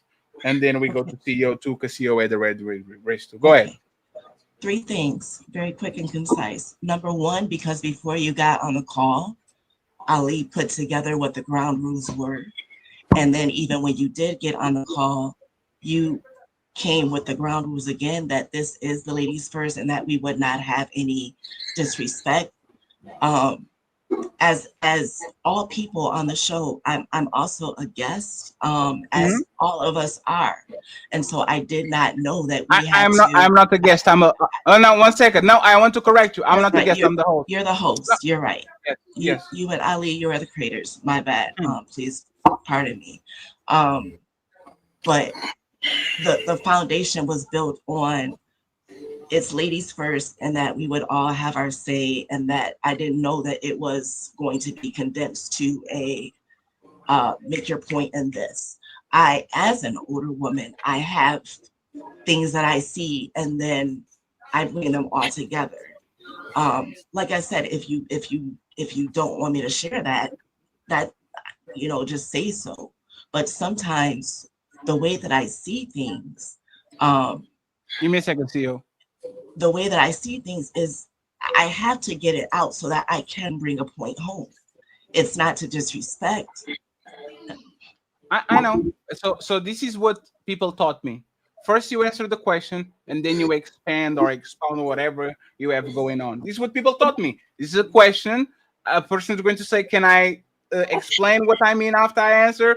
Yes. And then we answer, and then we say, "So this is why I'm saying this. Once upon a time," and I explain. When people are doing the explanation first, and then they are doing the conclusion of the question 7 minutes after, that's called filibustering. We are not going to say what we're going to say because we want the direction to go to the other side. I will say this, and y'all can prove me wrong, respectfully. Okay. Natural, if you have the chance to go uninterrupted for most of the show, like 90% of the show, without people stop you, pulling you down, saying to be faster. Did you have the chance for 90% of the show of doing exactly what me and Ali proposed in the beginning of the show, that this is the ladies first, and you are going to talk, and B is going to talk, and Crimson is going to talk, and D is going to talk? Can we concede that Natural and B only got stopped for talking 4 hours in the show? Can we concede to that? Nope. No. So you didn't have. You want to be Natural and B, especially B, didn't have the chance to say everything they wanted to say every time they raised their hand and I said, "Can I say something?" Y'all didn't have the chance to do it. Nope.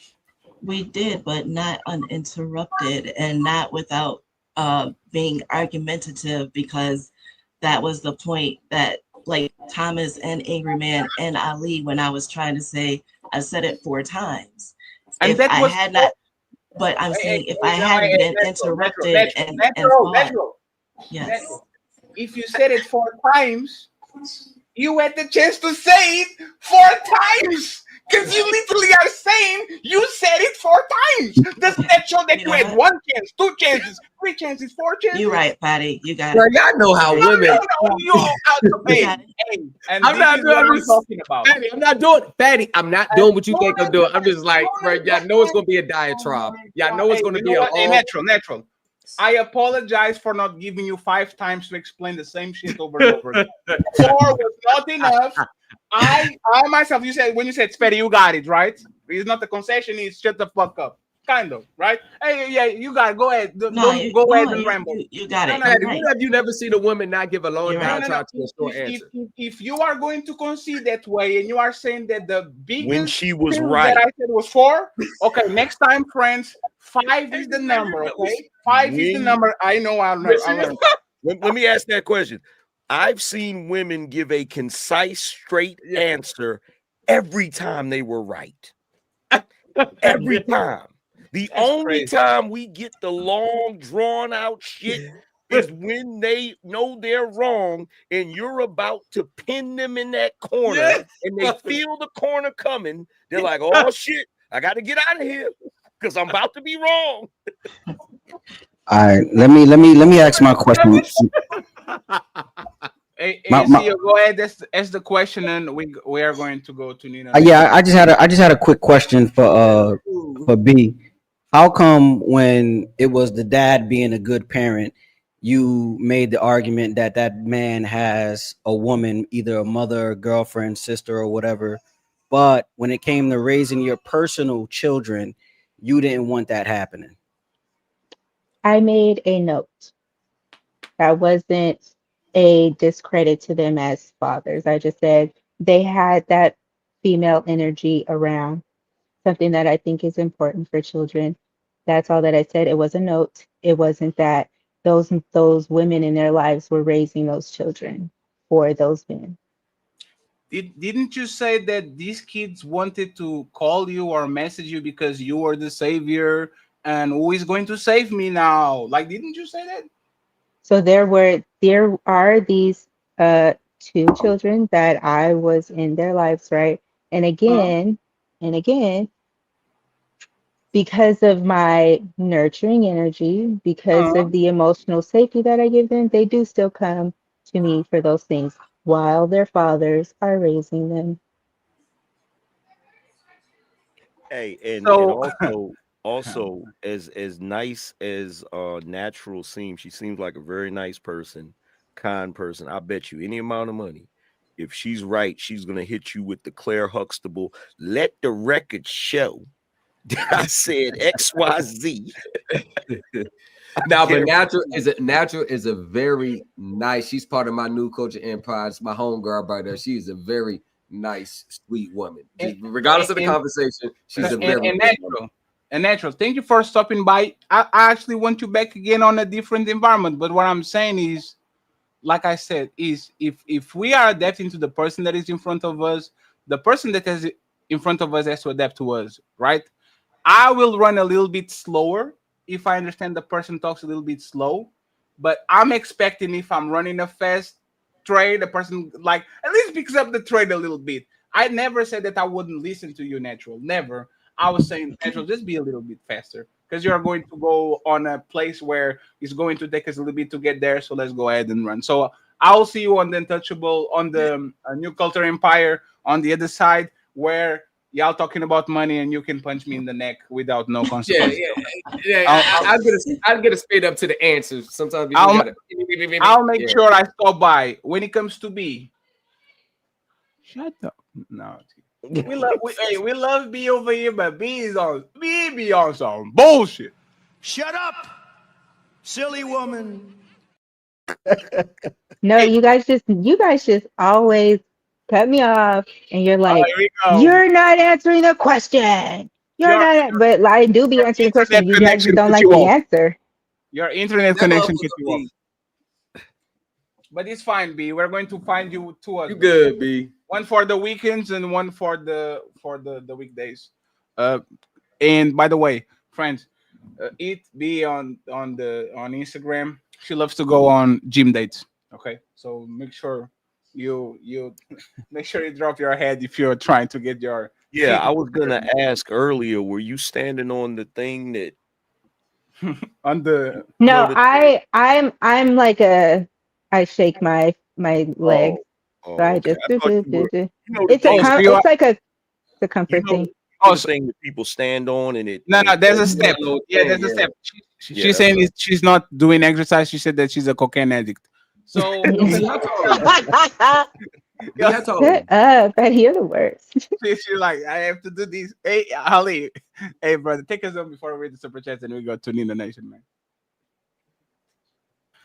What else can I say, man? That they already proved the point. And it's when we talk about fathers being great fathers, somehow we'll find ways to invalidate the fathers, say men can't be good fathers, but then they'll support the stepdaddies. But then when we come right back to the mamas and another woman being around their kids, they don't want no woman around their kids either. And then there's another study that shows that women that put their kids up for adoptions prefer gay men over even straight men and women, so women can't get around their kids as well too. I don't know if you know about that study as well too, B, that there's women that pick gay men over straight men and women so that no woman can get around her kids as well too. So it's just telling when it comes to raising children, the answers always change when it's convenient. I don't know anything about that, but I'm not saying that dads can't be great fathers. That's not something that I said. I said that if it comes to the mother or the father raising the child, I feel like there is this energy that man, can't provide as well as a woman. That's all that I said, and I brought that from my personal experience. And again, while somebody said I was the exception, there are fathers who are the exception. That's always the case. Last question of the show, B. Competent woman. Competent woman, stepmom. The kid is functioning at a 99% performance. Okay? Then we have biological woman. I'm not going to give you a terrible number. I'm going to give you 75%. Kid is operating at 75%. Who should raise that kid, the stepmother or the biological one? Okay, so there's a competent stepmother. 99. The 70. kid is, yes, 99% of the metrics. The natural mother that has custody, she's making the kid perform 75%, which is good, but it's not excellent like the stepmother. Which one should actually raise the kid? The natural mother. Okay, now we're going to flip it. We have a stepdad. Stepdad making this kid go 99%. Good grade, star basketball, all of that, 99%. The biological dad doesn't get along with the mom. The kid goes down in performance. He is performing at a 75% rate. Which person You said the natural dad is performing at 75? the stepdad 99%, the natural dad 75%. Who should raise the kid, the stepdad or the natural dad? The natural dad, in a sense. I just don't want to replace. I don't want to replace the natural father. Like I told you with my ex-husband, while I don't think he's up to par, I don't want to replace him. But listen, but if the woman, hey, just let me finish. God fucking damn, bro. Because in this hypothetical, I'm thinking that the child is with the natural mother, and the stepdad majority of the time he's gonna be raising him a lot. You know you would choose the natural woman when it comes to a woman and the stepdad when it comes to a man. One second, Thomas. That's what it is. One second, Thomas. I can accept that. I'm only feeling like one second. You notice when Angry Man said, when y'all agree with something or is very clear, y'all would say it immediately. But as soon as we kind of know that it's going to be, you know what? Because sometimes, like, you didn't have this process when I was asking about the biological mother or the stepmother. You answer immediately the natural mother. So before I want so much for the natural parents to be the main parent. That's something that I want. And so I don't want to go against that. But while I'm thinking the natural mother has the child with the better stepdad, I think that he's probably with him more than not. Okay. So now that we got the explanation out of the way, and now that you know exactly who is performing who, and this is B, should the kid be with the biological dad performing at a 75% rate, or should he stay with the stepdad what is fully optimized and is performing on a 99% rate? Stepdad 99% or 75% with the biological dad? Remember, mom and dad don't get along. Where should he be? Who should raise that kid for the most part, 5 days out of the week? Okay, the stepdad 5 days a week.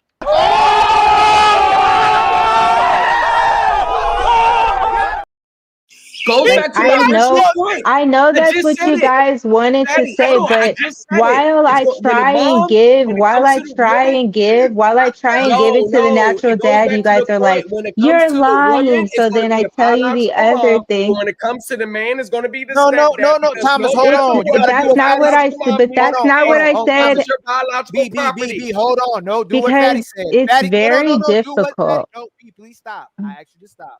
We're gonna flip it. Ali, Is it better for bring your your kid to microphone a be little bit around? up. Is it better for your kid to be around you 70% of the time, or another woman 90% of the time?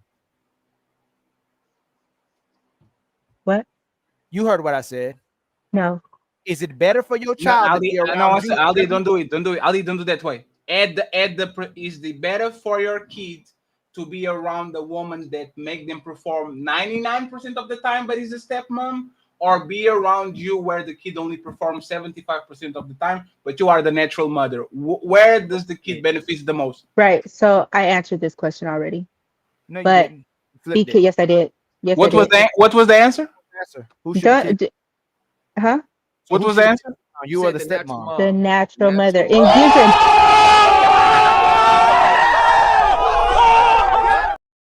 and again, the reason why I said I think that the kid should be with the natural father was the same reason. While I think that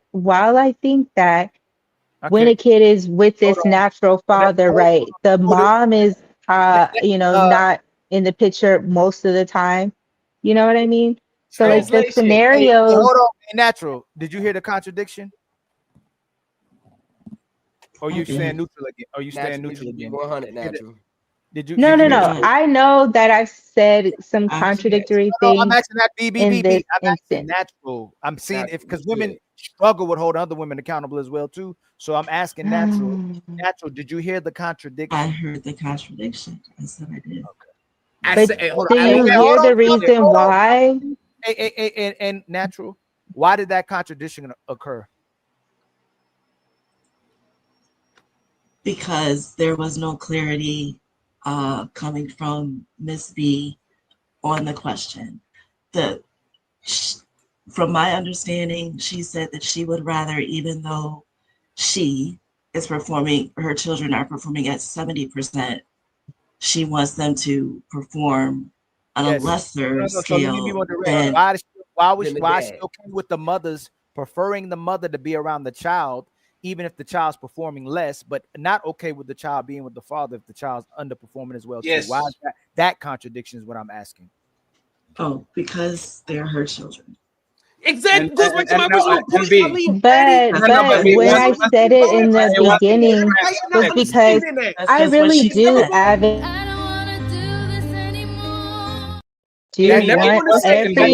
I want every child to be a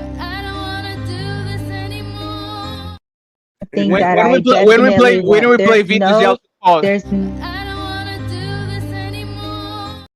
When we play videos, y'all should pause a little bit, right? B, did you see the contradiction that you did? You are I did. 1 second, please. Do you think it's fair for you to put performance over blood when it comes to dads, and you put blood over performance when it comes to women? Did you Right. So Like, this is what I was saying. This is what I was saying, right? The blood, I do want to put that before performance, which is why initially I was like, well, the kid's going to be, he can be with his natural father that doesn't help him perform at a 99%. Now, when I switched, it was because what I'm thinking is that if they're with the mom, they're with this stepdad that is performing really great. So then go ahead and go with the natural mom and the stepdad. But No, yes, I will that's say not the common thing is hold the on, hold natural on. I'm mom, gonna ask both of you at the same I time. always choose her over the dad. Is it why you answer that is because you think women are better than men at parenting? Ali, y'all Oh, missing no, the point. Thomas, please let them answer the question first, and then you can do it. Natural and B is the reason why she said that. Natural, not because she is her kids, is because she thinks that women are better parents than men. I didn't say they're better. I'm asking, is that why you said that to you and Natural? Is that why you said that? No, so why would you prefer the woman with the kid underperforming, but not the father, the biological father? You contradicted your answer because you said you want biological parents around their kids. But when Fatty Yeah. broke it down, you said you want the biological mother around the kid, but the stepdaddy around the kid. So is it because you believe that these mothers are better parents than fathers? No. No, I it's not think that that. they're It's their different. biological property. It doesn't matter if they're a piece of shits or No. I not. think that they're Always want to different. I think with that the they're woman, different. and whatever man is best for the child, they'll take that. Come on, y'all. But I Come think there on. is a scenario. There is, I think that there Hold is on, a real quick. scenario. Thomas, you jumping. If they'd want the stepdaddy around them and not the biological father, it can't just be that either. It can't just And be that. and that's not what I want, right? Like I don't want to keep the kids from their biological parent at all, period. I don't do that to my ex, whether I think he's great or not. I don't do it because I don't want that. I don't want that. AB, So in a scenario, I think that, yeah, if my somebody already kid goes to the biological dad, when I'm not around, then okay. somebody already answered that. I think it was Angry Man. Kids give you unlimited power. It gives you No, subsidies from the government. It will gives give you me a headache. control over man. It gives you all the things that you can do by yourself, because if you are alone Gives by me less yourself, the time for only men that myself. think about y'all are the men that want to try to get on your pants, right? Gives me So gray the hairs. reality, once again, is most women don't want to give their kids away because they lose the goodies and they lose control over the man. This is why No, you know the men that actually have more access to their kids when they get split, the men that don't give a fuck about those kids. Facts. Straight up facts. The Facts. man that gets more access to a kid on a Monday, on a Tuesday, on a Wednesday night is the man that says, I don't give a shit about these kids. You can have him. I Let them couldn't. hear one little bit about that kid, and he's going to see his kid less for every because kid the he likes the kid because more. the entire I point because the entire point in that scenario is leveraging the kid to get on the father's nerves. If she sees that the father doesn't care about the kid, she knows she can't get on his nerves. So she'll allow the father, if he's willing, to come around the kid because she's trying to get him back around so she can get on his damn nerves. Now, the father that does give a damn about the kid, she's going to give him pure hell because she knows he's going to endure it just to be around his kid. I don't know what that's about because I would never. But I think that No one ever would. It's never, whenever I have this conversation, it's never the women that I'm speaking to. The women I'm speaking to say, oh, I would never do Well, it's that. never the panel, Angry Man. It's never the panel. Never. Oh, no, they could be displaying the same behaviors with their own words coming out of their mouth, but just because they're on the panel, it's never them. And I wish my ex-husband could be right here to validate this because in fact, we got into an argument, right? He came over to my house and said, "Why do you let the kids come over here when it's not my time?" Because my kids asked, "Hey, can we go over there?" And I said, "Yeah, of course you can go Does see he your care about dad the and his." kids? I hope so. I think so.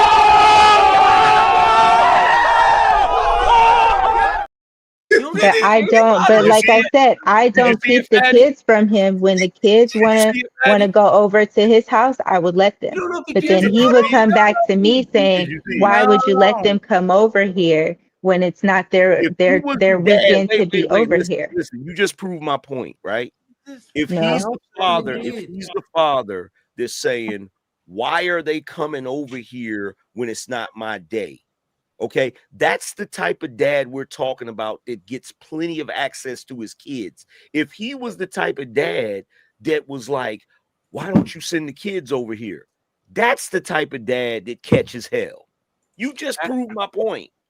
Oh no, because if he wanted to have the kids, I would 100% give him the kids. I'm telling you, this was your answer. if he I went hope to so. court and I asked him this, if you could he be wanted to monogamous, have though? 50-50 I custody hope of the so. kids, I would give that to him. You think you could be Of course you would. I hope so. Of course you What would. Because is he's not. that? Is he currently fighting for 50-50 custody? No. Okay, that's why you're willing to give it to him. No, it's not. No, it's not. If somebody, if he was somebody else and he wanted 50-50 custody or like whatever, I wouldn't then be like, no, I have to have full custody. And also you can't see the kids anymore. I wouldn't do that to any. No. Would you give him? You need to start listening to what they saying. You're actually proving their point without knowing you're proving their point. I'm just being no disrespect. You got to start listening to what you're saying. You're actually proving his point. B, would you give Yes, him? he said. One Okay. second, please. Would you give him 50-50 custody if you wanted it tomorrow? Yes. Did he ever ask for 50-50 custody? No.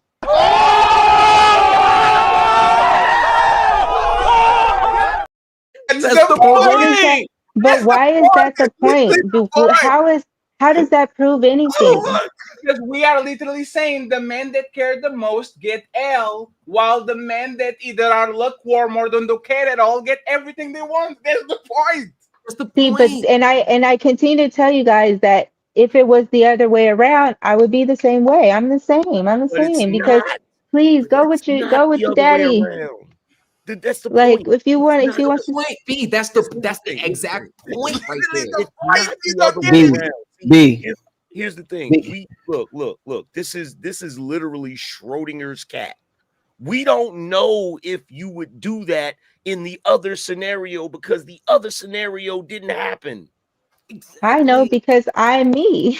Like I know what I would do. I know 100% what I would do because I feel like I would be less inclined to send them with their dad. And I tell the kids all the time, you don't have to go over there if you don't want to. And if he ever was like brought the kids back, hey, don't take them. That's fine. Like they can stay with me. And CEO, I got you. You're going to take us on. By the way, my Gene Boo is already flying back there. Thank you very much. Oh shit, that's Liam. Now is the show. A B. You said I know myself, right? But you said too in my show that you cheated on your last boyfriend. Did you know that you No, were not my last boyfriend, but go ahead. not the last one? Let's go with 2 boyfriends ago.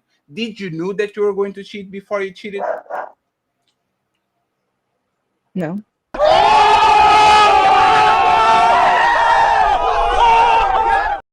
I know myself. I know what I would never. I know what I. But when it comes to parenting, like I would, that's something that I feel like B, they're I not would never take they're not away the putting rights of a parent to see their child. That's but you don't terrible. know that. You don't know that, B. Honestly, Hey, really B, we don't love know you, B. We love you. B, let me. Hey, Thomas, she knows because she knows herself. Here's the thing. I don't know if y'all know. I'm pretty sure some of y'all know what Schrodinger's cat is. Like when you put the cat inside the box, is the cat still alive or is it dead? You don't know until you open the box. So the point that I'm trying to make is you don't know how you would react to that man doing that until he actually did it. That's the entire point I'm saying. Okay. And that's a fair point though, because we can't predict the future. B, this is to Angry Man's point, right? I got 3 baby moms, right?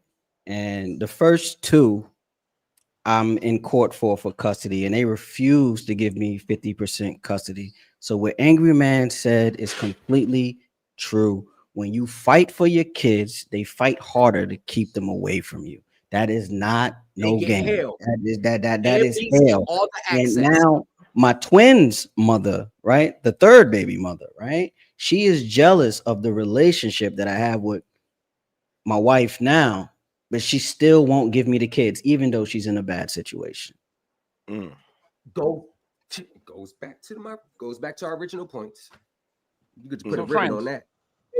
Bro, I literally had a situation where my kid's mother, right? She called me up and she was like, stressing or whatever, talking about but I forgot what it was. She was talking shit and then she was like, but I have the kids the majority of the time and I have to do this and I have to do that. And I said, so give them to me. I can't do that. You just said you were stressed out. You just said you was going through some shit. Why not just give them to me? I'm in the better position financially. Give them to me.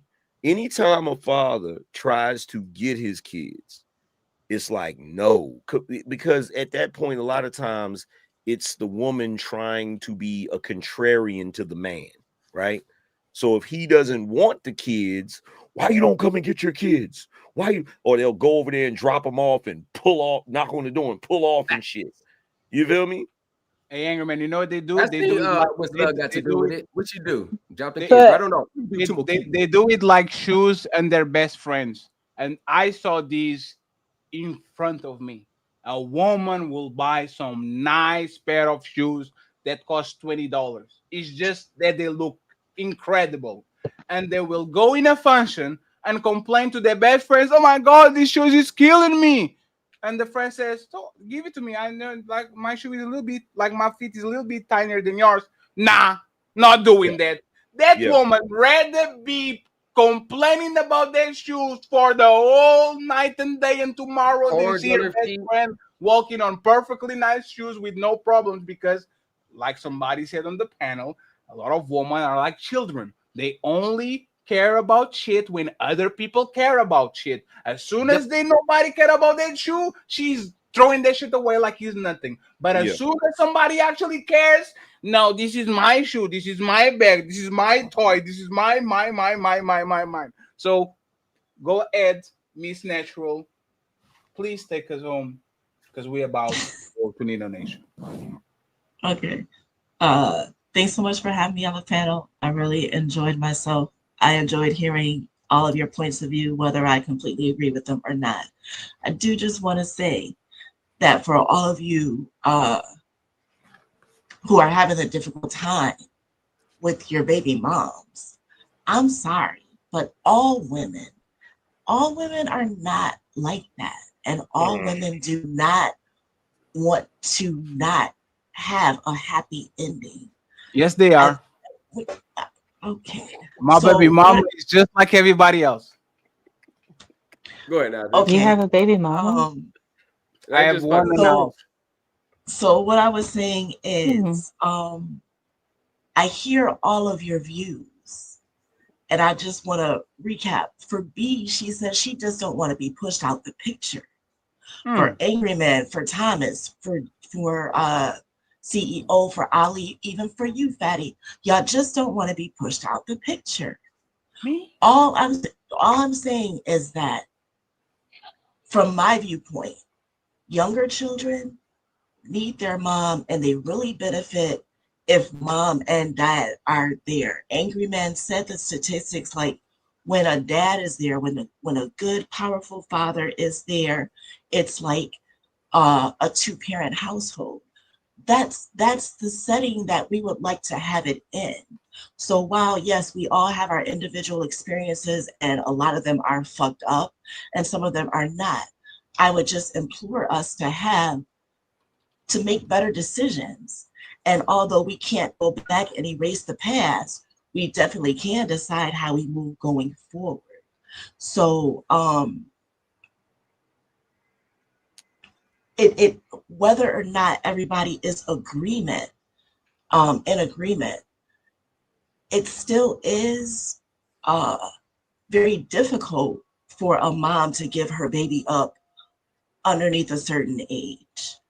I will stick to it. Look, I think that if I had to be in that situation, I would want my children with me, not just because they're my property, but because I think that I am an amazing parent. And like I said before, the ideal situation would be for me and dad to be together underneath the same roof.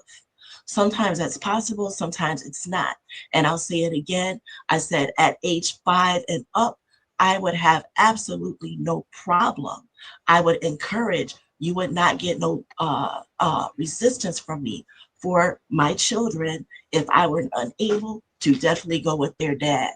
Why? Because like the nurturing part that a mom gives, I think that the children can be weaned off of that and they would have a better experience with their dad. That's what I said then. That's what I say now. And I hope that we just all go forward in more wisdom. Okay, so I got something I want to say real quick. So me personally, I don't have to go through it anymore because my children are grown now, but I went through pure hell. And even to this day, with my children being grown, I'm having to weed through and repair the damage that the nurturer did through parental alienation. Okay. This whole thing where y'all love to dismiss this by saying, well, to all of the men that went through that, all women aren't like that. If a man sexually assaulted you and traumatized you, are you going to accept other men telling you, well, all men aren't like that? No, I wouldn't. Okay, so guess what? We don't want to hear about how all women ain't like that. We're not talking about all women that's not like that. We're talking about the ones that do that. And at some point, there's going to have to be some accountability for women that act like that, because the lie that women are just natural nurturers, it's not the truth. It is not the truth. I agree. I never met a bad mother that said, I know I'm a bad mother. Yeah. Ever. Like there's two things that women think they have that is always good: being good mothers and having good coochie. Never met a woman that said my coochie is terrible. I can't even keep a man. Every time they get inside of me, they out. Right? All women think they have good coochie, and all women think they are good mothers because, once again, you don't know it. Nobody knows. Do you think that on these movies, these people, these villains think they are the villain of the story? They think they are the hero. Every movie that you see, there's a villain on the other side. Then we say, oh, the superheroes. Thanos didn't think he was a villain. Voltron didn't think it. Like, none of these people think they are villains because on their own story they are heroes, and the heroes are the ones trying to stop them from doing what they need to do. So the same thing, villains never know they are villains. Dumb people never know they are dumb. Unfunny people never know that. Like, the good mother and the good dad, they can say that to the crowd, and I don't doubt that Naturally is a good mother. Like, I know no proof, no nothing. I'm just saying that if we go on face value, if you put 100 women in a room and you ask them, are you a good mother and are going to raise your kids well? I don't see no woman on that room saying, nope, I will flunk the test. Let me go ahead and let me give my kid away because I can do it. They only do it for selfish reasons. But Fatty, you missing For one more. selfish reasons, they will abort the kid.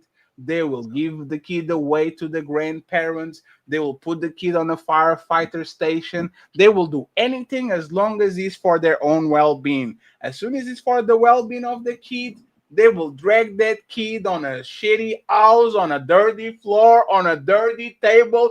They will use those kids for anything and everything, to get subsidies, to get food trucks, to get whatever the fuck they want. Because, once again, I'll repeat it, you only know you are a shitty dad or a shitty mom when people tell you your own assessment of yourself usually is flawed.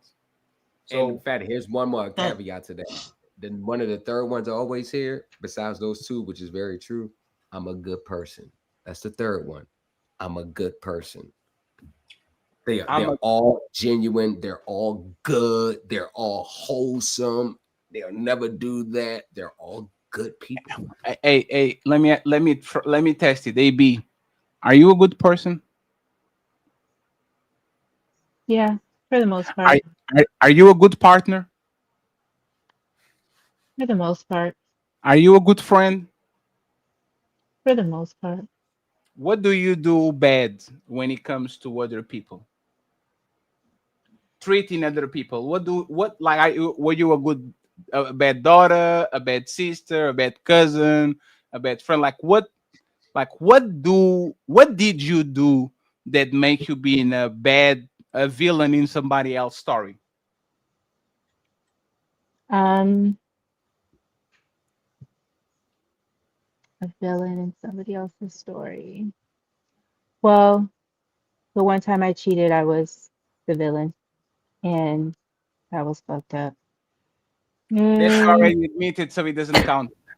Can I? So if you're I'll do 1 second. Let's see if she can get the way, like, because she already admitted she cheated, so already got one on the bag. Right?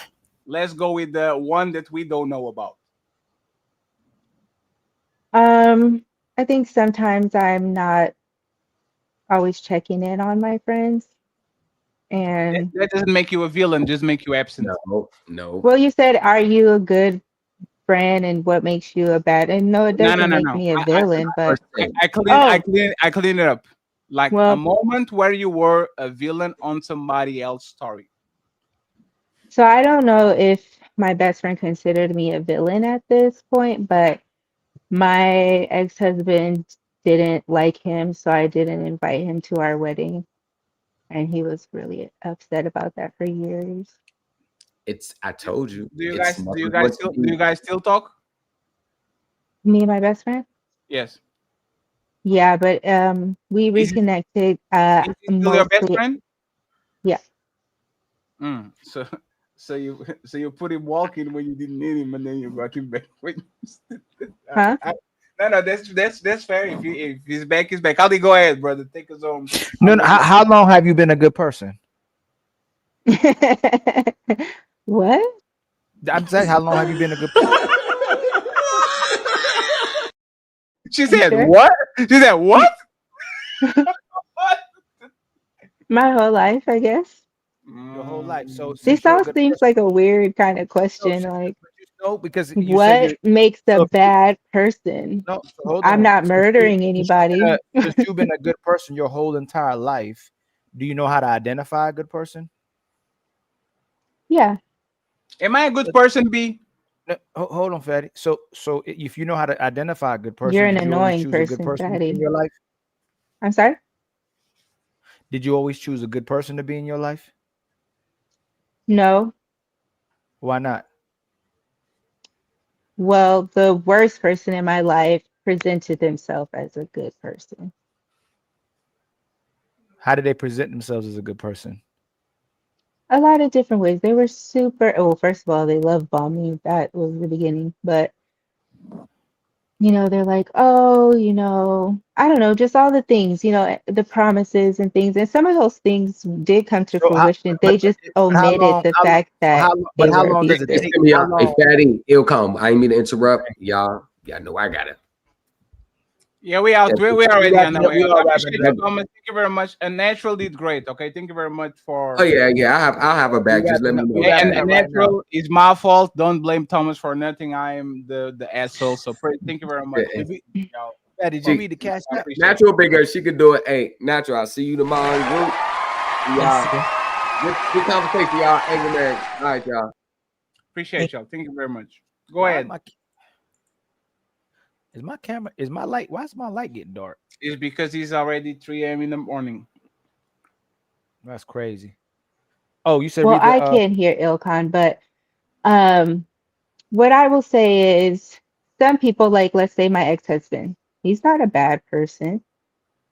Oh, you did this Was to us he a good before. fit for me? Was he Maddie, you remember a this? great husband? Was We're he not a about to get great into dad? this. Maybe We're not about to get in my into this, opinion, but Hey, B, an abusive say you person wanna- is a abusive person is a bad person. I don't care how label you This put is on the crazy. person. You're doing this again. If you call a person abusive, if you call a person either a narcissist or like you can't like. well, that what? is a bad person. That's not my ex-husband, so those are different people. No, didn't you leave? Why did you leave your ex-husband again? Oh, that's a long story. We don't got time for that. Oh my God! Why y'all be doing this? I because really can't hear you, Ilkan, but it's probably for the best. No, it's like as if he's on mute. It's crazy. But I can hear you, Fatty, so go ahead. So you okay? It's a long story. AB, I love you. They're saying Well, they're they're saying what? they're calling you the modern mermaid. So congratulations. Thanks. You are not the Disney mermaid. You are the modern mermaid. Thank you very much. You did great today, B. Okay, well, That's a long thank you story. for having me. I absolutely hate it here, and I will see you another time. I appreciate you, B. What more do you want from me? Oh my God. She says that's how she says I love you to the people that she likes is by treating them bad. So thank you very much, B. I appreciate Shut you. up. Now let Okay, me bye. go ahead with the boo. Go ahead, Ali. Oh, what I'm doing? Reading the cash app. No, I think I already. No, I didn't read them. Let me read these real quick. Manosphere algorithm says, I love the new studio, Fatty. I appreciate you, sir. The untouchable empire, baby. Member for 19 months. Salute to you. I appreciate you. We have my boy Matreon in the building with 5 untouchable memberships. Thank you very much, my brother. I believe that there's multiple so-called black leaders who believe that they are untouchable. Very much, sir. I appreciate you. My brother's already live, Nino Nation. He is live already. So I appreciate you, Nino, for the membership. The untouchable empire, baby. We have my boy Freezer in the building with another untouchable membership. The untouchable empire, baby. Long way to go, friends. You better pull up tomorrow on the studio/monetization party. This is my version of baby shower, friends, because I have no kids. I appreciate y'all being here tomorrow. Smell the roses. She became a untouchable member from the Untouchable Empire, baby. The untouchable empire, baby. And she sent $10 via Cash App saying, great topic tonight. Thank you very much, Smell the Roses. We appreciate you. Thank you, thank you, thank you. We have Brandon in the building. He said, that lady is trash. I don't know what you're talking about. Joshua, he became a member of the Untouchable empire, baby. And then he sent another membership on all these The sides. untouchable empire, baby. I appreciate you, Joshua. Thank you very much. Finally, Zero Fallout in the building. Saying, woman, love to go into long-winded diatribes. That way, you can forget what you were asking. It's natural defense mechanism. That way, they can say, I didn't say that, and wiggle out of argument. Thank you very much. Zero Fallout. And finally, PCD with a $20 bala. Thank you very much, sir. We appreciate the love. He says, it's messed up. Y'all keep debunking these females every time they try to rehabilitate their image and value as women and mothers. So, friends, I appreciate y'all. Thank you very much, Natural. Thank you very much, CEO. CEO, you did great, brother. Thank you once again very much. I think your friend had some difficult connecting because she was in the car in and out and up and down. But we try again next week on a more stable environment, okay? Yo, is it a way we could chat in the back room real quick? Oh, absolutely. When you in the show, you too, Ali. Y'all, Yeah, y'all say I want to say something. Yes, don't go nowhere. So I appreciate y'all, friends. We're going to Nino Nation. I see you tomorrow at 5 p.m. to show you my new gadgets. Natural, CEO. Have a good night. All right. Team Fatty. Signing out. Peace. It is what it is. It is what it is.